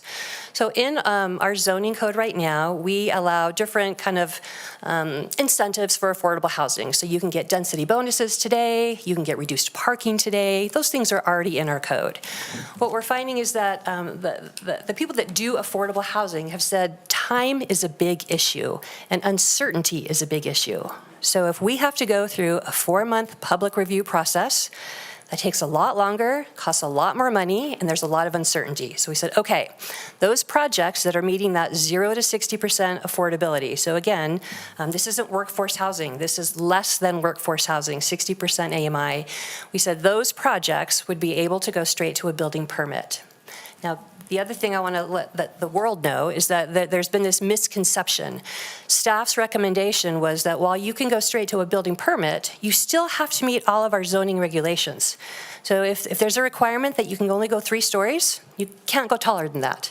If there's a requirement that you have to meet a 10-foot side setback, you have to meet that. If you want to deviate from that, then you would go through a public review process. But As long as you meet all of our zoning code requirements, you could go straight to a building permit. So let's talk about some of the concerns we heard from the public specific to this issue. I think by and far, the public would like to see more projects come through a public review process so that they can weigh in and have input. Again, if we're trying to get these projects to market faster, this is one way to do that. Now, when we went to Planning Commission, they had some recommendations specific to this topic, and they said, I think we could do better on those affordable housing projects. Let's also give them the incentive to be able to go 2 stories taller. So we put just a photo here. Here's an existing multifamily project that's affordable. It's 3 stories. That met the code. So if they were able to go 2 stories taller, that's what it would look like. It'd be a 5-story building. Planning Commission also recommended that we allow them to deviate from their setbacks, and that would be by right. They wouldn't have to go through any kind of public review process. The final one was that there would be no parking requirements for affordable housing projects. They felt that if the affordable housing developer wanted parking and needed parking, they would put it in, but we shouldn't require them to have to put it in. Parking's expensive, uses up more of the land, so that was the thought process.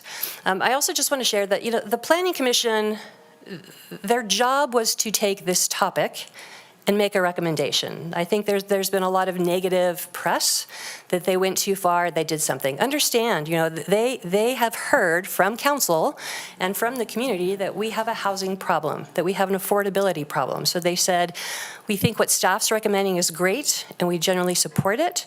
We also think we could take it a little bit further and help these affordable housing developments do even more. So again, I think their interest was looking out for the community members that need the affordable housing and those developers that have said, here's the challenge we have. So just want to throw that out there that no, they are by no means doing anything bad. What they did was very much in support of the initiatives that I think the City Council is trying to move forward, and they just came up with some creative ways to do that. So let's go back to this topic and just get your feedback. Do you like this concept or not? Again, starting with should projects that, again, meet that 60% area median income be able to go straight to a building permit? Or if they trigger a public review process, should we continue to have them go through that process? All right, thank you so much, Angela. The first thing that comes out of my mouth, because you know me and I'll say it in my out loud voice, oh, hell no. It's got to go, it's not going to just go, without any review. I'm sorry. I can't even imagine. Anyway, and I know that's not you. We're here because of the whole other reason. But when I hear that, I just want to cringe. And I should add too, there are a lot of zoning districts in the city that allow apartments by right. Yeah. And that allow I know, unlimited and then density. they pop up and I'm like, right. How did that happen? And is. I don't think a lot of people really understand how challenging it can be on this side. And, there are a lot of people out there struggling, really needing affordability, and there are a lot of other people out there saying, how dare you, how dare you? It's unbelievable to actually see the divide on both sides, unless you really, really feel it, unless you're one of those that can't afford it versus can afford it. And it's really hard to watch. And it's not easy to be in this place because it's so easy for everyone to say, oh, see, those politicians, they're in the pockets of the developers. How dare them? You hear that all the time.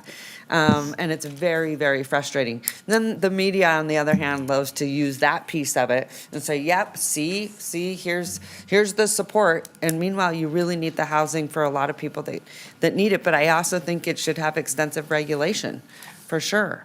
Just because you can doesn't mean you should. But anyway, that's where, when I see it, I'm like, what is that? How does that happen? Then I come back here and I'm like, can you look up this address and how did that happen? Did they have the right to do that? And they're like, yes. And then on the other flip side, you guys will understand this, especially some of you that might lean a little more to the right, that people always say, hey, we want government to get out of the way. We want less red tape. And then when you propose it, whoa, right? So you got, again, whenever I say we finger point and do this thing, you can't have it both ways. And it makes our job super, super tough, right? Anyway, so I don't think, it's interesting how people make it want to work for them when it works for them. But we have to make decisions up here that make people's lives better. And it's really challenging. And sometimes And I think Tony probably remembers back in the day, every other Wednesday, you probably lost half your friends. Every Tuesday, you probably lost half your friends. But then they come back next Tuesday, right? Anyway, okay, I'm going to send it to Councilman Reese. Oh, all Go right, ahead. or me, okay. Okay, go ahead. I do not, I've already expressed, so I'll say in my out loud voice, I don't agree with this concept of going straight to building permit. And that is for a variety of reasons. I think Tony put her finger on the pulse, which is that we are special and the public does want to participate in the process. And mostly what I've heard from the public is not an objection to affordable housing on its own because it's affordable versus some other kind of housing. What I've heard is concerns about heights, setbacks, density, parking, ability to park in a particular area. So the things that you've listed out here are not things that I support. And I've also read every comment and watched your online, and I didn't see a lot of support for it from the public either. I think there are other things we can do that you have in your proposal to provide incentives. So it was interesting how you structured the conversation. You said, we're already doing 6 of the 12, or we have, maybe we're doing 8 of the 12 that were already in law, right? So those 12 items Yeah. that are already in state law are verbatim in our master plan. Right. We have to report how much of those items we do on a yearly basis. Right. So we've established a trust fund. We have provided money, we've provided support, we've provided density bonuses for affordable. We've already done these things. We've financed on multi-story housing. We've provided density bonus. Again, I read each one of these, directed financial assistance. We have reduced impact fees, we've reduced permitting fees, we've reduced sewer fees, we met that one. We have offered land at very low cost. Not always, but we have done it. We've donated land a la Sage Street. We've donated $3 million to affordable housing. You know, very, very affordable housing, like down at 20% of AMI or 10%. I don't know if we've leased land. We are not part of SNPLMA. But anyway, we've done almost everything on the list and every year. And I think maybe just so you guys understand the history of what the state legislature discussion was. So they started out by putting in some very specific requirements that all the local jurisdictions would have to meet. And we don't want those. I will say they were not something that this council would probably want to have to do. So through your lobbying team and the rest of the state's lobbying team, we went back and we said, this is kind of over the top crazy. Be careful what you say. You know, like we have to implement this. This is not going to go well. Can you give us some flexibility so each local jurisdiction can come up with their own set of ideas? Now, what they did not say is, Reno, you guys are awesome. You don't have to do anything. Right. They said, Reno, go do more. Right, so on the do more, some of the things that you have later, I do agree with assigning a staff liaison to all affordable housing projects to help the development process in a more timely manner. That's a very good incentive. I support it 100%. I would support the building review. Instead of the permitting review side going faster with no public input, once it's reached its public input and they're on the building side, why can't we speed that up? Sure, and let's get to that when we get to that Right, slide. but what Let's I'm focus trying on to say this is I'm one right not a here. no on these incentives, just this particular basket of incentives. Yep, so just the only thing we're talking about right now, do you like the idea of projects that are affordable going straight to a building permit? What I'm hearing so far is probably not. Does anyone else have any insight that you wanted to provide? Again, we're getting staff feedback. You like this idea, you don't? You want to do it if maybe it's 30% AMI? Thank you so much. I apologize. We didn't have our timer, so I wasn't cutting anyone off, so I apologize. Councilwoman Ebert? Yeah, I just, Go ahead. I agree that I have concerns about going straight to planning, so. Straight to building permit. Yeah, that's what I meant, yeah, building permit, so. Okay. That's just my feedback. Okay, Councilwoman Breckus, anything? Yeah, just, to start with is what I was at with your staff report was, a copy of AB 213 and more or less the checklist of which of the, because we're speaking from a draft. And when you have a draft, you're very specific.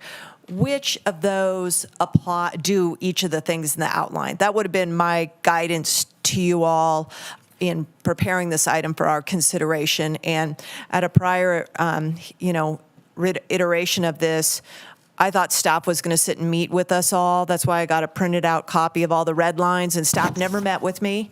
That may be because our city manager, he's not here, but I think he's still on the payroll, put an embargo on me meeting with staff, so I'm not going to lay it on staff. But I think that it would have been helpful for me to see the AB 213 language of what gets us where on that. Sure. And here's specifically the AB 213 language that we are addressing today. But because my time is quick, I would have wanted those highlighted on the red line for me to see. Okay. Because some are procedures, obviously. Yeah. And incentives may not live in Title 18. And just to disclosure to everyone, I've worked with the zoning code from 1998, and during the years of 2010 and 2011, I wrote the report, compiled the report from all the jurisdictions that had to report. I'd call up Boulder City, I'd call up Clark County, tell me what you've done for the report. I identified to Reno staff that your sewer rebate program to people of lower economic means should be in the City of Reno report. So I'm pretty familiar with that. I just say that as preference to understanding where the legislature is coming from and how it's gone forward. And I do not want to be in a time crunch at this point. So that's why that first understanding was important for me. Secondly, when you pose the question, on the slide of tell us where we want expedited processing of multifamily or not, I would like to know what code sections those are, because I'm dealing from the draft language right now. So I would really like to understand what code sections you're referring, rather, because when you have a draft, you don't talk at conceptual level. So that would be helpful for me. I'm not entirely opposed to multifamily going right to permit, because I think most of it does anyway. There may be a situation where it's on hillside terrain that I absolutely do want a public process. There may be a situation where there's adjacent to industrial. This council's been putting a lot of industrial and residential. Maybe I want consideration there. Maybe. So I really would like to see this section, because I think a lot of that happens already. Now, is the threshold, say, 20 or so, and you want to move it up to 120? Or is that? So just the item we're talking about today is not that. What we're talking about today is any project that's affordable. When you say okay, when you 60% AMI, so they have to show us that they are meeting that 60% average area median income. Okay. They are deed restricted. This is in section 18.04.1503. That is on page 34 of the red line document that was in your staff report. Okay, so let me ask you this, if I could. Councilwoman, I'm going to cut you off. I'm Well, so I think sorry. I have 30 seconds left, actually, or am I over? Over 40. Yeah, we I'll may come not right be back. able to get through this today. I'm going to, We can come back a lot. I'll come back to you. I'm happy to come back every Okay. meeting until we're done. Thank you. Councilwoman Ebert. I don't have anything right Okay, now. thank you. Councilwoman Taylor. And Thank you, I'm Madam so Mayor. Thank you, sorry- Angela. So sorry to skip over you. Just, No, you're fine. okay. I will, again, probably be the lone voice with this opinion, but I am supportive of this, and this is the reason why. Maybe it's as a Reno Housing Authority Commissioner, knowing that we have at least 4,000 people on a waiting list right now for affordable housing. Also, it is extremely hard to pencil affordable housing projects. So, Angela, I guess I'm going to ask you, and you've repeated this before, this isn't going to, I think you need to repeat for me again, it doesn't mean that you get to not follow our building code. This doesn't mean that you don't follow setbacks. You still have a review process. You still have to meet all of that criteria within our design, within our building codes, within the zoning. And how many projects in the last, 3 years have we gotten with So for affordable housing projects, I think we've had about 5 different projects that had to go through an entitlement, and they were all for different reasons. Some were deviations, some were zone changes, some were SPDs. So what we're talking about is, again, there's different triggers for what requires a public hearing. The only thing we're saying is, as long as you meet all of your zoning requirements, you meet all your building requirements, as long as you provide that affordability, you can go straight to a building permit. We still review it. If we find anything that doesn't meet code, we'd kick you out and make you go through the process. So again, are you going to see in your mind affordable housing or a multi-family going up in the Newlands or going up in neighborhoods or on hillside developments without your review? I just think that the fear of the unknown is sort of we're getting caught up in that conversation when these developments aren't happening left and right, and that's why we're here. That's true, and for the most part, these affordable housing projects, even these smaller ones, they need acreage. They could never do this in these infill areas such as the Newlands. Those parcels aren't big enough. For something, even the project that you're looking at, that's in downtown Reno, that was probably on 1 to 2 acres of land. So you actually need a bit of acreage to make any of these projects happen, which is why you would never see a project like this in any of our truly infill areas. Okay, I think I got enough feedback on that. Mr. Martinez, did you have any comments on this slide? Go right ahead. I did. I don't know if Councilmember Reese has spoken during this portion either, but I just wanted to say that just based on the area of town that I represent in, most of these affordable housing units would already be approved by right, and that is why I want to say that to tell Councilmember Taylor that she's not a lone wolf, and I'm right there with her, and I do support the by right approval of these affordable housing units because I hear from a lot of the constituents in my area that they want to see more housing, especially attainable affordable housing that we're planning to go for. And so as I said, the areas that I represent would already be allowed by right, and therefore I am in support of this happening. All right, Madam Mayor, yeah, I want a couple things. First of all, I see 1804, 1503, and obviously you're going to run it. If this gets adopted, there's amendments in the tables, right? To put in it, that's right, correct? Okay. So number one, I'm kind of in the middle. I don't think the bulk and density and certainly the setbacks should be waived or the height. I think those are standard. The more you add density bonuses, we already have density bonuses, I think, for affordable housing. We do. Yeah, so this is upping it. I think the ones we have are good. I'm perfectly fine with getting rid of the parking for these units, but I think one thing that really needs to be understood, and it's going to come up in the second one, is you keep talking about 60 AMI and this and that, and those of us who have worked in affordable housing, subsidized housing, use that terminology around projects that are getting public money in. And your initial slide said affordable. It didn't say subsidized, okay? So my question is can market rate developer come in and show a 60 AMI without any federal dollars in this project? They can. They are required to deed restrict it to that 60% affordability for 20 years. For 20 years. And let me ask you this, because it will get into your more infill scenarios.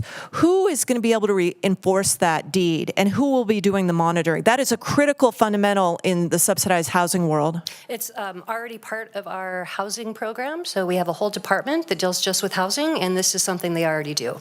Now, well, they do it under the federal guidelines. They don't do it absent of federal guidelines. And that is my question. And can neighbor Joe say, hey, you've got 50 people in there, they're renting it out Airbnb, or, I'm seeing that they're not subsidized housing. Can neighbor Joe come in and enforce the deed? That is something that I think really needs to be understood. Because you said you searched all over the country for models, and examples.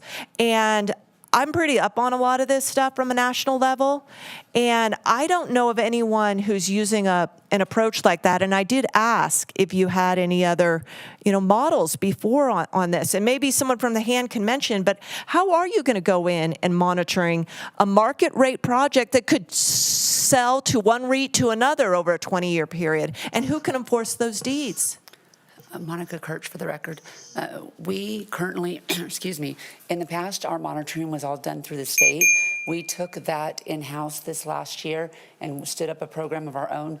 And in addition to all of our agreements that we have through, say, home lending, any other agreement that is deed restricted is on our list of monitoring, and we will be the ones that will be monitoring each year and enforcing it if need be. How many deeds, how many units are you monitoring that don't have federal funds in them?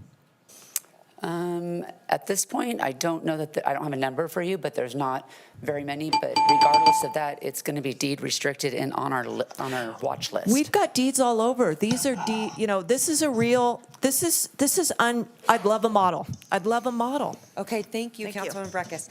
Okay, here's what we're going to do, because Angela, I am so sorry. I did not realize you have like this massive presentation. We just sort of bombarded you with questions and jumped in. This is the very reason that when we have these bigger presentations that I always say, gosh, let's wait until the very end. But I do want to say one thing, just for everyone up here, the discussion. I have sat here, a little while, along with Councilwoman Breckus. I don't think that I can think of that we have ever denied an affordable project. Can you think of one? I can't. Well, Madam Mayor, we all need to know federal money in usual years No, I know what only you're produce saying. 60 units a year. I'm just saying, Yeah. I don't want the narrative to be, we're not supportive of affordable housing. I don't remember anything that we have ever turned down. Yeah, the great challenge is to get ones that don't need federal money, because federal money is limited, but you have to do it through very fine-grained approaches if you're using the land use. And that's what we're trying to do. And, but when we mix terminology, I think it causes a little bit of confusion. Okay, thanks so much. Okay, Angela, I'm going to let you go. And Madam Mayor. Councilmember Reese, sorry, I got up like at 4:30 to make it to the prayer breakfast this morning. I know. Anyway, okay, go ahead. Councilman Reese, take it away. And then Angela, you got to go through the whole presentation, and then we'll bring it back to the body. I think what happened, Madam Mayor, is I deferred first to Ms. Dewar, and that left us off No, I feel like kilter. I went all Because you out did of offer me, turn. but then I demurred. That's what happened. That's right. Correct. I demurred. Okay. Ms. Foose, first of all, we're all very excited about the presentation. So some of us are jumping ahead because we've been jumping ahead on the screens and we know what's coming. So let us focus on what you've asked here.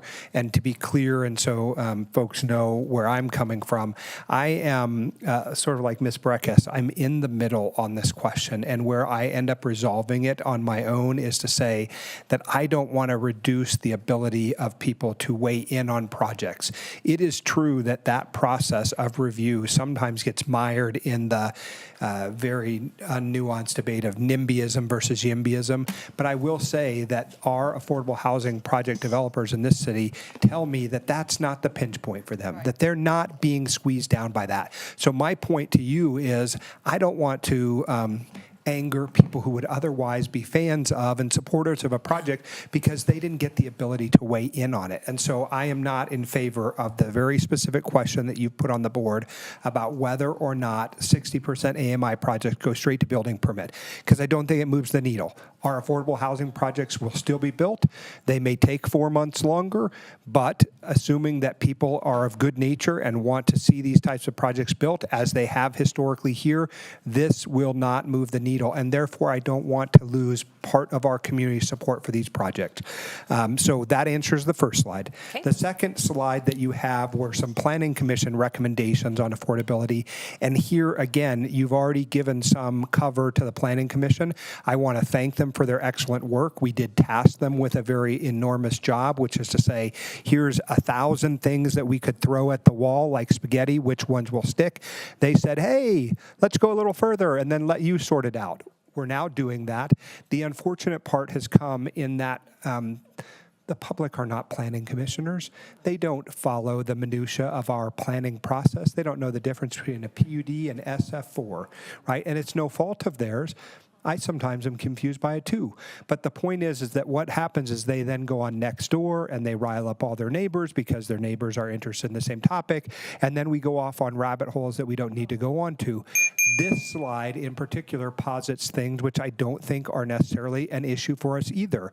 I don't think we aside from density bonuses, which we're going to talk about in another slide, and we'll have a conversation then, I don't think that you should do these things.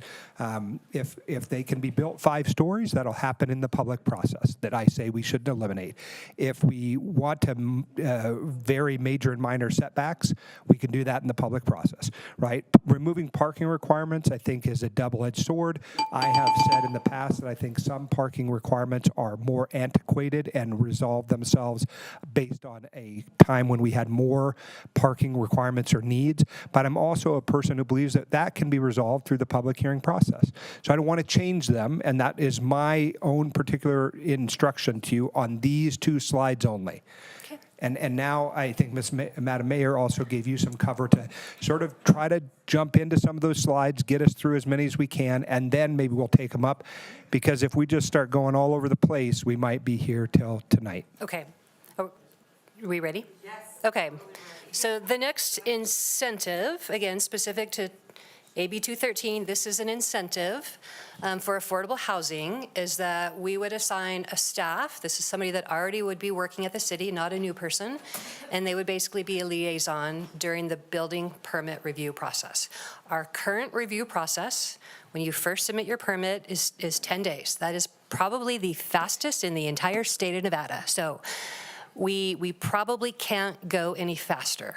But with that liaison, when they come back in, they submit their comments, we give them a list of 50 things that they have done that need to be changed. We would then call them, set up a meeting with their engineers and their architects and say, let's go through all 50 of our staff's comments so that you understand specifically what you need to do. That's the role of this staff liaison. Again, it has 0 impact on budget, 0 impact on really anything. So this is the one thing that is the easiest thing for you to approve. And again, it will check the box that we've provided a way to expedite affordable housing.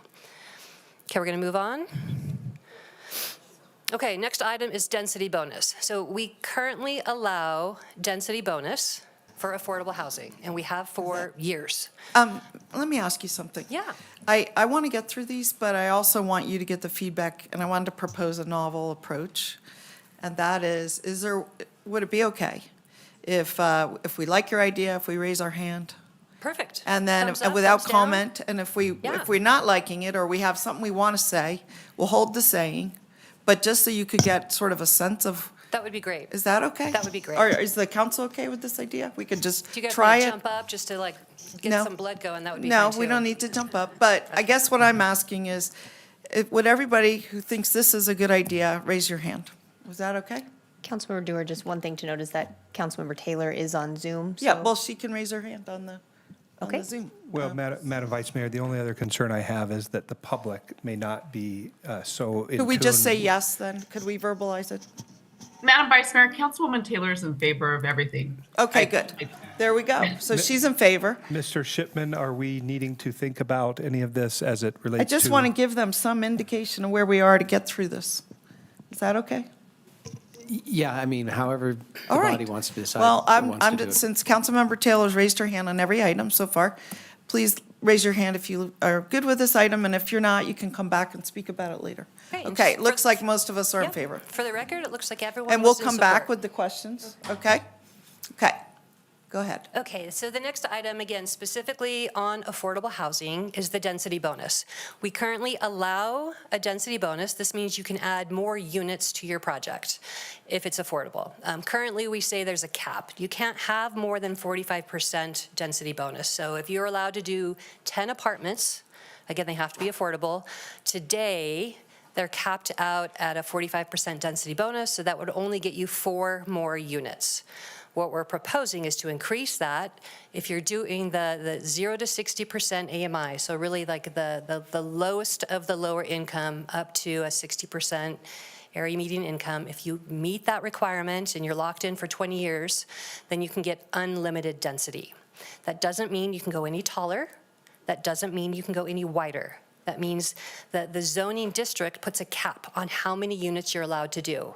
But with this, you'd be allowed to squeeze in more units. Again, you can't go taller, you can't go wider, you still have to provide parking, still have to provide all the zoning code requirements. You could just squeeze more units in. The other thing that we looked at is state law actually allows for workforce housing, and that is kind of that 80% area median income all the way up to 120%. We currently have zero incentives for those two brackets, that workforce housing bracket. So we've thrown in that we would also provide some density bonuses if you meet that 80% or 120%. Okay, so bullet 1, 0 to 60% AMI, unlimited density bonus. Could you please raise your hand if you're supporting that idea?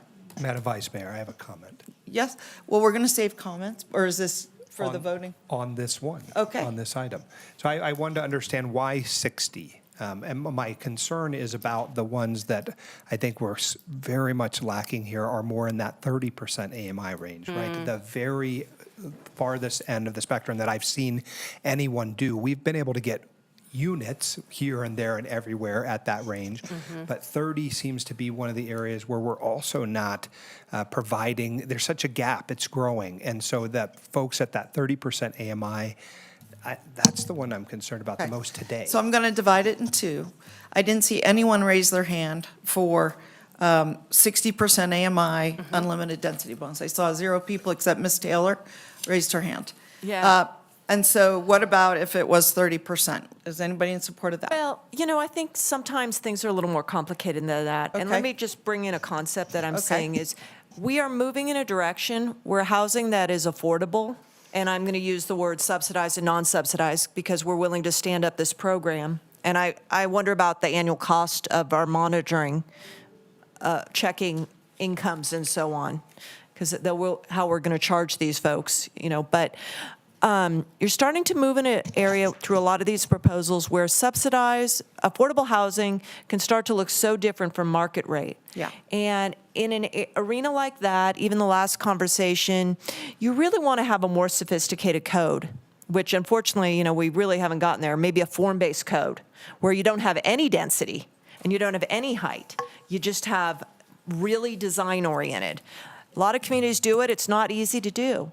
But I just want to bring up that concept. Secondly, I'm not entirely sure that a lot of the housing subsidized, because that's what we have, that we know has been affordable, is even hitting density caps anyway when they construct in a lot of these zoning districts.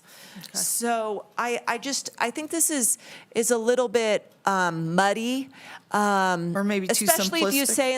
stay in the bulk and height. Okay. So I just don't think it's a really great approach. That's good. And I had asked Councilmember Ebert to hold her comments, but no one else did, so would you like to make your comment? Well, it was for a different slide. It was back one. Oh, so- one slide back? Yeah, back. Okay, I don't mind going back. Okay, so on for this this part, this is kind of maybe a couple part question. So if somebody has a parcel that would allow, let's say, a duplex or a fourplex on the property, would this staff liaison look to make sure that there's not some CC&R that prohibits that type of development happening as part of this process? This is only talking about affordability. When we get to Okay. duplex, triplex, let's maybe have that Okay. discussion on a future slide. Okay, thank you. Okay, but I do want to mark this because I think it's an incredibly important point. And many of the speakers brought up the map, and the map does not incorporate places with CCNRs or Correct. necessarily HOAs. It just incorporated PUDs. Correct. And so we either need to do the proactive work to make sure the map is correct. Let's Yeah, wait till we hold get to that. the map Good. so everyone understands All what right, the now, map is. team, my concept of us voting did not work. So I'm going to have, I mean, it was an experiment. It didn't work well. So, Let me ask the group another idea. Yes. So density bonus right now, again, as long as you meet that 60% AMI, you're capped out at 45%. 45% density bonus. Let's just keep that status quo, not make any changes. What if we added another category of 0 to 30%? So truly low income. We give you some additional density bonus, not unlimited, because I think maybe that's going a little too far. Maybe instead of a 45% cap, maybe if you provide that really low income project, we'll give you whatever number, 60% density bonus. When we only get 2 to 3 affordable housing projects a year, very few of them are less than 60% AMI. They have a couple units that are in the 45%, but the majority of every project we see that's affordable is typically in that 45 to 60% AMI. So I don't think we're going to get a whole lot of these projects coming in through this incentive if it's the truly low income, but I think it's a good thing, right? It's one thing we can do to incentivize it. Thank you. So I'll speak to it. I would support that with one caveat. I want to know what the density, we already have in our regulations, density steps, size of unit. So like for multifamily, for instance, zoning, so We have 1,800 square foot, 1,400 square foot, 1,000 square foot. Would that apply here? Nope, that is not about affordability. That's a different slide. Okay, very good. Well, I would support it. Anyone else give a thumbs up or thumbs down? Madam Vice Mayor, Ms. Foose, can I sort of posit the hypothetical because I think it will help me to get there on what you propose. So there is a vacant 3-acre parcel somewhere in the McCarran Ring, and nothing's happening with it.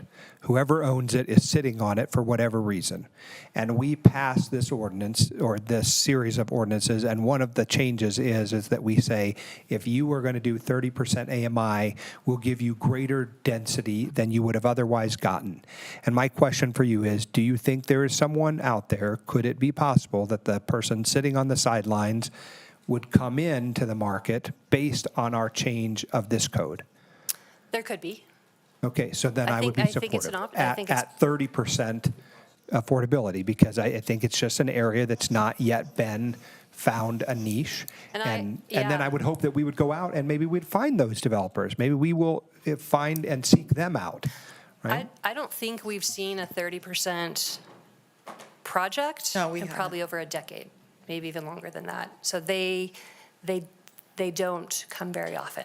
And I'll tell you a concern I have on the downside, which is that if you take people at very low income, and then you have a density bonus, and that means you're squeezing units onto the same spot, it means that people that are at a lower income are having a different level of living, in that they may not have a playground.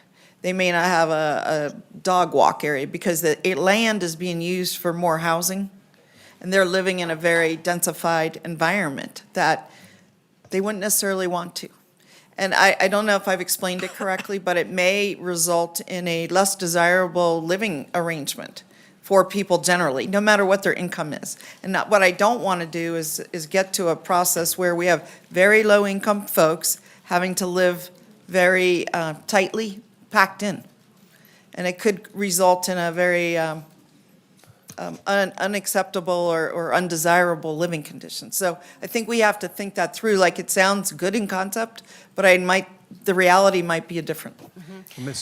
Madam Vice Mayor, what about a 70-30 project? You said Innova was one of your favorite things. 80-20, yeah. That was 80-20. Right. What if we had a 70-30 category?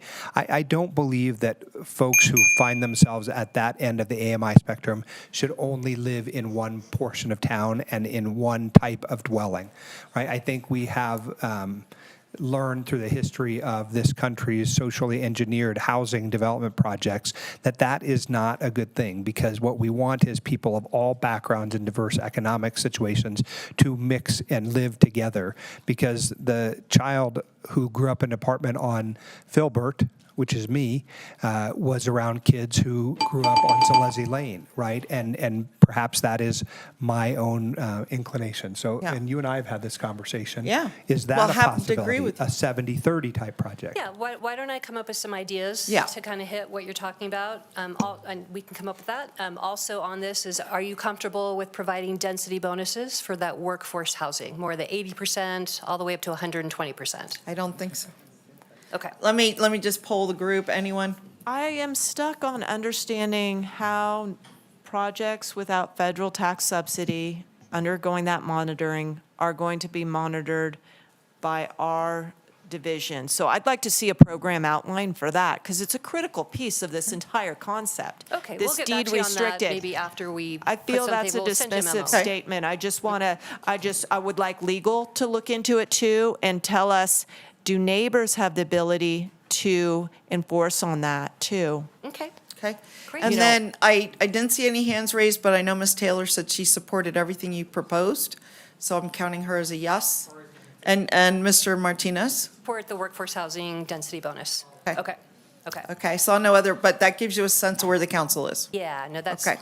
very helpful. I'm trying. And then this is just more of an example. Again, when we're talking about density bonus, I just wanted to highlight that you still have to show parking, you still have to show landscaping. Just to give you an image of what that would look like, right? If your zoning allowed you to have 30 units, and with that density bonus, because you were providing unlimited density or you had a really low affordability, you still have to meet all the zoning requirements. So the project on the outside looks exactly the same. The number of units on the inside is what would be more. So math tells us the units have to be much smaller. They do have to be much smaller. Okay. Okay, so that is it, specific to affordable housing. Okay. The next is just dealing with some housing. Okay, so in let me general. pause here. We heard from the public, and I made this comment myself, and I thank you for doing it right now, which is we asked you to divide the discussion on affordable housing from the discussion on housing generally. So I think you're signaling we are leaving the topic of affordable housing. We are So one departing- thing I did hear Correct. was a staff liaison that was universally supported.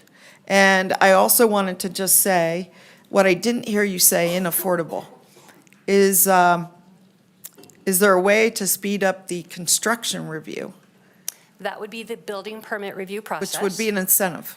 And again, we currently are the fastest in the entire state. We do it faster than any jurisdiction in Nevada, or I have heard that Story County thinks they do it faster. they don't follow codes. What's that? They also don't follow codes. Well, and they have actually no follow housing. codes. They have no housing. So let's take them out They of have the not equation. added any housing in the last decade. Correct. I stand corrected. Story County does it faster. Okay. However, we have a very quick building permit review process. So you don't think we can gain anything there? Nope, our first round of reviews is 2 weeks. Our second round of reviews, because again, they make their changes, they resubmit, 3 days. Okay. There's nothing to be There's gained not there. a whole lot of room there. But again, if we have Okay. a staff liaison holding their hand, saying, here's the changes you need to make, do you understand what that means? We can have those discussions, and Okay. so when they submit, hopefully Now, it's I want to correct. speak to something Councilmember Reese said earlier about affordable housing, that this isn't what he was hearing the builders ask for. And that is the same for me. An incentive that they asked for was, we have a rule, something about a step back. They said if they didn't have to do the step back, that would be an incentive.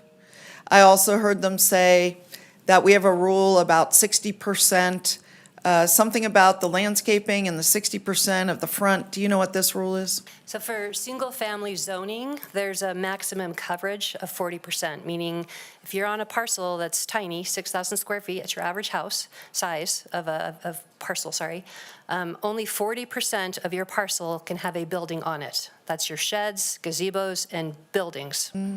That was not what they were talking about. They were talking about a multifamily, affordable home, housing project, and there was a requirement for sidewalk, landscaping, et cetera, that had to be 60% had to be in the front or something like that. So all of our mixed-use zoning districts allows apartments by right. What they're talking about is a zoning code requirement that we provide some kind of window or transparency or amenity. We don't want block walls. It was facing about our streets. amenities. So 60% of the building that faces a street has to have something pretty. And that could either be windows, or it could be trees, it could be additional landscaping, but 60% of your frontage of a street. So I've heard these two things for affordable housing, and I guess I'm just asking, we haven't heard of those being addressed as an incentive, No. but And it's an wouldn't- idea. I wouldn't propose that. Well, I'm just saying, that's what I've heard from the developer. We had one project where that came up as an issue, and we worked through with them how they were able to meet that requirement. Okay, but would it be an incentive to address those issues? That's what I'm asking. I don't think, no, I don't believe so, no. And if I may, it Yes. would be a bad idea. Okay. Because, let's think about this.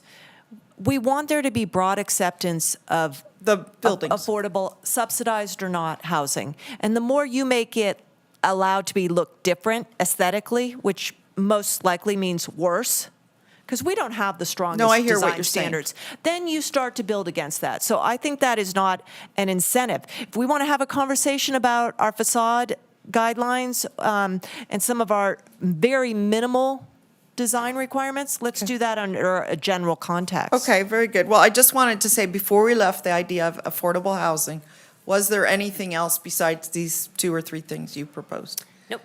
Okay. All right, well, I think you've heard where the council is. Yeah, and again, if there's other things that you guys specifically want to address on affordability, things we can do to streamline the process or to incentivize affordable housing, Okay. feel free to All right, share that and with us. Ms. Taylor, I think you had your hand raised?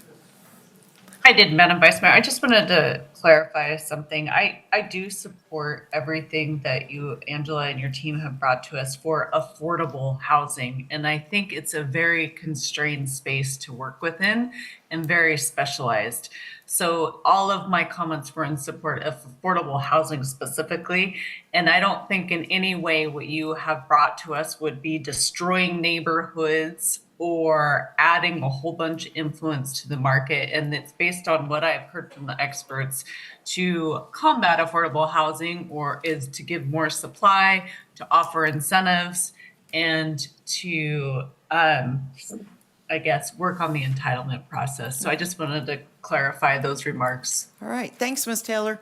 I guess I'll ask this, before we leave affordable housing, does anybody else have a comment? I'm not seeing any, so let's go on to other housing. Market rate. So again, our goal here is to look at what we can do to encourage infill and density. And so we already, in our zoning code, we have a density bonus for market rate. We don't care what the cost that you charge for your apartment. We don't look at that at all in this discussion. This is strictly for market rate projects. We have used this in the last 3 years on about 12 different projects where they've come forward and they've said, hey, I've got 10 units. I want to be able to do just one more unit, but the zoning code doesn't allow me to do that. If I meet this density bonus requirement, meaning how big or small the units are, can I put in 1 or 2 more units? And so again, we've had 12 projects that have utilized this, and I would say that's pretty good. Of that, I think we got 60 new units on the market. So 60 new housing units, these are all, again, apartments, were able to be built or come in for a building permit through this process. So we looked at that and we said, okay, if we're trying to do better, maybe we should look at increasing the amount of density bonus you get. So we have 3 categories in our code, and these are based on the size of your unit. The biggest one is 1,800 square foot. You get a density bonus right now of 15%. So 15% more units is what you would get. We're proposing to increase that just a little bit, so you'd get a 35% density bonus. That next category is units that are 1,400 square feet in size or less. We currently give you a 30% density bonus. Let's propose to increase that. Now you'd get a 45%. And then finally, the big one is those really smaller units, the 1,000 square foot. And I will say, of all those 12 projects that have come forward, most of them were 1,000 square feet or less. So that's, again, kind of the targeted infill product that we're looking at. So right now, the max you can do is a 45% density bonus. We're proposing to up that to 80%. I do just have some pictures so you can visualize what that means. This is probably the easiest one to kind of understand. It was a Motel 6, and they had 124 motel rooms, and they wanted to convert all of their motel rooms into studios and 1-bedrooms. And so because the zoning capped how much density they could have, they could only have 88 units. That meant there were still going to be 36 motel rooms that were just nothing, right? It was kind of a waste. This is not affordable. This was just your average market rate. So they're able to use that density bonus to be able to convert every single motel room into a residential unit. Another one, this is a much smaller, this was a new build. This is in the Wells Avenue area. This is a tiny parcel. It was less than half an acre, definitely an infill site. They were allowed to have 16 units just based on the zoning. With that density bonus, they were able to get two more units. They weren't able, again, to add anything taller in height or anything bigger in terms of pushing out the building. They still have to provide parking and landscaping and access around the building. So that additional 2 units just helped them financially, because now they had 2 more units that they could market. And so that was something that I think was a big plus for them. I'm going to stop there. Okay. Okay. I have a Yep, let me just say something really quick. And I've already had this conversation, no news. I think these limits, the 1,800, 1,400, and 1,000 are too big. An 1,800 square foot house, a house is 3 bedrooms, 2 baths. It's a regular house, and I don't understand why we give density bonuses for that. What I want to do is look at these, to your point, look at these smaller units and give a higher density bonus for those. And what I would recommend is reducing these through the code to something like 800 square foot for the least, 1,000 for the next maybe, and 1,200 for the next, something like that. That's not a regular size house. Why are we giving density bonuses? We want to encourage people to build some smaller units that people are calling for, and theoretically should charge less for smaller square footage, theoretically, and have more of them. I'm in support of that. I just can't go with these numbers. They're just not realistic, I don't think. Okay. So over to Councilmember Breckus. Yeah, I mean, also, the density bonus concept is, you know, it's pretty cumbersome because you have to go with your base zone and then you have to calculate it out and then, you know, go off your, you know, your design. I'd almost rather see just the caps in the base zoning districts, if we still have that applicable, be increased. But you know, in lieu of that, if you want to have this overlay of density bonus, I can support that, but you do need to drop them down. But I don't want to say what to drop them down. I want you to tell me what that, you know, what over the last 3 years you've been seeing the market produce. Because if we're trying to get to these smaller units, which we probably are, because we know household size is shrinking, then I think we calibrate it. But we don't calibrate it off of what I think today, move it to 1,000, 700, 500. I'd like a little more analysis on that. And if I had had the opportunity to sit through the draft, which I started reading and marked up, I would have, you know, brought this conversation forward to you all. Can you go back to your one on the Motel 6? I'm trying to understand conversion of a motel to housing. GC limits the site to 88 units. Is that a general commercial? Correct. It doesn't have a South Virginia corridor overlay? That doesn't exist anymore. Okay, so that's just a GC's location there, not an MU location? Nope, they're zone general commercial. Okay. And general commercial calculates it on, Density's capped at 45 units per acre. okay, so it still has an acreage cap for the general commercial. Okay, thank you. Okay, so then, let me just get the poll of the group. Do we want to support this concept of increasing the density bonus? And I would with smaller numbers, and I gave you, for example, I'm not saying it has to be 800, 1,000, 1,200. I'm saying, for example, it should be something lower. Yep, and we have the data on all the 12 projects, so we'll go back and come Okay. up with 3 different categories based on the feedback we heard Okay, today. what's the pulse of the group? If you're supportive of this concept, I'm supportive with the change, so I'm going to raise my hand. Anyone? Madam Vice Mayor, I have a Yep. question. And what about you, Councilmember? Not sure. If you're not sure, that's okay. Yes, Mr. Reese? Ms. Foose, I'm trying to understand your role as administrator or making an administrative decision. Are there ever a moment where a project is either in the pre-design or the design phase of its project, and they are trying to say, what else can the city do to help us make this project go? Because I imagine that oftentimes what happens is the person who owns the 2 acres in downtown Reno, it just says, here's what the code tells me I can build. So I go out and hire architects and engineers to build it to that thing. And then they aren't really thinking about how do they get to the density bonus unless we put that in place. Is there a way for us to imbue you with certain discretionary ability to look at a thing like this? Is that possible? Because I'm sort of between Ms. Dewar and Ms. Breckus. I think there's value to it, but I'm trying to figure out how do we get the product type that we want at the size that we want. And I will say, all of the projects that have used that density bonus really have been kind of unique, one-off infill projects. And so that's kind of been a nice thing where they'll come to us and say, hey, we've got this concept, but in order to make this pencil, I need to get 2 more units. Is there anything I can do to get 2 more units? And we say, well, you can change the zoning. Or we say, you know what, based on the size of your units, you can use this density bonus that's in code. So it's been effective in that respect because we do have a lot of developers that maybe don't know this is something they can do today. So the discussion usually is, would you support a zone change? And we say, we don't even need a zone change. You can get those 4 extra units through this density bonus. Makes a lot more sense. Thank you so much. All right, we're going to move on to, you have 2 more, I think. Okay, so this next one is missing middle, and we tried to give you an example of what that is. A lot of Reno is single-family housing, and a lot of Reno is apartments. There's not a whole lot of other housing products. One of the public commenters talking about row housing or townhomes or condos or duplex or triplex. So that's really what that missing middle is. It's anything that's not an apartment in terms of, more than 5 units, and it's not a single-family home. So we looked at where we currently require a public review process, and specific to that topic, anything that is in certain zoning districts, and we listed those zoning districts, there's 5. These multifamily zoning districts require an extra public hearing if you're less than 100 units and more than 20.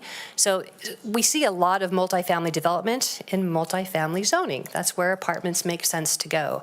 But we find that we keep triggering these public review processes, and it adds time and money. And so if we're trying to speed those up, again, our proposal is to allow for more by right development. Here's 3 examples. Just some of these smaller projects. They aren't big projects, 40 units, 18 units, where they had to go through that additional review process because they were in those zoning districts that triggered it. Now, our code already says if you have more than 100 units, you require a conditional use permit. We're not proposing to change that. That would stay the same. The only thing we're looking at is if you're less than 100 units, like these types of projects, to allow them by right, meaning straight to a building permit. Still have to meet all your code requirements. Can't exceed height, can't change your parking. Everything still has to meet your zoning code, but you would be able to, again, get to market faster. Okay. All right, let me ask the council, how does this feel to you? And I'm going to assume, I hope, Ms. Taylor, that you're supporting this. As anyone else, A or nay? I will just share, I have concerns just by right for anything. I don't think it's the right direction to go, so I'll just leave it right there. Anyone else? That's my opinion. Your opinion as well, Ms. Breckus? Yeah, could you bring on the first slide back? Yeah, so, I can, let's think about this. This is giving staff a lot more authority, okay? Just to be in their office, looking at things and deciding if it comports with the ordinance or not. Very quantifiable. Or does it go to the planning commission where, you can design by committee or us, on an appeal? And so I think in theory, it's not bad to give staff this if you have everything else in place, like your design standards and so on. So I'm not necessarily opposed to it, except for in those MF 14, 21, and 30 districts, because most likely, and there's not a lot of that zoning left around, but most likely, if you've got something that's coming in at high multifamily, it's going to be much larger than a 14, a 21, or a 30 zone property, because those are typically on your 7,000 square foot lots. And so they're just smaller, it's going to be someone who aggregated a lot of lots together. And so you're going to have some design issues. And I think those do need vetting. So the NC, the GC, and the PO, I do like to preserve professional office as I think it's a useful zoning district, and I hate to see it get gobbled up, but we don't have a lot of that either. The NC and the GC, to my recollection, when I started with this code in '98, it allowed unlimited density. That's why in my last question, I asked Ms. Foose, why was GC at 45 DU? Because I thought it was unlimited. And I think Shane Phillips brought up that we always have had very generous density. So for me, the NC and the GC are perhaps one that I could be comfortable with seeing go by right, but not the MFs and the POs. But I just want to call out a big thing is a lot of the problems we've experienced in the last 10 years, 12, 15 years here are because we do not do planning. We don't do planning for growth areas, so we have horses getting strangled on fencing, and we don't do infill neighborhood planning. In 2001, I did a planning effort adopted by the council for the West University neighborhood. We rezoned, upzoned a large part of the university area from 14 to 21, from 14 to 30. Got a lot of density on with design guidelines. The council's giving up on planning and doing everything through code is just not going to get us to a good place or happy people. Okay, very good. Mr. Martinez, yes? Yeah, thank you so much. Just to comment on that, I think I would be more amenable to passing it if we went to something like 60 units instead of jumping to 100 units, but that would be my only comment on that. Okay. And Ms. Ebert? You're what? Nothing I at this agree with time? you. No, You I agree agree. with me? Okay, so that means you agree with Mr. Reese, too? So I heard three, maybe 3.5 that are against this. Kathleen was in support of it. Yes. Mr. Martinez. With changes. With changes, She- Martinez with changes. And only some of them, Ms. Breckus. Okay. Yeah. One question I have quickly, I want to make sure, because this is not about the duplex, triplex, fourplex yet? Correct. That's a different one? Next one. Okay, thank you. Ms. Foose, I want to make sure that I've been clear, though. I am someone who's saying I don't want to eliminate the public process from these discussions. Okay? She heard you. Okay. Yep, so I think what we'll do is we will remove this recommendation when this Probably. comes to a first reading. Okay. We'll leave it status quo, the way it's written in the code now, we'll keep. Probably good. Okay. Angela, Okay. let me ask you, how many slides do you have left? I think she's our last one. Yep, this is the last topic, and this is where we get to look at maps and. Okay. This is the last topic, I just though. want to make sure you're getting through everything you need to. We are. Because then otherwise it's just harder to follow. Yes, we're very close. Okay, thank you. Okay, so this last I'm doing my item- best, Madam Mayor, to bring us in for a landing. Okay, keep going. This last item is the one we've heard the most public comments about, duplex, triplex, and fourplex. So we have 4 different single-family zoning districts. So citywide, there's 4 different categories where you can build single-family. 2 of those already allow duplex and triplex and fourplex with a conditional use permit. These 2 here, we call it SF3 and SF5, do not currently allow duplex, triplex, and fourplex. So our recommendation was to allow them in these 2 zoning districts, but with a conditional use permit. So again, you still have to go to a planning commission through that public review process. So we do have a number of maps to help you guys understand what that is. Here's just a graphic of our 4 different single-family zoning districts. What's approved today. Today, you can do apartments in 2 of our single-family zoning districts. That is a conditional use permit, but that's today. That's been in code for more than 2 decades. It's not new. It's been around for a long time. Again, what we're proposing is single-family specific to that SF5 and SF3, not apartments. Anything 5 or more is what we would call an apartment, but duplex, triplex, and fourplex would be allowed, but only after the Planning Commission has reviewed and approved. May I ask a question on this? Yes. you can. So you said that the SF11 and SF8 have allowed apartments for 2 decades? Yes. We haven't had those districts for 2 decades. What were the predecessor So they zoning were- districts? Let me pull up that section of code.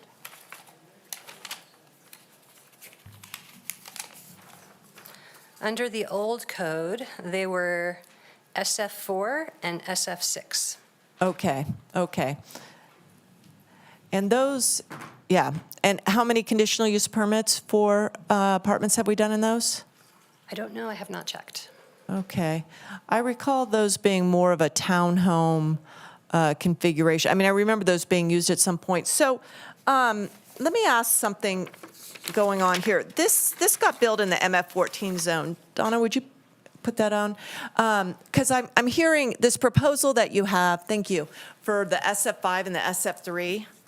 The SF5 and the SF3, does it involve setback changes?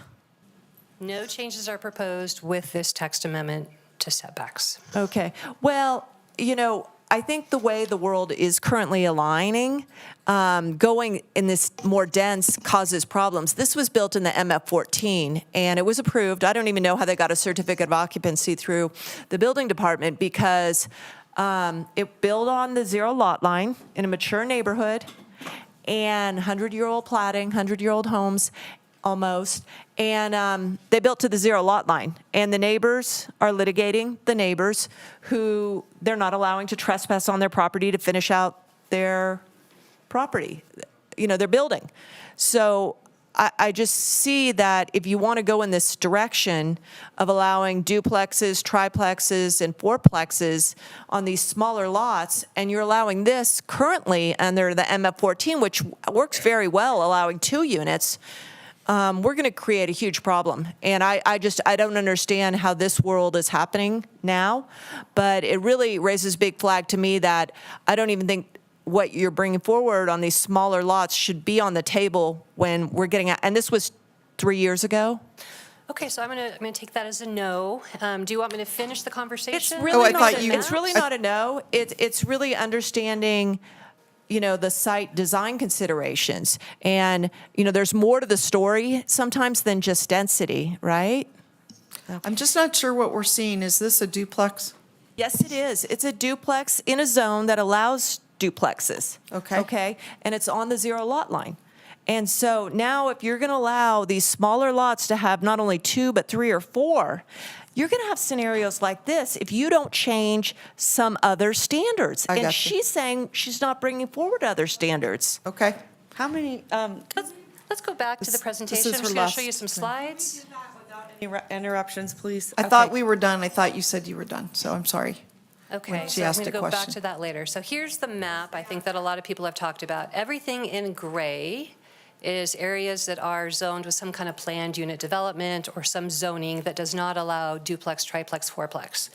Everything in green is zoning districts that allow duplex, triplex, and fourplex today. Some of those are through a public hearing process. Some are just allowed by right.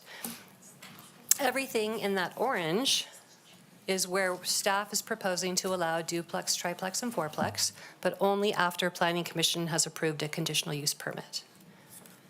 Now, when we took this to Planning Commission, they supported the idea, and they also proposed to go a step further, and they proposed that all of our 4 single-family zoning districts should be allowed by right to have duplex, triplex, and fourplex.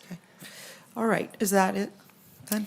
Yep. Okay, so I'll just comment. Some of the comments I've heard from the public are that in another code, the Title 18 update, that I think it was in there, that you were proposing to redefine single-family. So you just said it yourself. You would redefine multifamily above 5. So that implies anything below 5 is single-family. Our definition for multifamily today does not match the building code definition for multifamily. Right, but what is it today? I think it's 2 or more is Right. what our definition today So, is. but it would go 2 or more to 5 or more, Correct. multifamily. So does that imply single-family is 0 to 4? Single family is 1. So how do you fit what you've just proposed? So we currently allow a duplex, triplex, and fourplex in our single-family zoning districts today, and we have for decades. 2 of them, SF8 and SF11. Correct. Okay, So we're proposing to just continue that in these other 2 zoning districts. okay. So just very simply, I have 2 comments on it. I'm not supportive of that by right. And the second point about your map is that I think you have to do a more detailed mapping exercise. For example, in the orangey color, I live in the orange color, and we don't have a PUD, we don't have a HOA, we do have CCNRs. The lots have to be an acre, or 2 acres, actually, 2 acres, something like that. And I think our CCNRs would prohibit this, but you don't have an accommodation for that. And I think it would create confusion, where people in my development would think they're allowed to go do this, but we don't have an HOA. We do have a CCNR committee, architectural committee. But if they didn't catch it and they came to the city and they got approval to do a fourplex in our CCNR restricted development, again, it goes back to Councilmember Breckes' point about who is enforcing that. They could just come to you and you say, yeah, we approve that. But it's not approved by our CCNRs and there's no enforcement. Okay. So those are my two comments. All right, and then- thank you very much. We've got to get back on track. But we are on The track. clerk tells me we are not on track. Well, she- All right, go ahead, Councilman Reese. Thank you, Madam Mayor. If I could ask the clerk to pull up a map for me, please. So this map is a bit too large for me. It's hard for me to do it, and so I have a map that I've been working with, and here's how I want to explain my position. This is a map, a zoning map of the Newlands area. So the Newlands is identified here in the black outline.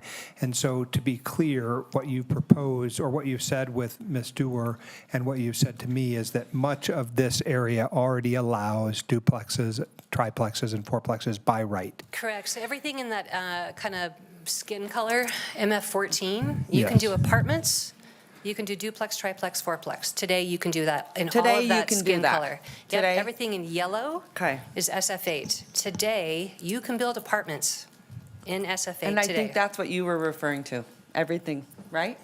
Okay? With the CUP, Yeah. yep. And so what we're proposing. So what we're proposing is that green area, which is SF5, to expand to allow duplex, triplex, and fourplex, Okay. but only with a conditional use permit. So now here's my input on this particular thing. I am not in favor of this proposal. I believe fundamentally that, number one, I don't want to deprive the neighborhoods of the ability of the NABs and the CABs to be able to have input into these projects. So saying that it's going to happen by right, I think changes the ability of a person to either go in with that process or a minor conditional use permit or change it. And I think the result is that, again, you're angering the people who you need to be on your side to support the policies of this city, which is to be good neighbors. And so for me, I don't think it's going to move the needle any way measurably to tell the people who live in this SF5 area that now they could, in the future, if someone tore down a house, put up a fourplex. I don't think they're going to do that. I think the cost to tear down an existing home and then put it into that new housing stock means it's not ever going to happen. So again, I don't want to piss off people for something that we're doing in the theoretical when it actually does not happen in reality. So I'm not in favor of this attempt to address it because I do not think it moves the needle, and it does not allow the neighbors to control the area which they have control over currently. So that's my position. Okay. Okay, let me ask any other council members. Councilmember Breckes? Yeah, I mean, that example I showed you is from Newlands on an MF14 property. And it's a lot, someone approved a building on a zero lot line, a new second unit over a garage on the zero lot line. And the neighbors started seeing workmen over on their side of the yard, said, you cannot trespass on my property to build on your property. That's a no-go. So we got some code problems here that are stumbling blocks to get where we want to go.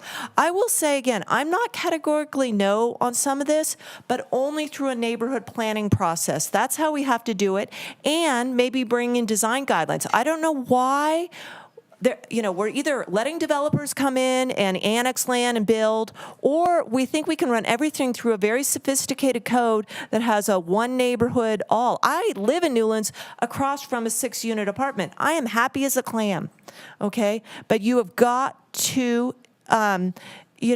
be a little more detailed than writing some miscellaneous code that you have. It's just, it's Reno was doing very good planning 25 years ago, and these comments with the absent looking at a neighborhood in an area to approach this serious problem of wanting more density is just, it's just not the way to do it. All right, Mr. Martinez, you had your hand. Yeah, thanks so much, Madam Vice Mayor. I will say that Yes, she said it's done.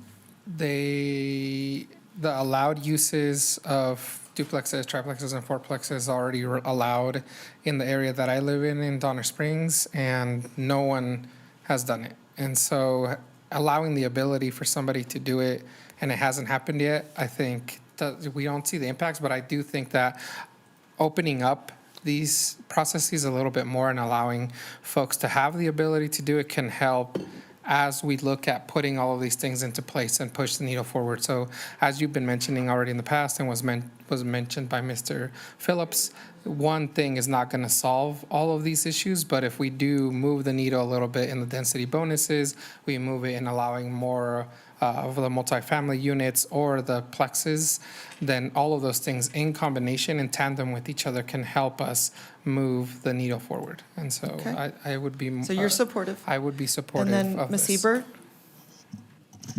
Yeah, I don't support it. You know, I have concerns, you know, before I saw Councilmember Breckett's picture, I had concerns about that type of situation happening. And also, you know, I've had people reach out to me about their CC&Rs in their neighborhood that they didn't know existed until all this came up, and then they contacted title companies and found out that they did have them. So I have a concern too that if there's not a lot of research done prior to something like this being approved and built, that there might be some liability. You know, if the city says it's okay, but there's a CC&R, like, will there be a staff person that would review the area and make sure that there's not some rule that says it's not allowed, even if there's not an HOA? And one example I heard, it was a CC&R from the 20s that's still in effect. You know, Right. that people didn't know about until they specifically researched. Is anybody going to take that time? And who gets the liability if they don't, and then there's a lawsuit? Yep, so the CCNRs, we do not enforce as the city. We don't review them. We don't see them. It is up to the property owner to know about them. One thing that we can do is we can add some language to our code that says to that, right, to that effect. It is up to the property owner to know their CCNRs. If it does come out that they have CCNRs that don't allow ADUs or duplex or triplex, and we are aware of that, then we would say no. But, you know, similar to the CCNR say you can't paint your house pink. We do not enforce that, right? You can't call code enforcement and say, my neighbor just painted his house pink. CCNRs don't allow it. We won't respond to that. It's very similar to anything else in the CCNRs that talk about how long your trash can be out or who's allowed to live in the neighborhood. We do not enforce those. Yeah, I don't think painting your house pink is exactly the same as building a duplex next to It's your not, house, but. my point is, we do not enforce those. Okay, thank you. All right, Councilmember Taylor, any further comment on this? I just wanted clarification that this still requires a CUP review, right? That was staff's recommendation, yes. But Oh, okay. Planning Commission Thank you. said no, right? They said by right. Correct. So we have two different things here. Ms. Taylor? I thought I saw a CUP with a recommendation of CUP on your slide. That would be my only comment I would support. Well, I just want to be clear, though, that's not what the Planning Commission recommended. Planning Commission recommended to allow them by right in all 4 of our single-family zoning districts. Right, but are you modifying that now in your presentation to us?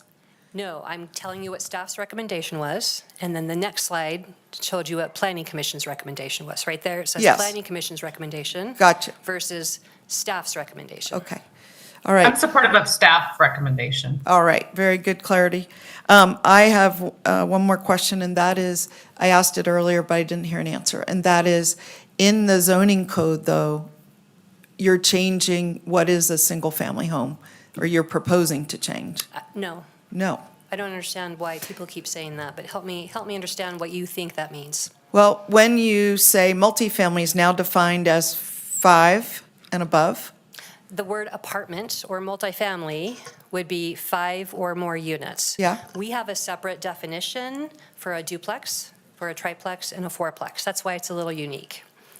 If we didn't have uses like a duplex, triplex, and fourplex, all of it would be multifamily. But Gotcha. because we separately break those categories out, they all are separate uses and have to be allowed in that different zoning district. okay, so that's what I wanted clarity on, because I've heard many people say something different. Okay, thank you. That answers that question. I think it does. Okay. I think it does. All right. Madam Vice Yep, Mayor, I please. just want to make sure that Ms. Foose understands. My point is that I do not believe that we need to change the SF3 and SF5 to include duplex, triplexes, and fourplexes. I don't think that makes a measurable difference, and it will not move the needle on creating more affordable housing. So rather than ask existing neighborhoods to sort of accept that fate, I'm just saying that is not what I want to have happen. If it comes through on a minor conditional use permit or some different kind of a zoning change, as you described earlier in the conversation we had today about how people come to you and they say, well, I'd like to do this, but I don't think I can. And you say, well, we could zone it differently.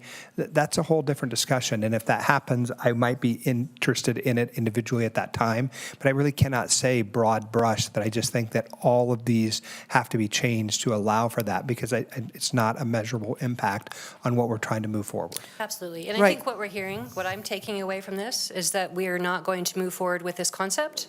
We're not going to change. Anything that's in code today will stay the same.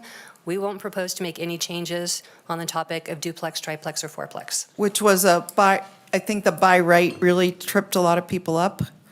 I'm just sharing. And remember, they're responding to the planning commission. Yes. Yep. So And this whole the staff conversation. proposal was a little bit overlooked. Yep. Okay. So again, what's in code today, we will not change. We're And not I going to wanna touch SF3 or SF5. Clarify that I agree with my colleague on everything he just said. With one exception, he said something about affordable housing. But this part isn't about affordable housing. This is just about housing, right? Correct. Okay. All right, any final comments before we wrap up? I think we've given a lot of detailed response to Ms. Foose on everything she wanted. Any last comments? I don't see any, so you've heard our direction. We don't have to take votes, right? Nope, Okay. this is just feedback. We'll come back at your second meeting in June with a first reading. Okay. And then your next meeting won't be till July for the second Well, reading. wait a second. Don't you have to go back to the planning commission? We do not. If you'd like me to go back, I can go back and express your guys' feedback and then get their feedback on your feedback. No, I think No. it's fine. I just, because the ordinance has changed so much. Okay, so first reading in June.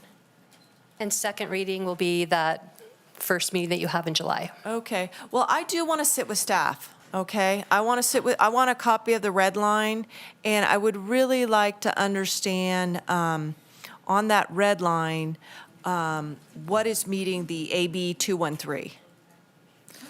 That would be very helpful if you could go through AB 213 with a checklist of what's required and what we've done, right?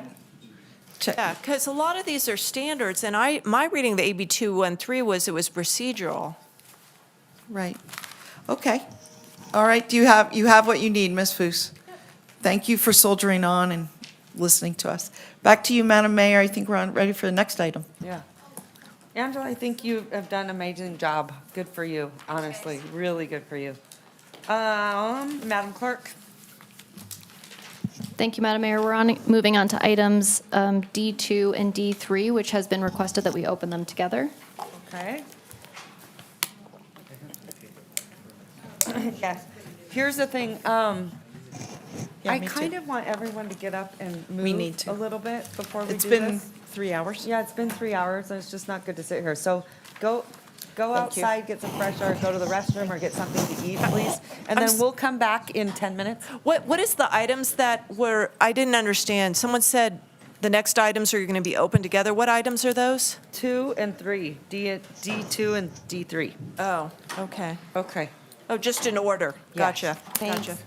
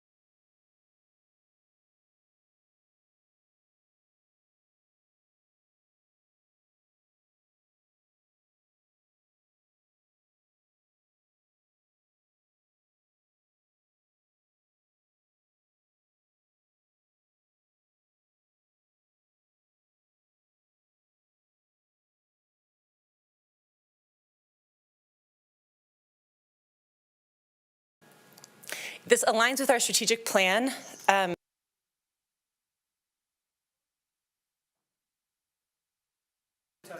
Oh, thank you, sorry. Economic and community development, infrastructure, climate change, environmental sustainability, arts, parks, and historic resources. And I also wanted to point out that in the Downtown Action Plan, investing in the Truckee River Corridor is part of the implementation item 1D. So just to recap, what we're doing today is we're talking about funding for ARPA. We're not doing any acceptance of the larger Truckee River Vision Plan. And I did just kind of cover how this is ARPA. ARPA dollars need to be encumbered into contracts by the end of this year, which is why we're moving these forward now. And then all projects need to be completed by the end of 2026.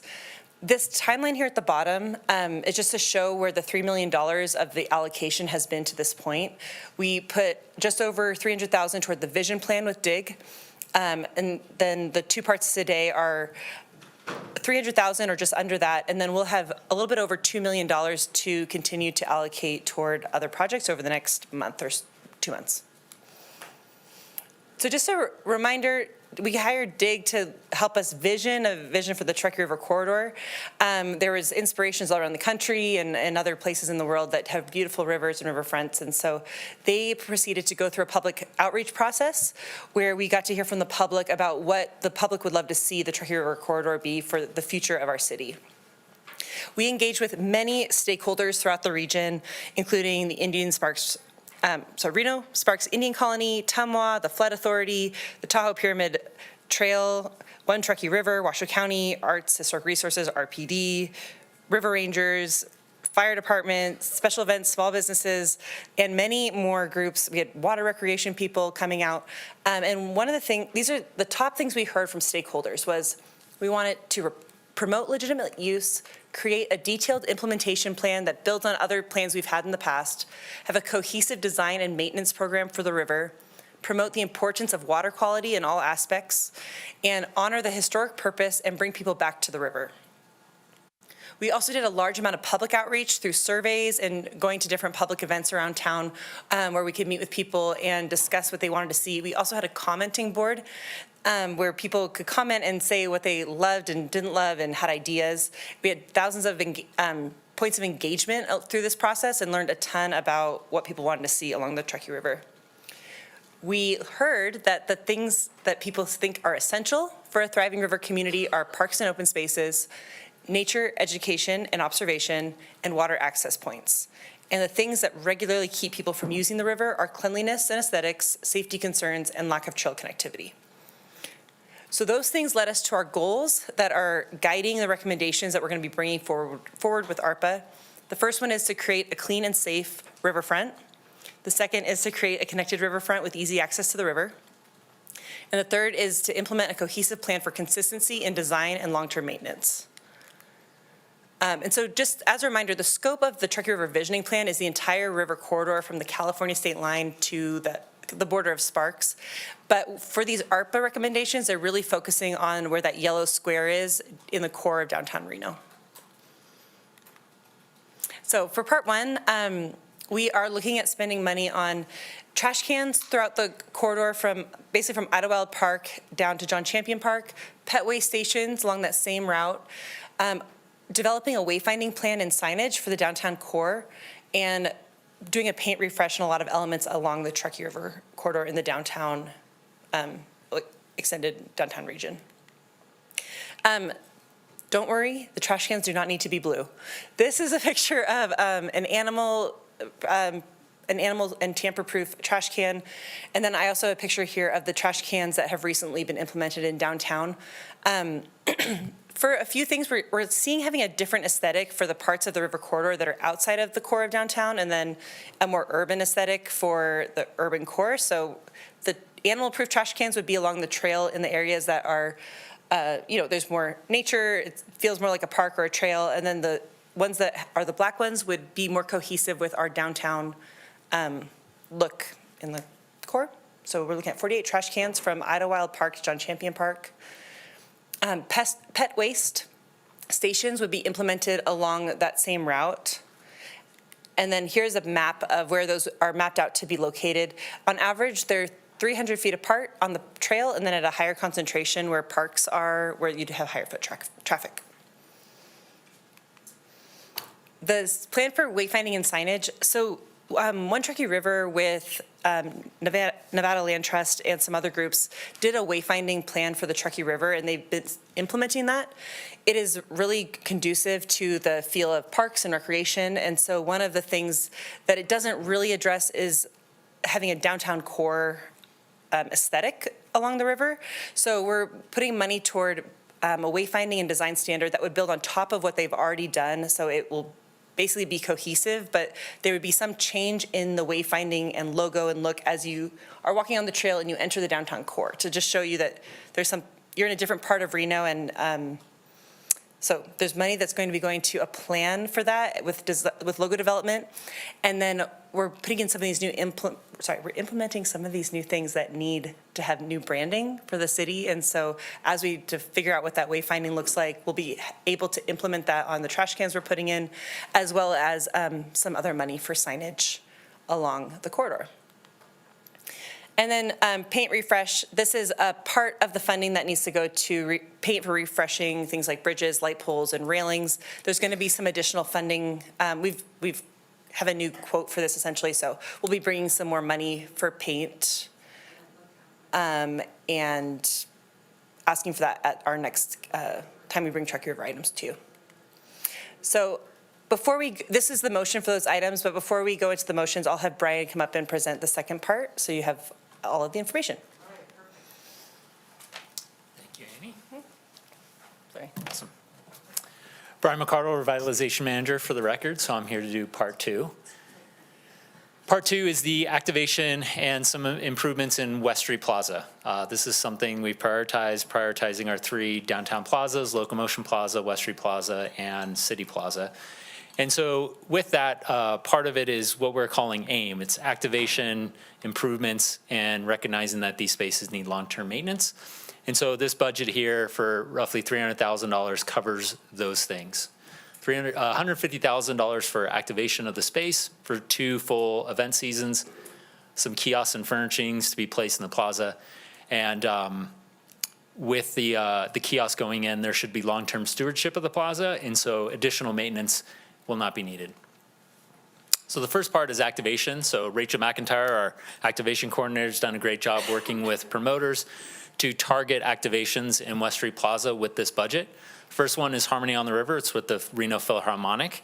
That'll be conducted second Tuesdays from June to September. And then we have Flicks on Bricks with the Cordillera Film Festival. That'll be conducted weekly from August to October. And the last is just putting some food trucks activation on the plaza weekly on Sundays from June to October. So the event season in 2025 and 2026, West Street Plaza will have weekly and monthly activations. And with that, some infrastructure needed for this space is movable furniture to just give people a chance to sit in the space, naturally activate it, as well as a kiosk in the corner. This is about a 40-foot trailer kiosk. Portion of it will be used for the storage of the movable furniture when an event wants to use the space and that furniture needs to be moved away. It could be used also for retail, and then a portion of it will be used for Safe and Clean and River Rangers at some point. With people in that kiosk, there will be natural stewards of the space, so there'll be eyes on the space, some maintenance that can be done, as well as the ambassadors and the DRP will continue to do some normal maintenance like the pressure washing they're doing currently. So those are those items. In the future, coming back, Amy mentioned that there are funds still available under ARPA to be dedicated along the Truckee River. We're not going to get into those today, but some improvements along Riverside Drive, redesigning some Riverside Drive with the flood wall, as well as additional light poles, adding safety and lighting through the corridor of the river. Those will be coming back in the next few weeks to be approved at a different time. And so this is the second part of the motion. As Amy mentioned, there's a part one and a part two. So I'll go back to her motion if we want to take that one first. And happy to answer any question. Yes. Okay, hold on a second. We're going to follow process, okay? All right, going to start with you, Councilman Durr. Go Okay. ahead.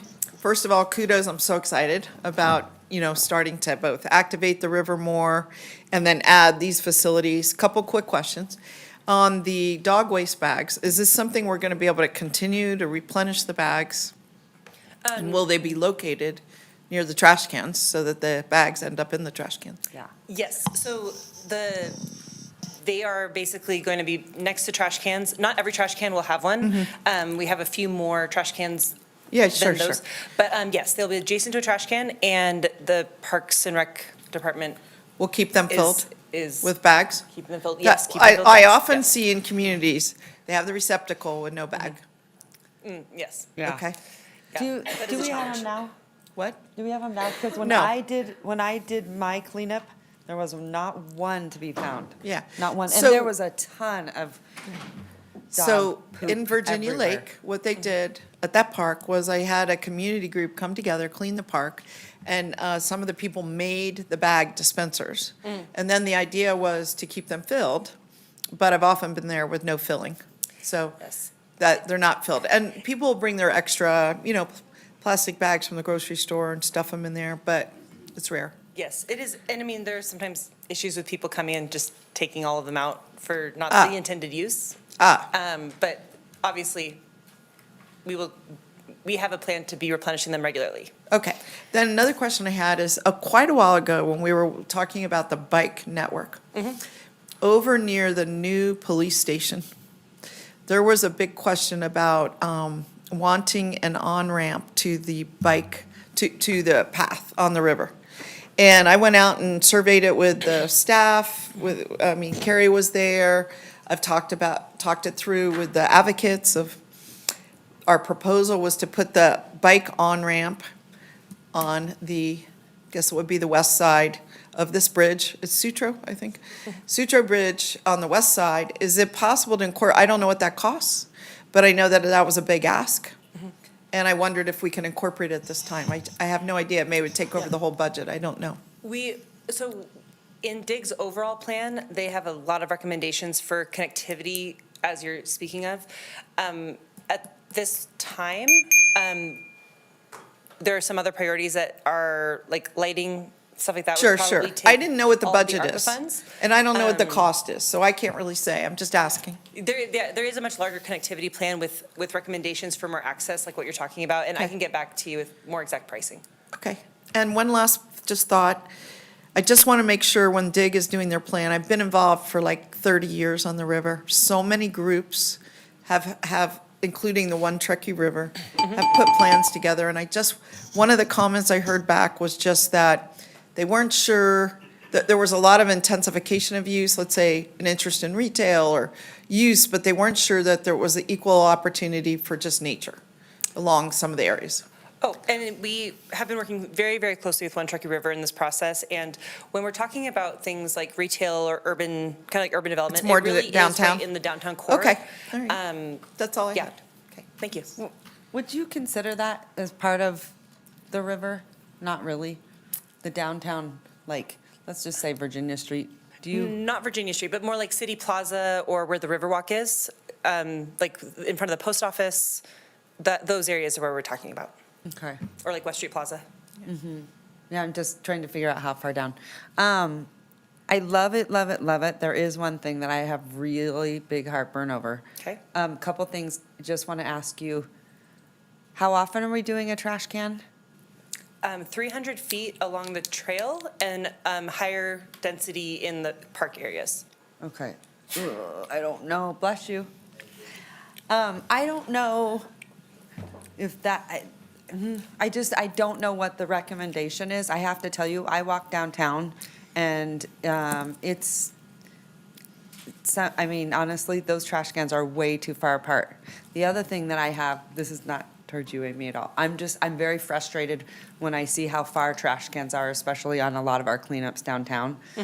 And the other thing is we need to have, and they don't have to be blue, but the other square trash can, because the other one, you can't fit anything in there. Like, it's very, very difficult, but what you can do is you can pull trash out. And I see people successfully pulling trash out of those ones that, you see.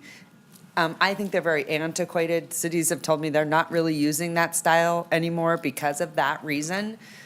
So that's just me. I don't think they're very effective. Are I you think thinking of the other ones- black one she showed? Yeah. I was agreeing. It seemed way too open. Yeah, and so people pull things out of them, but also you can't when you do them, you have to like turn everything sideways and then put them in, right?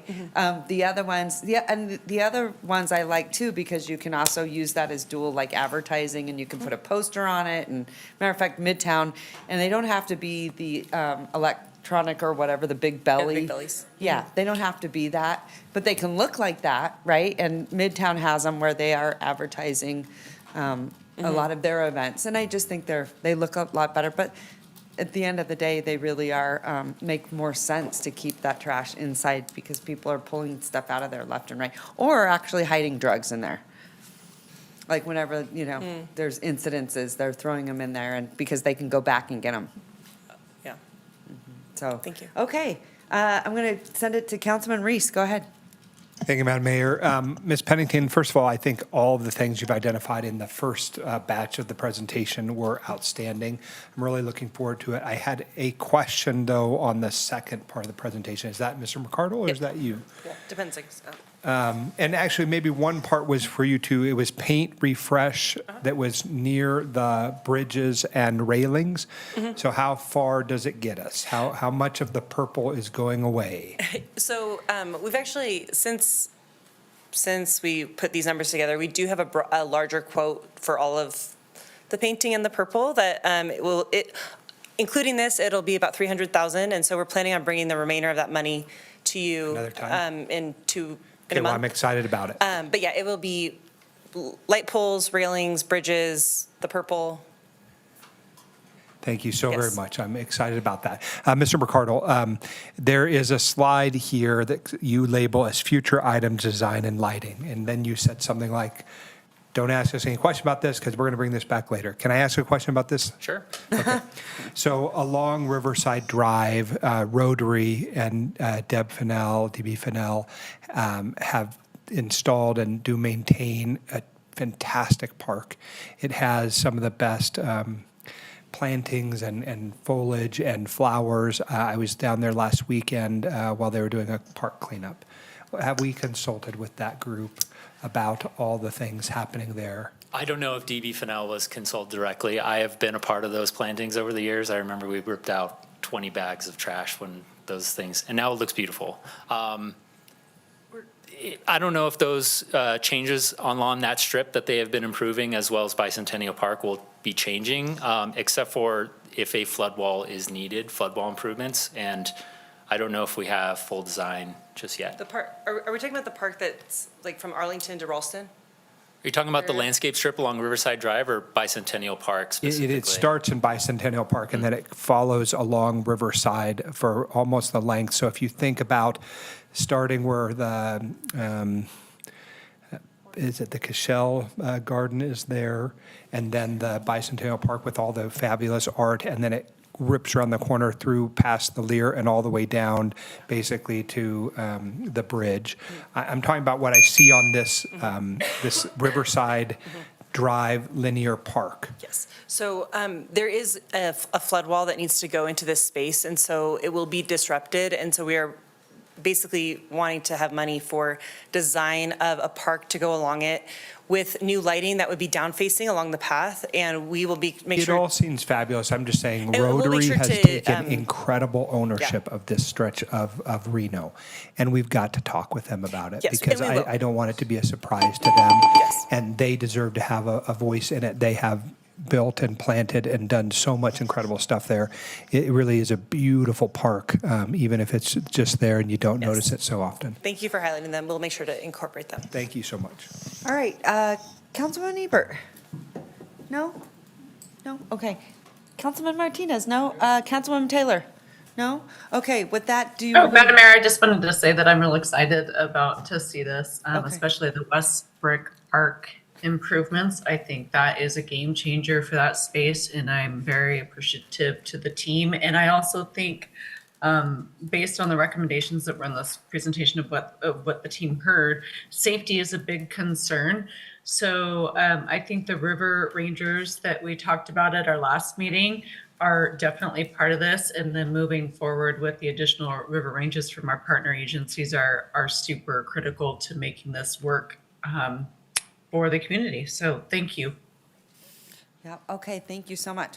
Okay, so I'm going to make a motion, and we'll see if it passes, but I would like to ask that the trash cans are all animal-proof.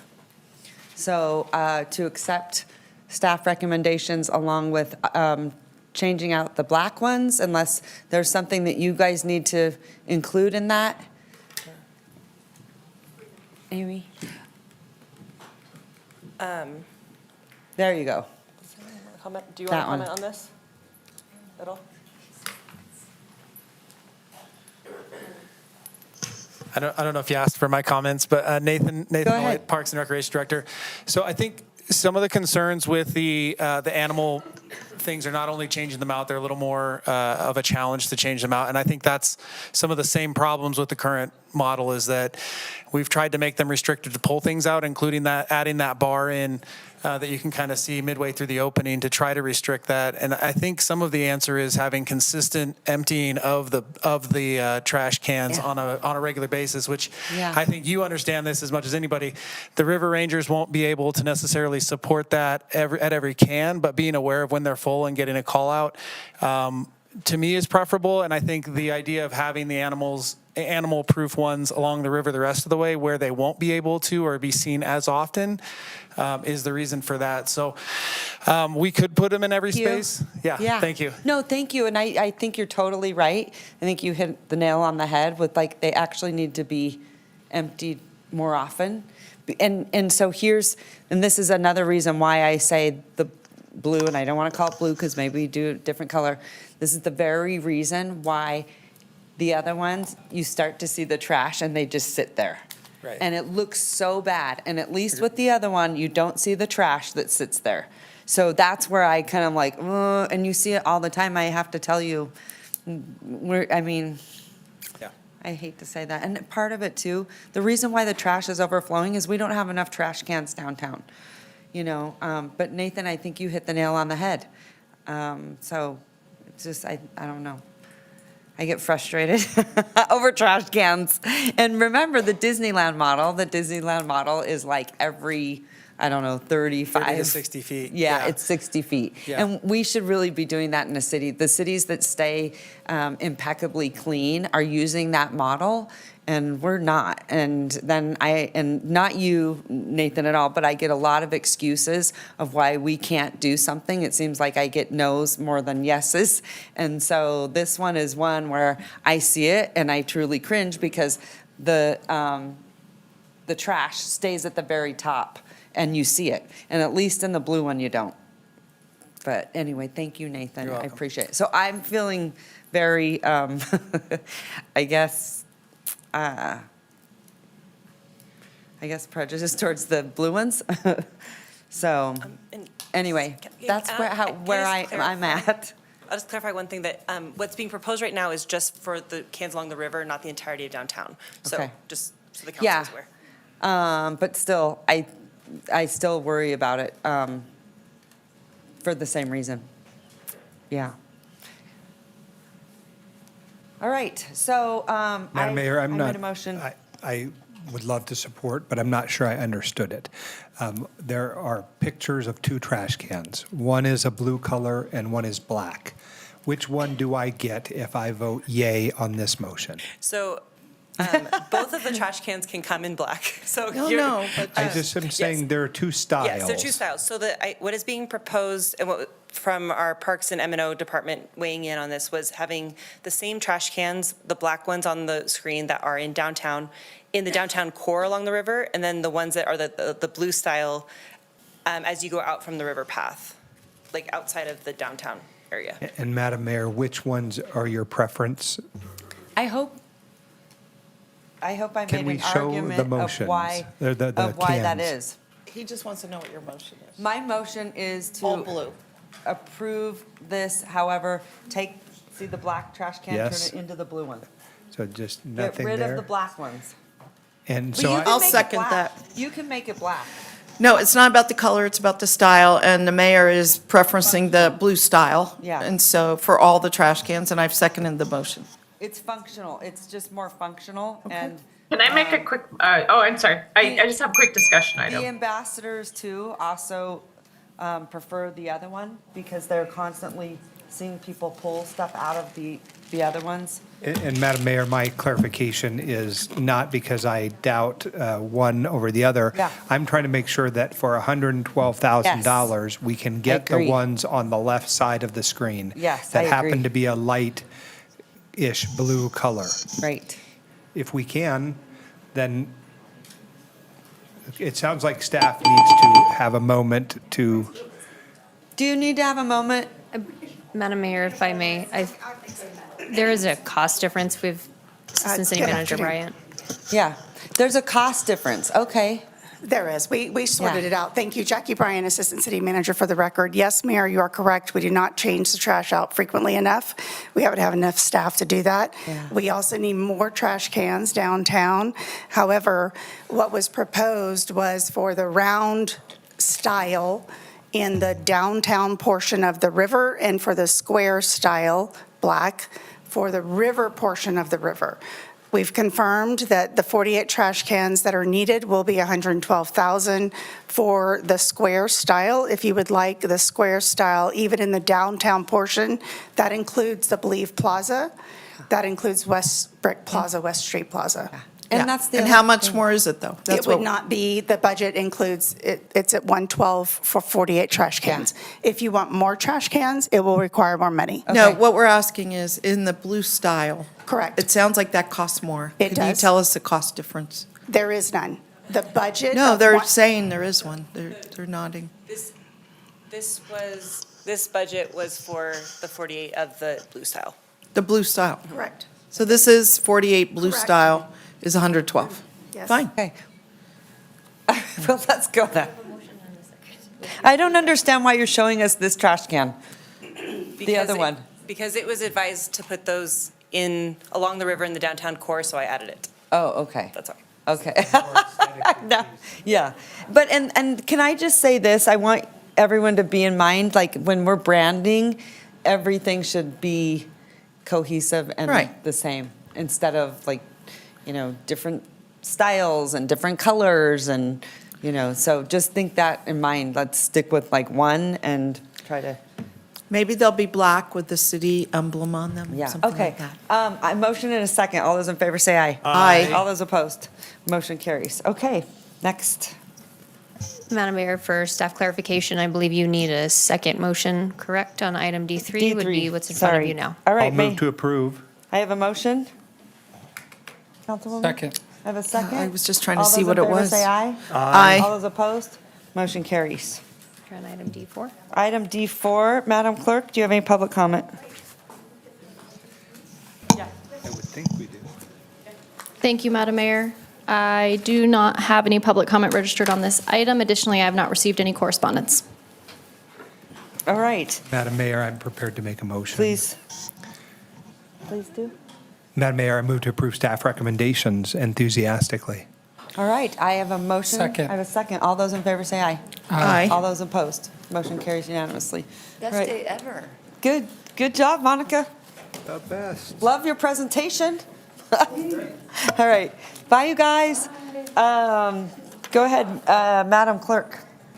Thank you, Madam Mayor. Moving on to item D5. Okay. This is the recruitment process. Norma, tell us where we're at, timeline, and very how good. we get going. I will. Item D5. D5, please. Good evening, Norma Santoyo, your HR Director. I'm here to talk about the City Manager recruitment process.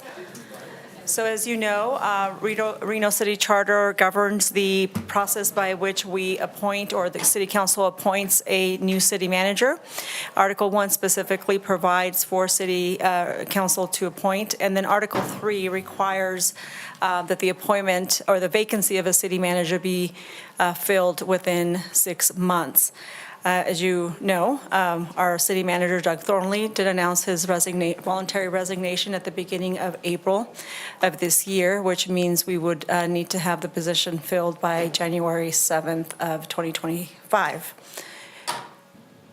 What I have for you today is actually asking you specifically for direction on the process that you would like to employ to fill the position.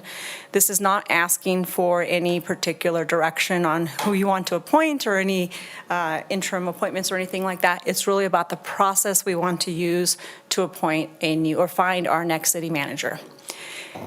What I am recommending as the HR director is that council authorize the HR department to engage an executive recruitment firm to conduct a search for our next city manager. This is, of course, solely a recommendation. I'm looking for your direction on how you want to move forward. We think that obtaining an executive recruitment firm does provide an independent process by which we go out and get candidates for you to consider. They would develop a recruitment strategy. They would help with the candidate profile development after hearing from you of what your priorities are and what you would like to see in your next city manager. And they would do extensive outreach and manage all of the recruitment process. Lastly, vetting and screening an applicant pool that would be presented for your consideration. So just for purposes of a general recruitment timeline, this, of course, is can be changed slightly. We do have that 6-month period we're working with under charter. We do envision, if you provide direction on who you want the recruitment to be done, that I will be back here to you in June with a recruitment firm selected, if you authorize or direct me to do so, at which time that you would be able to provide direction to that recruiter on what you're looking for and what your priorities are. Then they would go out and seek whatever public input, if whatever direction you have for them on how to develop a recruitment strategy and a timeline, which would be presented back to you in July for approval, prior to actually putting it out there on the market for candidates. And so lastly, we would be looking at likely a 60-day period where the recruitment would be open sometime around August and September, with candidates being reviewed around October or November. We have some flexibility there. I know there's some considerations in that period that are important. Finally, being able to get the final interview of the candidates in front of you by December. So with that, I am going to recommend the motion in front of you, and I'm happy to answer any questions that you may have. All right, Norma, thank you so much. You're welcome. Wait, I moved to approve human resources. Okay, so that's what I was looking for. The only thing, since we've done this like 5 times, is it will make or break the search process and just the process in general based on who you have. And I've also done it over at other boards. I'm sure you guys have too. So I feel like where I see the biggest mistakes and the biggest pain points is in the recruiting firms and how experienced they are, and also working with governments. I've seen on both sides. So just know, like for me, like they have had to have experience in this space because we've done both, and you can really tell the difference, and it's not going to help us at all. Absolutely. And again, the recommendation is that you authorized myself to select a recruitment firm. So just for your awareness, we did do a request for qualifications in 2022 for executive recruitment firms that we used when we recruited and selected Chief Nance. We do have about 5 firms that applied with government experience. So I would be looking to interview them and select, unless you provide a different direction and Okay, feedback. no, I Yeah. just wanted to let you know, like that's where I important. see it going really wrong. Anyway, I want to start with Councilwoman Breckus. Yeah, so a couple things is, first of all, Mr. Thornley, is he on administrative leave? Madam Mayor, you have the authority to put him on First of all, administrative leave. okay, here's what we're not doing. I'm going to let everyone know. This is not the time to talk about Mr. Thornley. We're going to talk about the process. I want to keep it on here.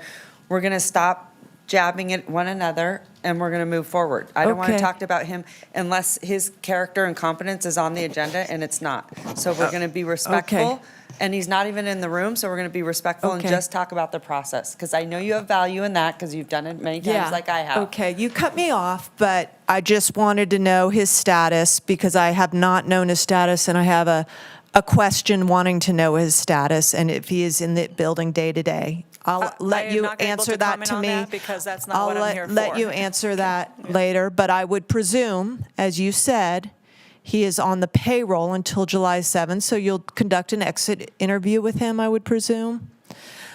Secondly, who's going to be the interim during this period? That is a council decision, because when he appoints someone to act, that termination ends July 7th. So this is about the process. You're suggesting a long interim process. When are you bringing the council's decision to do an interim? Because it's very common for bodies to go to one of those recruiting firms and ask for an interim placement. Right.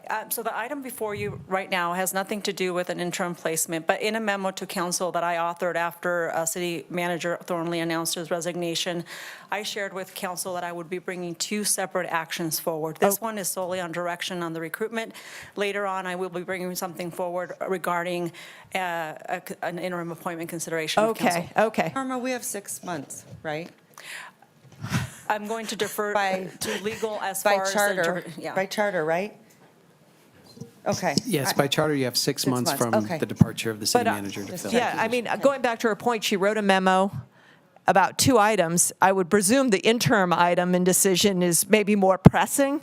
But in terms of the secondary recruitment, and it'll extend after I'm gone. It'll be mid-process, and that, be that as it may, I've been through this twice and worked very closely with the recruiters. And we use Bob Murray, who's probably the best on the West Coast, the most well-known. Did we use her for Chief Nance? We did not, but Bob Murray is one of the firms that provided their name. And the other one was CPSM. I don't recall if CPSM Or CSM, responded. anyway, that's the, okay. Anyway, we've used the firms. And both times, I kept close dialogue. Madam Mayor, you want to hear this? I kept really close contact with the recruiters, and they were stunned with the outcome, because the outcome completely did opposite of what was in the candidate profile. Experienced city manager. Reno wants an experienced city manager, and we're well positioned to do that. Just like we got Chief Nance, someone who left, their service, to the length they needed in California. A lot of them want to come over here and do 5 years here. So we can get some really good candidates. And Madam Mayor, what happened was the recruiters I talked to, I debriefed with them afterward, and they were really stunned that both instances we picked non-city managers. So if some of you, and I'm talking to you. Okay, let me just go. Okay. I'm going to come back to you. Yeah, that's fine. Okay, I can contain my thought. Martinez. Go ahead. I'm okay for this round. Yeah, Okay, thank you. All right, Councilman Reese. No matter. Councilman Dewar. Excuse me. You said, or either you, Madam Mayor, or you, Norma, said something about the critical nature of who we select. I don't remember which one. I think it was the mayor. So I think there's another critical point in this too, where I see things sort of fall apart. And that's the point at which they suddenly realize that their names will become public, and then you see like half the pool pulling out. Or maybe it became real, and they pulled out. And so I wonder if there's a way to manage that in advance so that the firms are very clear on the process and clearly vet this with the candidates so there's less shock at the point in which they say, well, I mean, if you make my name public, my previous employer will know, and I'm not ready for that, and I might not get selected, and they get cold feet. And we even see this in the superintendent search. So I just wonder, is there something we can do to address it? Absolutely, and we actually employed something exactly like that with Chief Nance recruitment. We made sure that the recruiter ahead of time and it was part of the recruitment brochure, announced at what point will the names become public. And in fact, that's another reason why it's important to get an independent executive search firm, because they have greater autonomy to preserve the names of the candidates until we get closer to the end, which is very attractive if executives or other individuals are looking for a job. They want to protect their names until they know they're the top. That they're serious, they're in short the top list, 3 or basically. something, right? Well, anyway, that's where I've seen a lot of these fall apart. Okay. And so I wanted to register my concern about that. Perfect, that's a good note. Okay. All right, go ahead, Councilman Reese. Thank you, Madam Mayor. Norma, can we go to the slide, or I'm sorry, Ms. Santoyo. No, I no. apologize for that. Yes. Yes. So the one thing I will say about this slide, and certainly I support 100% the decision to go out and hire an appropriate recruiting firm. I will leave it to your better and more informed judgment about which firm ultimately is selected. We've done this on every board and commission we've served on. Everybody is experienced in it. This is the best practices. I am worried about the timeline. I do think it is difficult if I am I'm someone who's applying for the job and I am a city manager in, say, Poughkeepsie, and I am looking at this timeline and I think to myself, well, I am going to have to essentially candidate for and apply for and be in person for this job in November and December of 2024. It worries me that very good and qualified candidates may not be willing to do that during the holidays. Maybe they have small children, maybe they are at a stage in life where they have no children, but they like to travel. Whatever the reason being is that November and December become very complicated months for human beings. Do you have any thoughts about that? It is a reality of our timeline, absolutely right. I do, however, think that there's some flexibility in when council appoints and engages somebody. I think that may satisfy our charter requirement, and that then you've committed somebody, and that we give them some flexibility in establishing themselves in the community. Maybe they're with the community already, so that won't be a challenge, but maybe their start date isn't going to be until after the holidays. Another consideration, it's during an election period, so that's also going to be a challenge for our candidates. So those are some of the realities of our recruitment timeframe. I don't know if that Well, helped and you mentioned that. I hadn't thought about that, but yes, certainly if I am a candidate and I'm in Tuscaloosa, Alabama, and I am thinking about either my current job and the impact of an election on that particular thing, maybe I am interested in moving, maybe I'm interested in moving only if a certain person is elected to that body. So I'm just wanting to ensure that we get the most qualified pool of applicants, because we are an amazing city and we are a city on the rise and a city that has a lot to offer. So I'm trying to get the best applicant pool. I think the other thing that we will make sure we do in our recruitment brochure is that we lock in certain dates so that individuals can plan ahead. If we tell them these are the date ranges by which we're going to be doing interviews or pre-interviews or interviews, they will have almost, 3 months to prepare, if not more, depending on when we put the recruitment brochure out. Could we, for example, in your beautiful presentation here, the things that are in June, could those be bumped over to bubbles? Meaning that June stuff starts in August, the July stuff starts in October, the August, and do you see what I'm saying? Yeah, we definitely have some flexibility there. Where I would not have a lot of flexibility is I want to come back, I want to present the executive firm to you for your feedback in June for sure. And then everything else, there's some flexibility there. Okay, Yeah. that certainly makes more sense to me, and I am more in line with that. I would rather see some of the other boxes pushed out just a little bit further to avoid the November, December bubbles happening when they do. Right, and what you're sharing will be shared with the recruiter, so when they come in June, they will have heard you and come with recommendations, and you can provide further direction that can adjust things if needed. Okay, thanks. All right, Councilwoman Taylor. All right, Councilwoman Breckus, go ahead.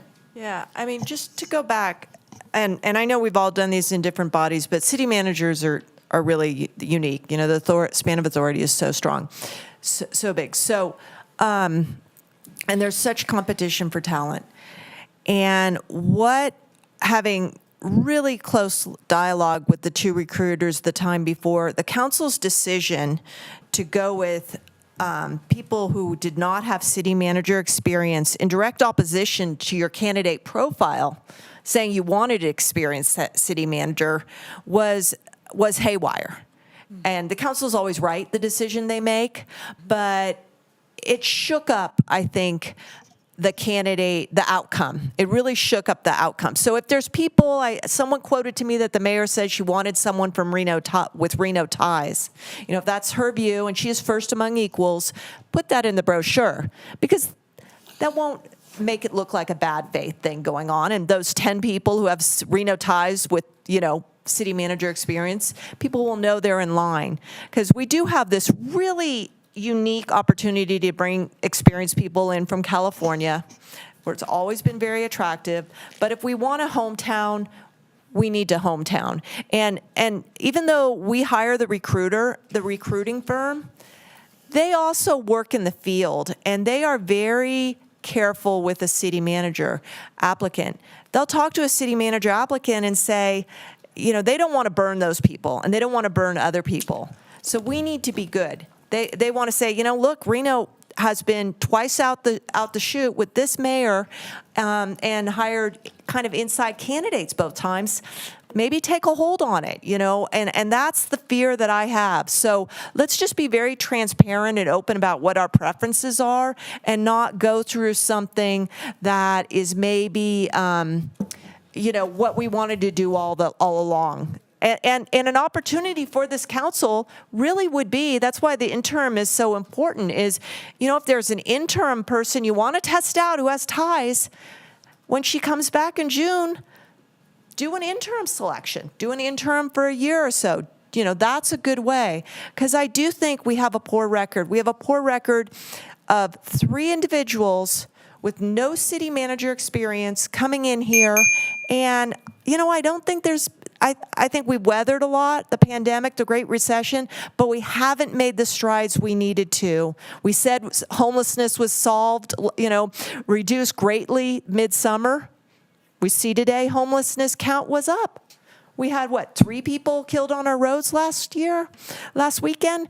We really have some challenges, and I think, to just not make this a charade, we need to be very upfront with ourselves. Are we going to go with an experienced city manager and tell the recruiter to bring those people in, or do we want to demo someone who maybe has ties, and we'll have a bunch of people we know lobby for them? Councilwoman. Thank you. All right, first of all, I want to see, it's interesting because we just have very different ideas, and I don't slam her for her ideas. And so I want to be clear for on the record that we use 2 recruiting firms.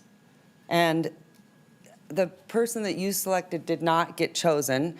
They were probably just as good. So I kind of resent the fact that you're saying that they're inside candidates. And I didn't say with Reno ties. I've watched where a lot of times you get someone from outside the area, even Sabra, outside the area. They're not committed. You sometimes wave a big carrot. And, I thought Sabra was very talented. She had experience in government. Doug Thornley had experience in government. And so I feel like that's why I said the recruiting process is really important. And I think they both did a great job. I know you feel differently about them, and you'd like to continue to say things about their reputation, and I don't think that that's fair, just because it wasn't your pick. So I want to respect your opinion, but I also said at the same time, you need to quit attacking others. And that's the only way we're going to get something done. I'm going to respect yours, and you should respect everyone else's on here. So I'm going to try really hard not to say anything negative, because there really is that saying, if you can't say anything nice, don't say anything at all. So I'm trying. But anyway, not, like I said, they don't have to have Reno ties. And also sometimes, you know what, Councilman Breckus, when they go out there and recruit, I don't know what we're going to get. You don't know what we're going to get. None of us know what we're going to get on paper. I have no idea. None of us. So this fact that it's juiced and inside and all that. Matter of fact, with Chief Soto, you're the one that made the motion for him. And he was very good. So, and he didn't have city manager experience, and that was your choosing. And he was great. So I don't believe that you have to be a city manager. I think it's got to be in your heart. You got to love this community. And I've seen bad city managers too that went to ICMA and did all that. Anyway, so I just don't believe that. Anyway, okay, Madam we're going to Mayor? move on. Sorry. Yeah. Go ahead, Councilwoman Dewar, and I think we're on, Madam Clerk, we're on round 2? Yeah. Yeah, okay, go ahead. So I just wanted to say, the first things I said were where the pinch points were that I saw. But I also wanted to respond to this concept of the recruiters being surprised. The recruiters gave us a basket of 5. Yep. We chose from them. I mean, if they didn't feel confident of these 5, then they shouldn't have given us these 5. So the second thing is that we have a wish list of competing qualifications. We might want a person with city manager experience, but we might also want, lean into a local person. We might want a person that has 5 years' experience, but we might see somebody with 3 years' experience and say, you know what, they're equal to the people with 5. And so I want to pose it in a different way, that a lot of the wish list of competing qualifications, it's not that they were put in rank order. It's that we'd like to see all of them. No one's perfect. They're not going to meet every qualification. So I think it's perfectly legitimate that that kind of outcome happens. I mean, it's not like we went off their list and said, no, we're going to take this person over here in the corner. Number 2, I just want to say that Nevada is a kind of unique state. And we're not California. And we have a more of a libertarian attitude, regardless of political affiliation. Our general attitude is that people come here, they like the freedom, all the vices are present. They like the low taxes, they love the beautiful environment, the 300 days of sunshine. These are unique attributes and why so many people are coming here. And so a lot of people are drawn to it, and then they look back and compare it to where they came from. In comparison to the Midwest, or comparison to the East Coast, or comparison to California. And what they've found, I think, in recruiting a lot of jobs, is that if you have some knowledge of Nevada, it does help. Because you know what you're getting into. And we know that Northern Nevada is different than Southern Nevada, very different kind of pace, traffic condition, housing options, very different. And so I do think this is the part that I want to get to, that you have to have somebody that wants to come here. I mean, I've been recruited. I was at a job back east to be recruited, and has nothing to do with city manager or city council. And they said, this is very good that you've worked in Nevada before and went to school here, even though you're not currently living here, because you know what you're getting into. You know how the people think and what the expectation is, and that we're going to get deep snow and we're also going to get heat. Climate does affect a lot of people's perception of a place, as well as traffic. So to some places, we have no traffic, and to other people that might come from a different area, we have a ton of traffic. So and they will look at schools as well, right? They want to know, are they coming into a good school situation? So I think the more the recruiters can focus on a fit and really getting an understanding of our culture will help the ultimate decision. Okay, thank you. Madam Mayor, I'm prepared to move. Okay, go right ahead. Okay, I move to authorize the Human Resource Department to identify and select an executive recruitment firm, execute a contract with the firm not to exceed $75,000, and manage the firm to bring forth a qualified and vetted candidate pool for the council's consideration in selecting a city manager no later than 6 months after the vacancy occurs in the position as per Article 3, Section 3.020 of the Reno City Charter. All right, I have a motion and a second. All those in favor say aye. Aye. All those opposed? Motion carries. Okay, Madam Clerk, next.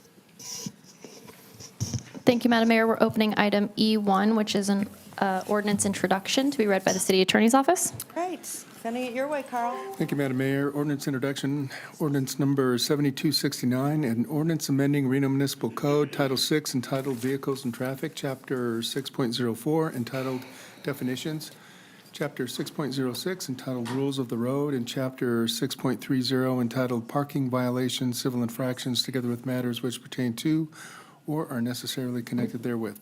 Move to refer. I have a motion. I have a second. All those in favor say aye. Aye. All those opposed? Motion carries. Okay. Okay, item G1, which is an appointment to the Financial Advisory Board. All right, Madam Clerk, any public comment? We have no public comment on this item. Okay, I would like to appoint Mr. Rick Rosario. May I get a motion? Second. That was a motion. I have a second. All those in favor say aye. Aye. All those opposed? Motion carries unanimously. All right, item G2.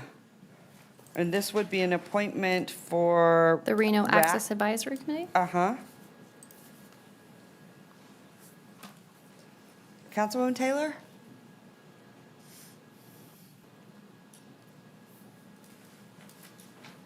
All right, can we come back to that, or, well, let's put that on the next meeting. Madam Clerk? Thank you, Madam Mayor. We're moving on to item G3, Ward 1 appointment. And I have a comment on I this. guess that would be Councilwoman Breckus. And before you go, Councilmember Breckus, I have a comment, if you will. Go ahead. I just wanted to point out that I recently appointed Stan Dowdy to the Ward 2 NAB, and I just wanted to explain, we're in a transition period of wards. As I recall, Stan does not currently live in Ward 2, but close to it, and will be in Ward 2 as of November. And all my appointments, I've been looking at that kind of issue where we're transitioning, including like the Planning Commission. I appointed a person that does not currently live in Ward 2, but will live in Ward 2 when the new wards take effect in a few months. So I just wanted to let you know that I've recently appointed Stan. I don't think she can be on 2 NABs. I don't think so. But to how I've been kind of approaching this appointment process, so. Okay, Thanks. all right, thanks so much. G3, No, yeah. yeah, Councilwoman Breckus. Yeah, thanks. I'd like to appoint James Milligan, and just reference to the clerk, G2, which Ms. Taylor, I guess we'll wait another time. That James Milligan, I wonder if that's the same as Jim Milligan, and someone should circle back to him if he, I understand my liaison has spoken with him, and he is still interested in serving in the Ward 1 NAB, but I don't know if he wants to serve on 2 boards, so maybe someone could talk to him. But Thank anyway, you. that's who I make the motion So for. that's a motion. I have a second. All those in favor say aye. Aye. All Aye. those opposed? Motion carries. Item G4. Yeah, I would like to appoint Hal Taylor, and I'm just going to note, he lives in Ward 2, and he will live in Ward 2 in the future when we realign the wards as well. All right, Second. I have a motion and a second. All those in favor say aye. Aye. All those Aye. opposed? Motion carries unanimously. Item G5. Move to appoint Councilmember and Vice Mayor Naomi Dewar. All right, I have a motion. Do I have a second? I'll second. All those in favor say aye. Aye. All those opposed? Motion carries unanimously. All right, item G6. I have no idea on this one. How about Councilman Martinez? Well, I'm already on it. I Oh, thought are you that- on it? Yeah, Oh, you're the top, you're, okay. But The rest- I think this person has to be a Sparks person. Nope, thank you. So, City Clerk Huntsman, for the record, we alternate with the City of Sparks. Last year, it was the appointment of Donald Abbott from the City of Sparks, and the board has made the recommendation for Councilmember Martinez to serve in this capacity. Okay, so I'm already on, yeah. Okay. So give me a motion, Councilman move to Breckus or someone. Appoint Mr. Martinez. Second. I have a motion and a second. All those in favor say aye. Aye. All those opposed? Motion carries. Okay. Item H1 is a special proclamation in honor of Tardive Dyskinesia Awareness Week. I'm going to have Councilman Reese read the proclamation. Thanks. Okay, thank you so much, and I apologize that I was not able to read this earlier. It just slipped my mind. But this is from the Office of the Mayor in the City of Reno, Nevada, and I will read the whereas clauses.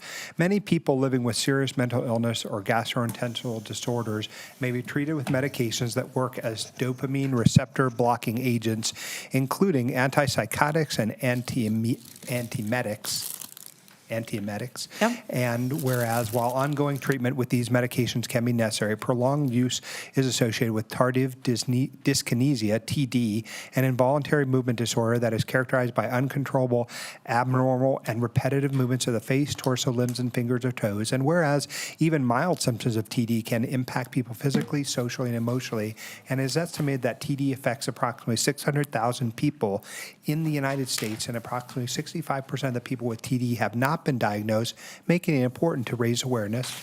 And whereas clinical research has led to approval of treatments for adults with TD by the U.S. Food and Drug Administration, and recognition of treatment of TD can make positive impacts in the lives of many people experiencing psychotic and mood disorders.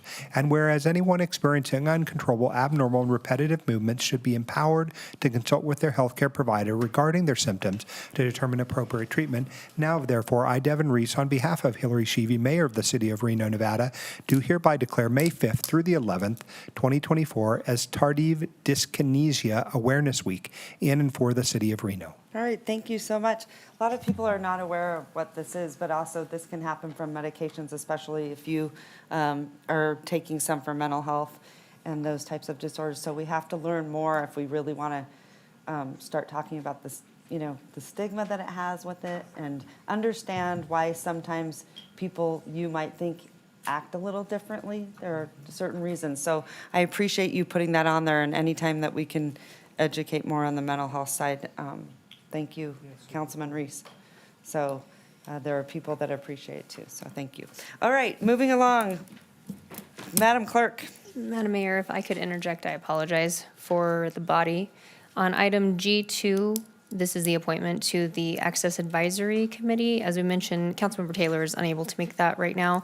There is one application listed, and the board did review this with the recommendation of Jim Mulligan. They are concerned with quorum at their next meeting, so there is a request if council would be willing to make that appointment today. How many seats are open over there? Do you know? There are, I think, 2 seats open, and there's one application in front of you today. And I would like to talk to you about that other seat, because I was the liaison over there, and Kathleen and I talked about maybe changing. So we'll talk about that. But I think, to your point, let's make a motion for Mr. Mulligan. Second. Okay, I have a motion and a second. All those in favor say aye. Aye. All those opposed? Motion carries unanimously. Thank you, All Madam right, Mayor. Madam Clerk, back at you. Thank you, Madam Mayor. We're on item J1, and we do have Mr. Damian Cole here for public comment. Damien, come on up.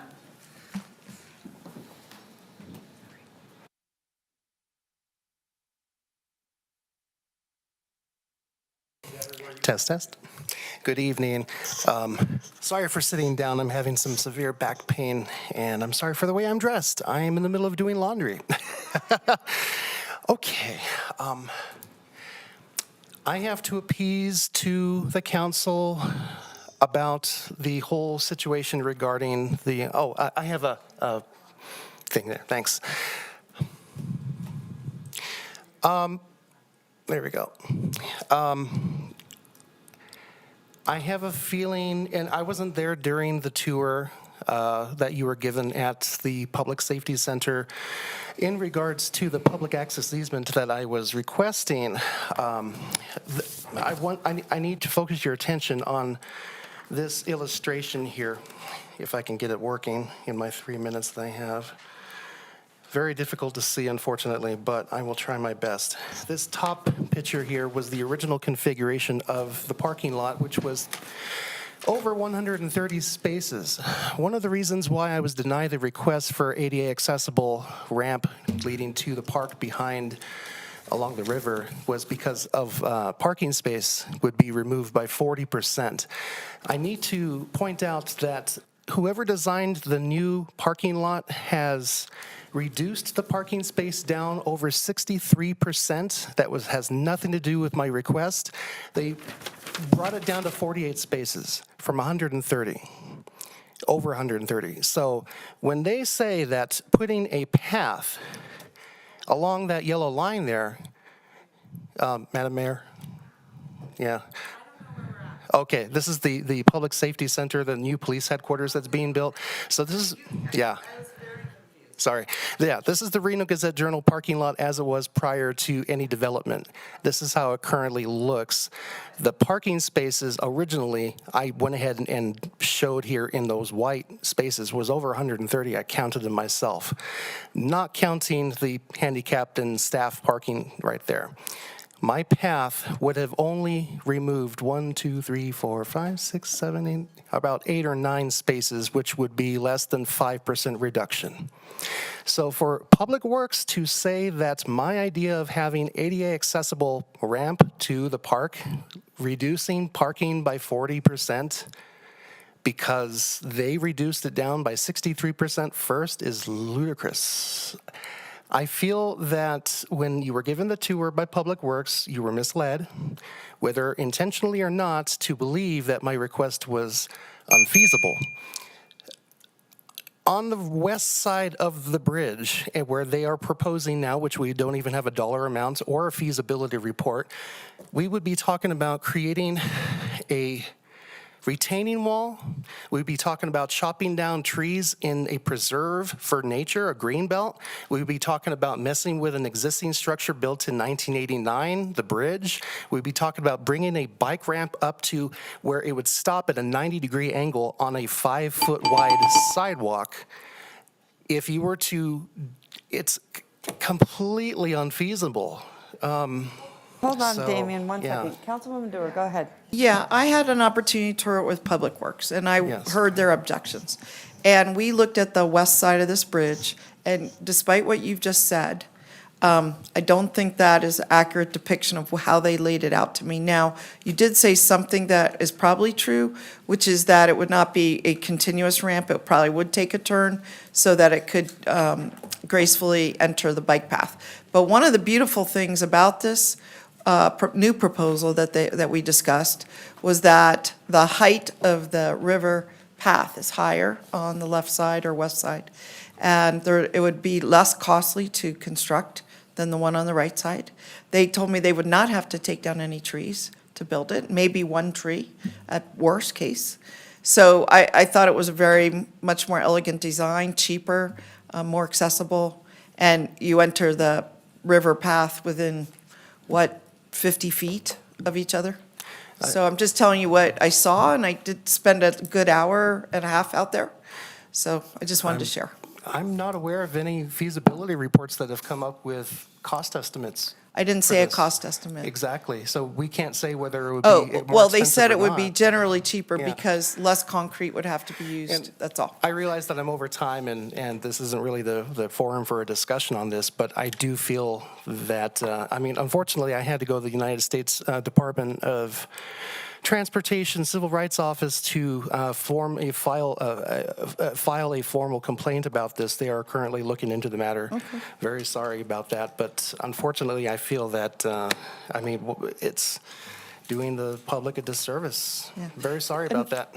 Madam Mayor, this is, when we were discussing the river plan, this is exactly what I asked about, is I didn't know that you were in the audience at all. I was just mindful. Oh, okay, so you weren't in the audience. But I was very mindful of the fact that this seemed like an important project to do.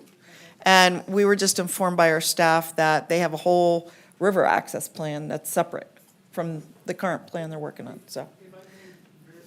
If I may very quickly again just comment, I'm a little bit worried about the $3 million that's being spent on designing a river path that was already designed and planned and approved upon in 1976 by the city council of this city, City of Sparks, and the Regional Planning Commission, along with Public Works and the Parks and Recreation Department, all greenlighting a 20-year plan to create this. And the bike path that has been constructed and it never got finished because there's still several gaps, just kind of fizzled out over the last 50 years. And I feel like there's a lack of historicity in... Thank you, Mr. Cole. Yeah, thank you. Thank you. Our final public commenter today is Bill Shrimp via Zoom.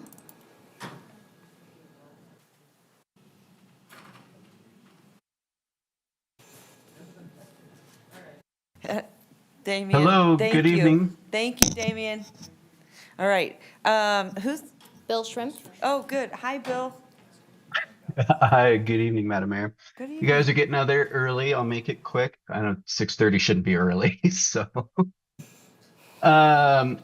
I just wanted to say that something came up today while you're discussing the B items that's near and dear to my heart, and I want to thank Councilmember Reese for bringing it up. And that is, if this body's talking about somebody's way of life, or where they live, or where they work, they should be in the room.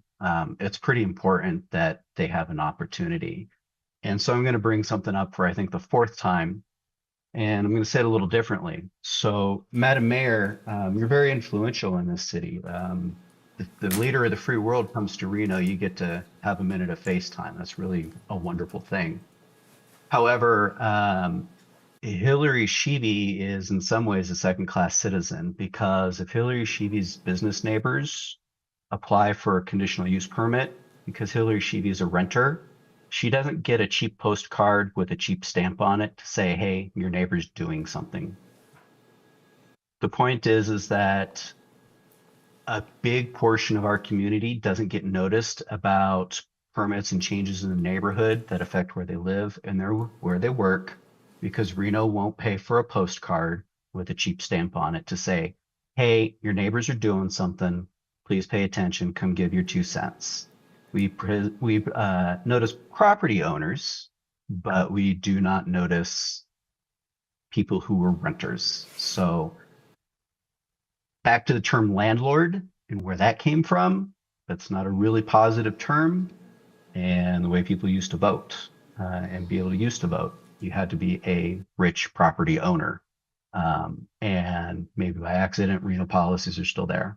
So I hope that we can make some progress on this. I hope we move this needle forward a little bit. But anyway, thank you for the meeting. Thank you for doing the job today, everybody. Really appreciate it. And have a nice evening. Thanks, Bill. Really appreciate Thank you. you. Miss seeing you in chambers. I wish I could have been there. Next time. Okay. Have a good evening. All right, Goodbye. you too. Bye. Madam All right. Mayor, for the record, we also received 32 letters of correspondence, which were either general in nature or received after 4 p.m. yesterday, May 7th.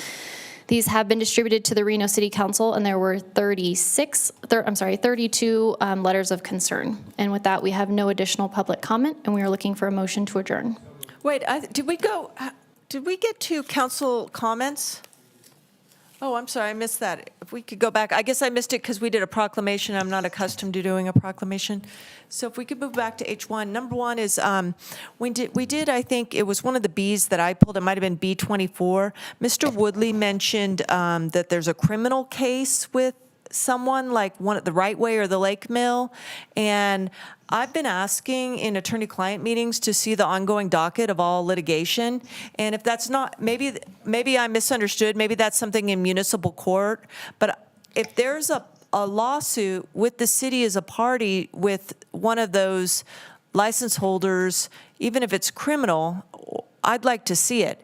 I mean, often proceedings have our names on the filings, on the case, et al. That's us. And I haven't seen a listing of the docket in months, if not over a year. So I'm going to make that request right now. It doesn't require any response by Mr. Hall. It's just if a staff member references a litigation that the city's involved in, and I've never even heard of it, that's of concern to me. Secondly, is I did read in some local media this week that the university is considering an 8-cent sales tax that would go to UNR and TMCC. As far as I know, there's not precedent for sales tax to fund higher education. I'm a fan of higher education. As a matter of fact, I'll disclose I'm a soon-to-be no longer, but I am currently a part-time faculty at TMCC.